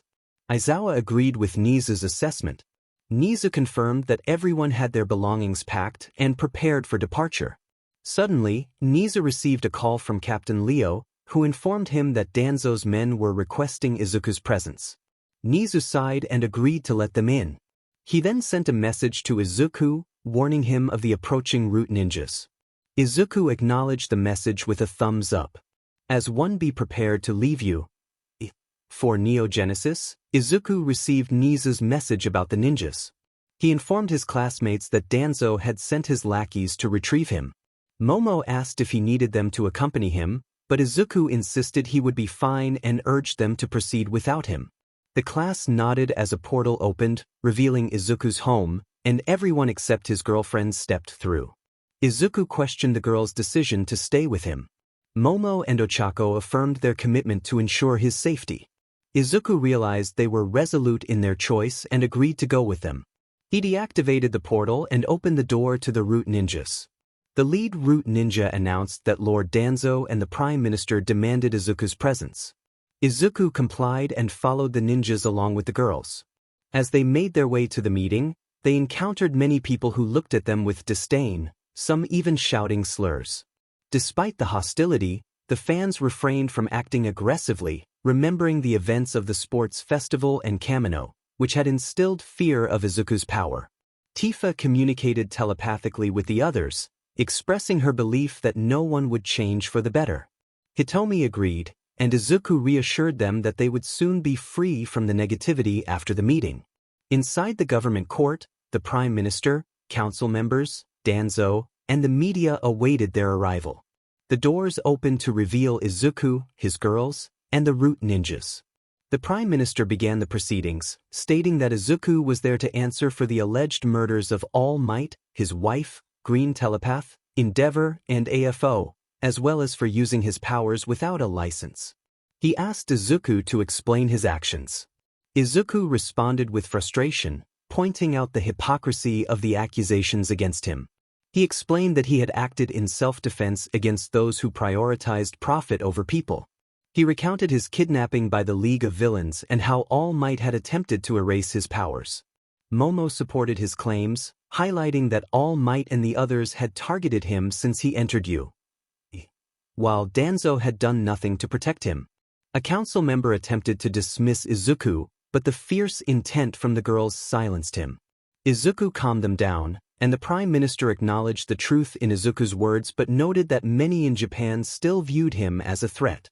Izuku countered, pointing out the double standards in how other students were treated despite their violent tendencies. Ochako and Hitomi defended Izuku, emphasizing his true character and the injustice of the situation. Izuku, feeling the trial was rigged against him, demanded to know his punishment. The Prime Minister, cutting to the chase, declared that Izuku was to be banished from Japan forever, giving him 3 days to leave or face severe consequences. As the media focused on Izuku, his hair obscured his eyes, but when they zoomed in, they saw a smile on his face. Izuku's expression conveyed a sense of defiance and determination, leaving the audience stunned. But them were pathetic. The Prime Minister was taken aback by Izuku's words. Izuku continued, expressing his disdain for the Council's willingness to banish someone capable of shaping reality while allowing heroes like 𝗵𝗏𝗏 to remain in their positions despite their disregard for public safety. He resolved to accept his banishment with dignity, calling out the Council for their cowardice. Momo echoed his sentiments, criticizing the Council for their actions following the fall of their heroes. With a final farewell, Izuku and his companions left through a portal, but not before issuing a warning to the Council about the consequences of their decisions. As they departed, the Council members and media were left in stunned silence. The media speculated that the Prime Minister had made a grave mistake, but the damage was already done. Meanwhile, Danzo had ordered his operatives to capture Izuku on the day of his departure, planning to erase his memories and replace them with false ones to manipulate him for his own agenda. 3 days later, while Class 1A attended the funeral of 𝗵𝗃𝗏 𝗔𝗂𝘁𝗵𝗏 and 𝗵𝗏𝗏, the root ninjas infiltrated USJ in search of Izuku. They found the dorms empty and began to worry about their mission. Suddenly, they were ensnared, and a screen flickered to life, revealing Izuku. He taunted them, revealing that he had anticipated their actions and had already escaped. With a press of a button, explosions erupted around USJ, destroying the buildings and eliminating the root ninjas inside. As the funeral continued, Class 1A and Danzo received alerts about the destruction of their school. Shocked and devastated, they mourned the loss of their sanctuary, vowing to seek revenge against Izuku. 3 years passed since Izuku's banishment, and Japan had changed dramatically. After the funeral, many celebrated his departure, while others called for his imprisonment for the perceived murders of 𝗵𝗏𝗏 𝗔𝗂𝘁𝗵𝗏 and 𝗵𝗏𝗏𝗏. The quirkless population found themselves defending against a surge of crime, as the absence of the fallen heroes left a void. News reports highlighted the chaos, while the quirkless and those with weaker or villainous quirks began to rise up, seeking to join Izuku's cause. The Prime Minister, alarmed by the unrest, enacted an executive order to prevent anyone from leaving Japan based on their societal status. However, many managed to escape to countries like North America, France, and the UK, with some even reaching Neogenesis. In the repaired dorm of Class 1A, the newly minted pro-heroes sat exhausted after a long day of battling criminals and trying to regain the trust of the civilians. 𝗧𝗏 expressed frustration over the lack of gratitude from the people they had helped, while Sato lamented the drastic change in public sentiment towards heroes. Iida blamed Izuku for the chaos, insisting that if he had known his place, things would be different. Mina and Mineta echoed his sentiments, blaming Izuku and the gods for their current predicament. Suddenly, a portal opened, revealing the god of light and the god of darkness. They confronted Class 1A, furious at being blamed for the mortals' failures. As tensions escalated, Mineta foolishly attempted to attack them, only to be swiftly dealt with, leaving the others in shock. The gods warned the heroes of their power and the consequences of their actions, asserting that they could easily eliminate them but would allow their chosen champion to decide their fate. Iida protested, insisting that the powers should have been given to All Might instead of Izuku. The gods dismissed his claims, stating that All Might would have betrayed his roots. Izumi, angered by their words, charged at the gods but was struck down when they erased her quirk, leaving her weakened and coughing. Her classmates rushed to her side as the gods departed, leaving a chilling reminder of their power. As Izumi lay on the ground, she vowed to return stronger, determined to confront the gods and their champion, believing herself to be the savior of society. Meanwhile, in Neogenesis, Izuku was inside the palace with his children, unaware of the turmoil unfolding back in Japan. It had been 3 years since Izuku, his friends, and the heroes who accompanied them arrived at Neogenesis after his banishment from Japan. Their lives had significantly improved. They enrolled in Neogenesis Academy, where they learned a great deal. By the time they reached their 2nd year, they took their hero license exams, but with a twist, They participated in the global exam and all passed. By their 3rd year, they had become fully fledged heroes. During their time at Neogenesis, the girls who had fallen in love with Izuku confessed their feelings after receiving their licenses, and he accepted their confessions. The teachers and staff from USJ were offered teaching positions at the academy and embraced the opportunity. The pro-heroes who had left Japan for Neogenesis enjoyed their new environment, benefiting from equal pay and better conditions without the constant scrutiny of the Hero Public Safety Commission. At that moment, Izuku was giving his children a tour of the palace, and they were in awe of its grandeur. Eri expressed her admiration, while Lucy and Koda echoed her sentiments, marveling at how cool and awesome everything looked. Izuku shared his hopes for their future, mentioning that this palace might one day be theirs to rule. Eri questioned her father's expectations, wondering if she could choose a different path, to which Izuku assured her that he and their mothers would support whatever decisions they made. Koda brought up the possibility of young love, prompting Izuku to humorously mention that he and their mothers would have a conversation with any boy who might break their hearts. Eri and Lucy confidently declared their determination to handle any heartbreak, and Koda joined in, affirming their resolve. Meanwhile, in Japan, the Prime Minister, along with the Council and the Hero Association, convened to discuss how to restore order to their country. One councilman lamented that Japan had become a war zone, while another noted the loss of international alliances and the lack of support from the UN. They were troubled by Neogenesis's rise to prominence and felt compelled to take action.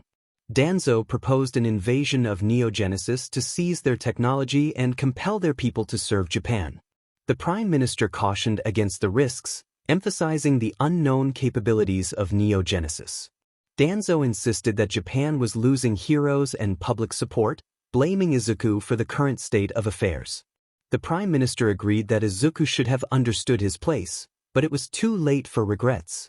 Danzo suggested capturing Izuku and using a loyalty seal to ensure his obedience once Japan was stable again. The council members considered this plan, and Danzo revealed a photo of Eri, Koda, and Lucy, plotting to kidnap them as leverage. Unbeknownst to them, 𝗧𝗵𝗃 was recording their conversation and would return to Neogenesis to inform Izuku and his allies of their intentions. Days later, the Prime Minister sent Hawks and a few pro-heroes to deliver a message to Izuku, unaware that 𝗧𝗵𝗃 had recorded everything. Meanwhile, at the League of Villains base, Dr. 𝗬𝗏𝗏 monitored his MSDR's progress. It had been 3 years since one of 𝗕𝗏𝗏's vessels was destroyed by Izuku. 𝗬𝗏𝗏 had anticipated that 𝗕𝗏𝗏 would transfer his soul to Shigaraki, but due to Izuku's actions, 𝗕𝗏𝗏 had retreated to his original body after the demise of 𝗵𝘃𝗁 during the Kamino incident. Kurojirai inquired about the MSDR's condition, and 𝗬𝗏𝗏 confirmed that he was back in action, testing the quirks he had stolen from others. Suddenly, 𝗕𝗏𝗏 entered the room, and Kurojirai asked if he was well. 𝗕𝗏𝗏 affirmed that he was in his prime and wanted to know the status of events. 𝗬𝗏𝗏 informed him about the pro-heroes heading to Neogenesis to discuss Japan's future with Izuku. 𝗕𝗏𝗏 was intrigued and instructed Kurojirai to assemble the generals for a meeting regarding an upcoming conflict. He then ordered 𝗬𝗏𝗏 to continue creating more nomas, noting that he had given Izumi a life-draining quirk after hers had been erased. At Neogenesis, Izuku and Boten were enjoying a conversation at a cafe. Boten shared details about her quirk, Spirit Guide, which allowed her to see and communicate with spirits, as well as assess the spiritual vitality of living individuals.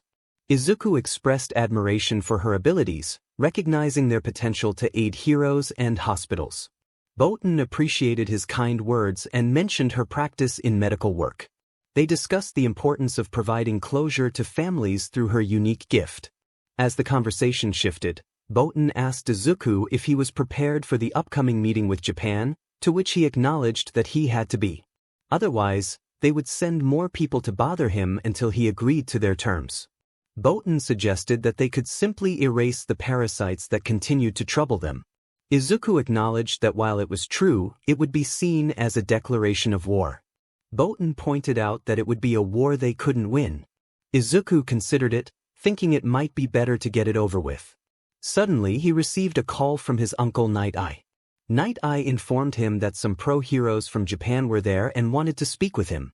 Izuku told his uncle he was on his way, and after hanging up, he and 𝗵𝗃 rose from their table. 𝗵𝗃 noted that the heroes had arrived, and Izuku confirmed it, ready to face the situation. He conjured a magic circle around them, warping from the cafe to the palace. At the palace, 𝗕𝗓𝗍 and his siblings stood before the pro-heroes, with Hawks at the forefront. One of the corrupt pro-heroes demanded that they bring out Izuku Midoriya, insisting that he needed to fix his mistakes. 𝗕𝗓𝗍 defended his nephew, stating that he didn't owe anything to those corrupted heroes. Hisashi added that they had created this mess by neglecting the quirkless and those discriminated against, focusing only on those with powerful quirks deemed heroic.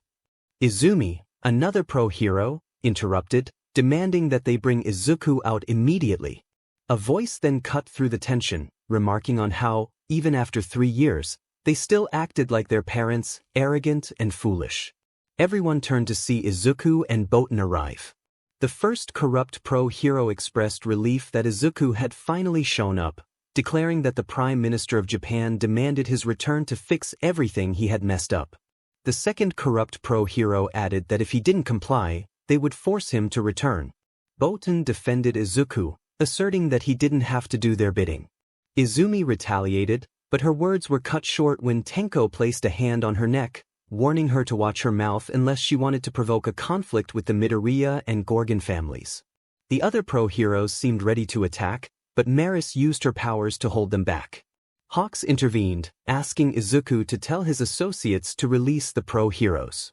Izuku instructed Maris and Tenko to let them go, and Tenko released his grip on Izumi, kicking her back toward the others. As Izumi prepared to retaliate, Hawks positioned one of his feather swords in front of her, signaling her to stand down, which she reluctantly did. Izuku then asked what they wanted, already knowing their intentions but choosing not to beat around the bush. Hawks explained that the Council and Prime Minister of Japan wanted him to return to help fix the country. The first corrupt pro-hero added that they demanded he hand over all his technology to improve Japan and pledge loyalty for life. Izumi insisted that he must also end all his relationships and enter an arranged marriage. The second corrupt pro-hero warned that if he refused their terms, they would declare war on Neo Genesis. The Midoriyas, Tenko, Maris, and 𝗵𝗃 exchanged glances before erupting in laughter, which only angered Izumi and the other corrupt heroes. Once the laughter subsided, Izuku stated firmly that he would not accept their demands. Hawks, not surprised, observed the unfolding situation. Izumi, frustrated, approached her former brother, insisting he listen to her. She threatened to drag him back to Japan and make him comply. However, 𝗵𝗃 slapped her, prompting outrage from the first corrupt pro-hero, who claimed it was an act of war against the former number one's child. 𝗵𝗃 dismissed their concerns, showing no regard for their threats. Izumi charged at 𝗵𝗃, but Tenko intercepted her, delivering a swift punch to her face. The second corrupt pro-hero cursed the Midoriyas, and as tensions rose, Izuku snapped his fingers, binding the pro-heroes in chains, except for Hawks. He declared that he would not return to Japan, nor would he break up with his girls for their twisted agenda. He also made it clear that Neo Genesis would not provide them with any technology. He warned them to leave and never return. Izumi, furious, cursed Izuku for not being the weak idiot she expected him to be. Izuku rolled his eyes, reminding her that the version of him she knew had died when she put him in a coma. The first corrupt pro-hero threatened that they would call a meeting and force him to comply. Izuku smirked, confident that they would ultimately fail, and with another snap of his fingers, he sent the pro-heroes back to Japan. Tenko remarked that it seemed they were heading for war, and Izuku confirmed it, instructing everyone to prepare. 𝗕𝗓𝗍 reassured him that they would be ready to face the challenge. Hisashi agreed, while Tatsumaki noted that Japan had missed its chance to change. Fubuki echoed the sentiment, and Izuku speculated that Japan would become desperate for power, possibly even teaming up with the League of Villains. Meanwhile, at the League of Villains base, AFO met with his generals at a round table, discussing the recent events. Flecht expressed concern about their plans for world domination, noting that they no longer had the Yakuza making 𝗕𝗏𝗁 bullets after Izuku and his allies had dealt with them. 9 added that attempts to kidnap Izuku had failed. AFO contemplated their situation, acknowledging that Neogenesis had become a significant thorn in their side. Not only that, but Izumi informed that Izuku would not assist Japan in restoring order, and the Prime Minister planned to call a world conference for all countries to discuss Neogenesis. Despite their expulsion from the UN, 𝗧𝗪𝗧 questioned how they could hold a world conference without being part of the UN. AFO speculated that Izuku had already communicated to the UN about Japan's longing for a conference to address Neogenesis and its growing power over the past 3 years. Valdo inquired about the location, and AFO revealed it would be in Austria, a neutral territory. They intended to make their presence known and declare war on Izuku Midoriya and his kingdom. 9 asked when they would depart, and AFO instructed them to have their armies ready and trained within a week. A week passed, and many leaders from various countries arrived in Austria, accompanied by some of their members and pro-heroes. They awaited the arrival of Neogenesis. The Japan Prime Minister expressed frustration, insisting that Izuku better show up, as he had denied assistance to his BRTH country. A council member echoed this sentiment, stating that Izuku was responsible for the current chaos and should rectify it. Another member lamented that Izuku had even refused to share their technology. Danzo reassured everyone that once they convinced others that Neogenesis was too powerful, they would gain support, or it would lead to war. Star and Stripes whispered to her husband, commenting on the hopelessness of the situation, and Chrysor agreed.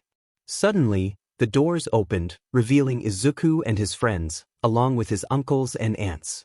They greeted the North American president and representatives with smiles while casting a stern look toward Japan. The Austria Prime Minister expressed relief that Mr. Midoriya had arrived, as there were concerns about his attendance. Meanwhile, Japan silently wished they hadn't shown up. Izuku apologized for their tardiness, explaining they had been helping people along the way. The Austria Prime Minister welcomed them and prompted the country leaders to introduce themselves. Once introductions were made, the Austria Prime Minister initiated the World Conference, addressing Izuku. He noted that Japan claimed Izuku refused to share resources and assist in rebuilding their country.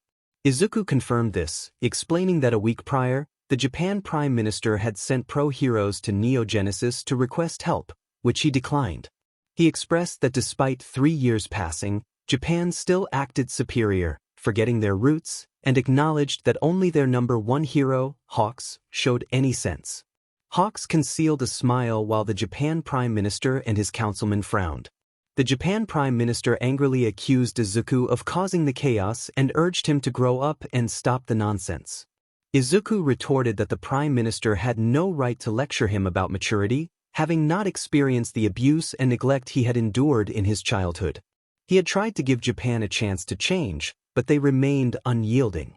A council member insisted that Izuku and his group possessed too much power and must return to Japan to fix the mess they created. He further declared that Izuku and his companions would be separated and placed in arranged marriages for the greater good.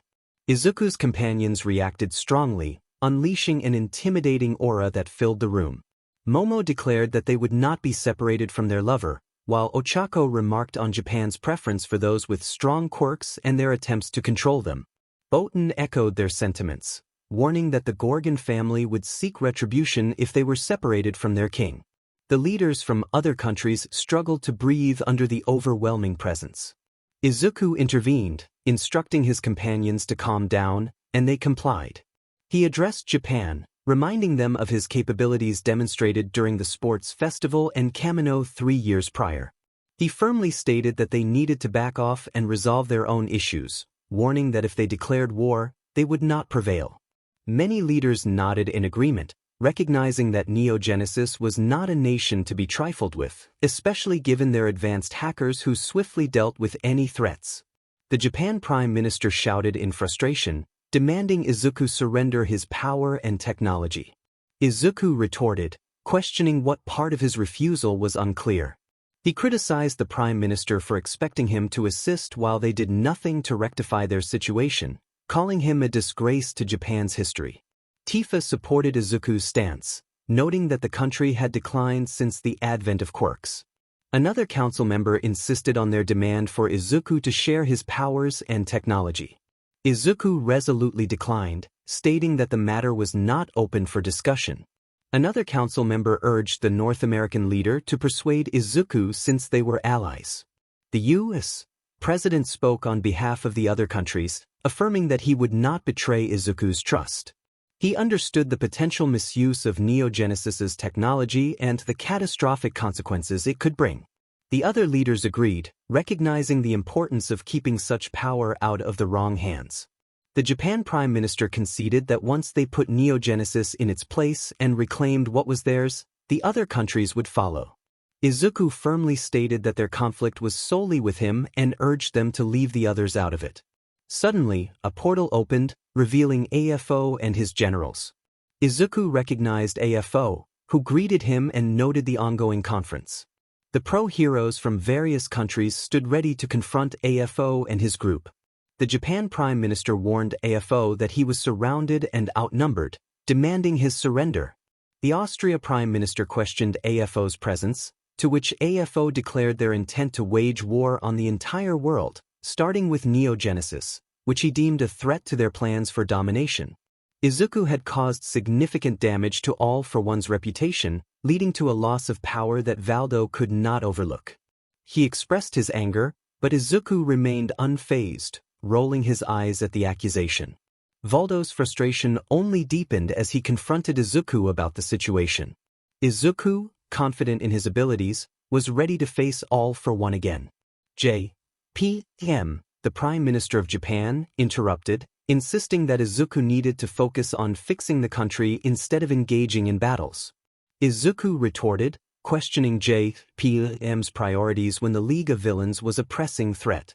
𝗕𝗏𝗏 seized the moment to propose a tempting alliance, suggesting that if Japan joined forces with the League, they could easily defeat Neogenesis and dominate the world. The room fell silent as everyone, except for Izuku and his friends, awaited 𝗕𝗶𝗃𝗏's response. The Prime Minister, weighing his options, ultimately chose to side with the villains, shocking the others present. He dismissed their outrage, claiming he was forced into this decision due to Izuku's actions. Izuku sarcastically pointed out 𝗕𝗶𝗃𝗏's immaturity, noting that he had not changed in 3 years. 𝗕𝗏𝗏 smirked, declaring that Japan and the League had declared war, and Izuku prepared himself for the impending battle. As the villains departed, Izuku's allies expressed their commitment to stand by him. They assured him that they would provide temporary sanctuary for those Japanese citizens who wished to escape the conflict.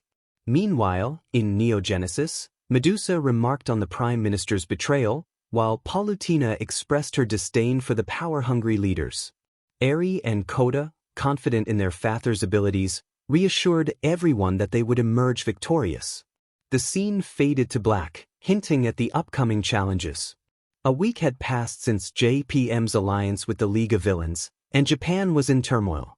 Many citizens fled the country, while others chose to fight against Neogenesis. Countries around the world welcomed the fleeing Japanese citizens, hoping to protect them from the looming threat. Some even joined Neogenesis in an effort to combat the corruption in Japan. Izumi gathered her friends in her room to discuss her plan. She explained that after Izuku defeated 𝗕𝗏𝗏, he would be vulnerable, and she intended to strike at that moment to claim his power for herself. Her friends listened intently as she outlined her theory about how power could transfer to the last person a hero thought of before their defeat. They agreed that once she had Izuku's power, they would be unstoppable. With a sinister determination, they plotted to reshape the world according to their vision, where only the powerful would thrive and the weak would be subjugated. Unbeknownst to them, Izuku's familiar, 𝗧𝗪𝗡, was recording their conversation and would soon reveal their treachery. In a separate meeting, Danzo, 𝗕𝗏𝗏, 𝗕𝗶𝗃𝗏, and Japan's councilmen strategized on how to defeat Neogenesis and seize control of the world. 𝗕𝗶𝗃𝗏 asserted that Japan's future could not be left to the youth and idealists, as Neogenesis had become a formidable force. The councilmen acknowledged the threat posed by Neogenesis, which had united various factions under a banner of progress. Danzo expressed his disdain for those who pursued an idealistic utopia, emphasizing that true peace often required darker means. 𝗷_𝗏 offered a solution, suggesting that they could orchestrate Neogenesis's downfall and claim the remnants of their society.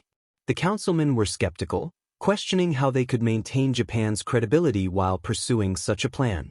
𝗷_𝗏 assured them that he could provide the control they desired, leveraging Neogenesis's advanced quirk research to their advantage. Danzo pointed out the formidable security measures in place, indicating that they would need an internal collapse to succeed. 𝗷_𝗏, with a knowing smirk, turned to Danzo, recognizing him as the emissary of invisible wars, and proposed that he orchestrate the chaos from within. A few rogue heroes planned to infiltrate Neogenesis, setting off a chain of events. The Prime Minister questioned what would happen when Neogenesis collapsed, to which 𝗷_𝗏 replied that he would rebuild it under a new banner, one loyal to the Prime Minister. He envisioned a nation of order, free from the constraints of freedom, promising peace for the Prime Minister and evolution for himself. A councilman raised concerns about the public, the media, and the United States, but Danzo reassured them that he had faced worse challenges. He suggested feeding the public an illusion of heroism through controlled opposition and sanctioned villains, ensuring that the people would never question who was truly in control as long as they felt safe. The Prime Minister agreed, envisioning a new Japan rising under their control. The men laughed, confident in their ability to eliminate anyone who opposed them, unaware that 𝗷_𝗏 planned to betray them as soon as he took over Izuku's body. Meanwhile, 𝗧𝗵𝗵𝗃 recorded everything and flew back to Neogenesis. At the palace, Izuku and his allies watched the new recruits training for the impending war against Japan. They had been assisting those who fled Japan after the Prime Minister allied with the League of Villains, even helping military enlistees with strategies and combat training. Izuku noted their determination to eradicate the corruption plaguing Japan and restore it. Ochako agreed, commenting on the large number of people enlisting in the army, while Momo speculated that many sought normal lives away from war. Tifa echoed her sentiment, and Hitomi asked Izuku how much time remained before the war began. Izuku informed them that they had a month, revealing he had created a training facility where one day outside equated to a year inside, allowing the recruits to remain the same age while facing challenges for the upcoming fight. Yang complimented his ingenuity, and Izuku thanked her. Tenko reminded them not to neglect their own training, and Izuku acknowledged the need to stay in top shape. Suddenly, 𝗧𝗵𝗵𝗃 returned, replaying the recorded footage. Izuku expressed his disbelief that someone thought they could gain his power by eliminating him, while Momo firmly stated her refusal to marry Mina due to her toxic nature. Tenko noted that their enemies had sent heroes to undermine them from within. Izuku confirmed this and believed Tenko's fiancée could find and eliminate them. At that moment, Maris arrived at the palace, bringing with her 3 heroes tied up in quirk-canceling ropes. She explained that she and Captain Leo had discovered them speaking with Danzo and 𝗷_𝗏 after training. Izuku inquired if they had gathered any information, and Maris confirmed they had. The captured heroes declared their intent to dismantle the army from within, boasting about Japan's superiority and their longing for revenge. Izuku dismissed their claims, stating that they were merely individuals unable to accept their defeat. One of the heroes blamed Izuku for their situation, insisting he should have known his place. Izuku found their complaints tiresome, comparing them to others he had encountered. Maris asked what they should do with the captives, and Izuku devised a plan. The following day, Danzo, along with his associates, entered their office to find a large package. One of the councilmen opened it, revealing something shocking. Inside were the heads of the 3 heroes they had sent to undermine Neogenesis, accompanied by a note. The note read that their attempt had failed and that Izuku had someone capable of discerning good from evil. It concluded with a defiant message for 𝗷_𝗏. Furious at the failure of their plan, Danzo and his associates shouted in anger. The screen faded to black, hinting at the upcoming war.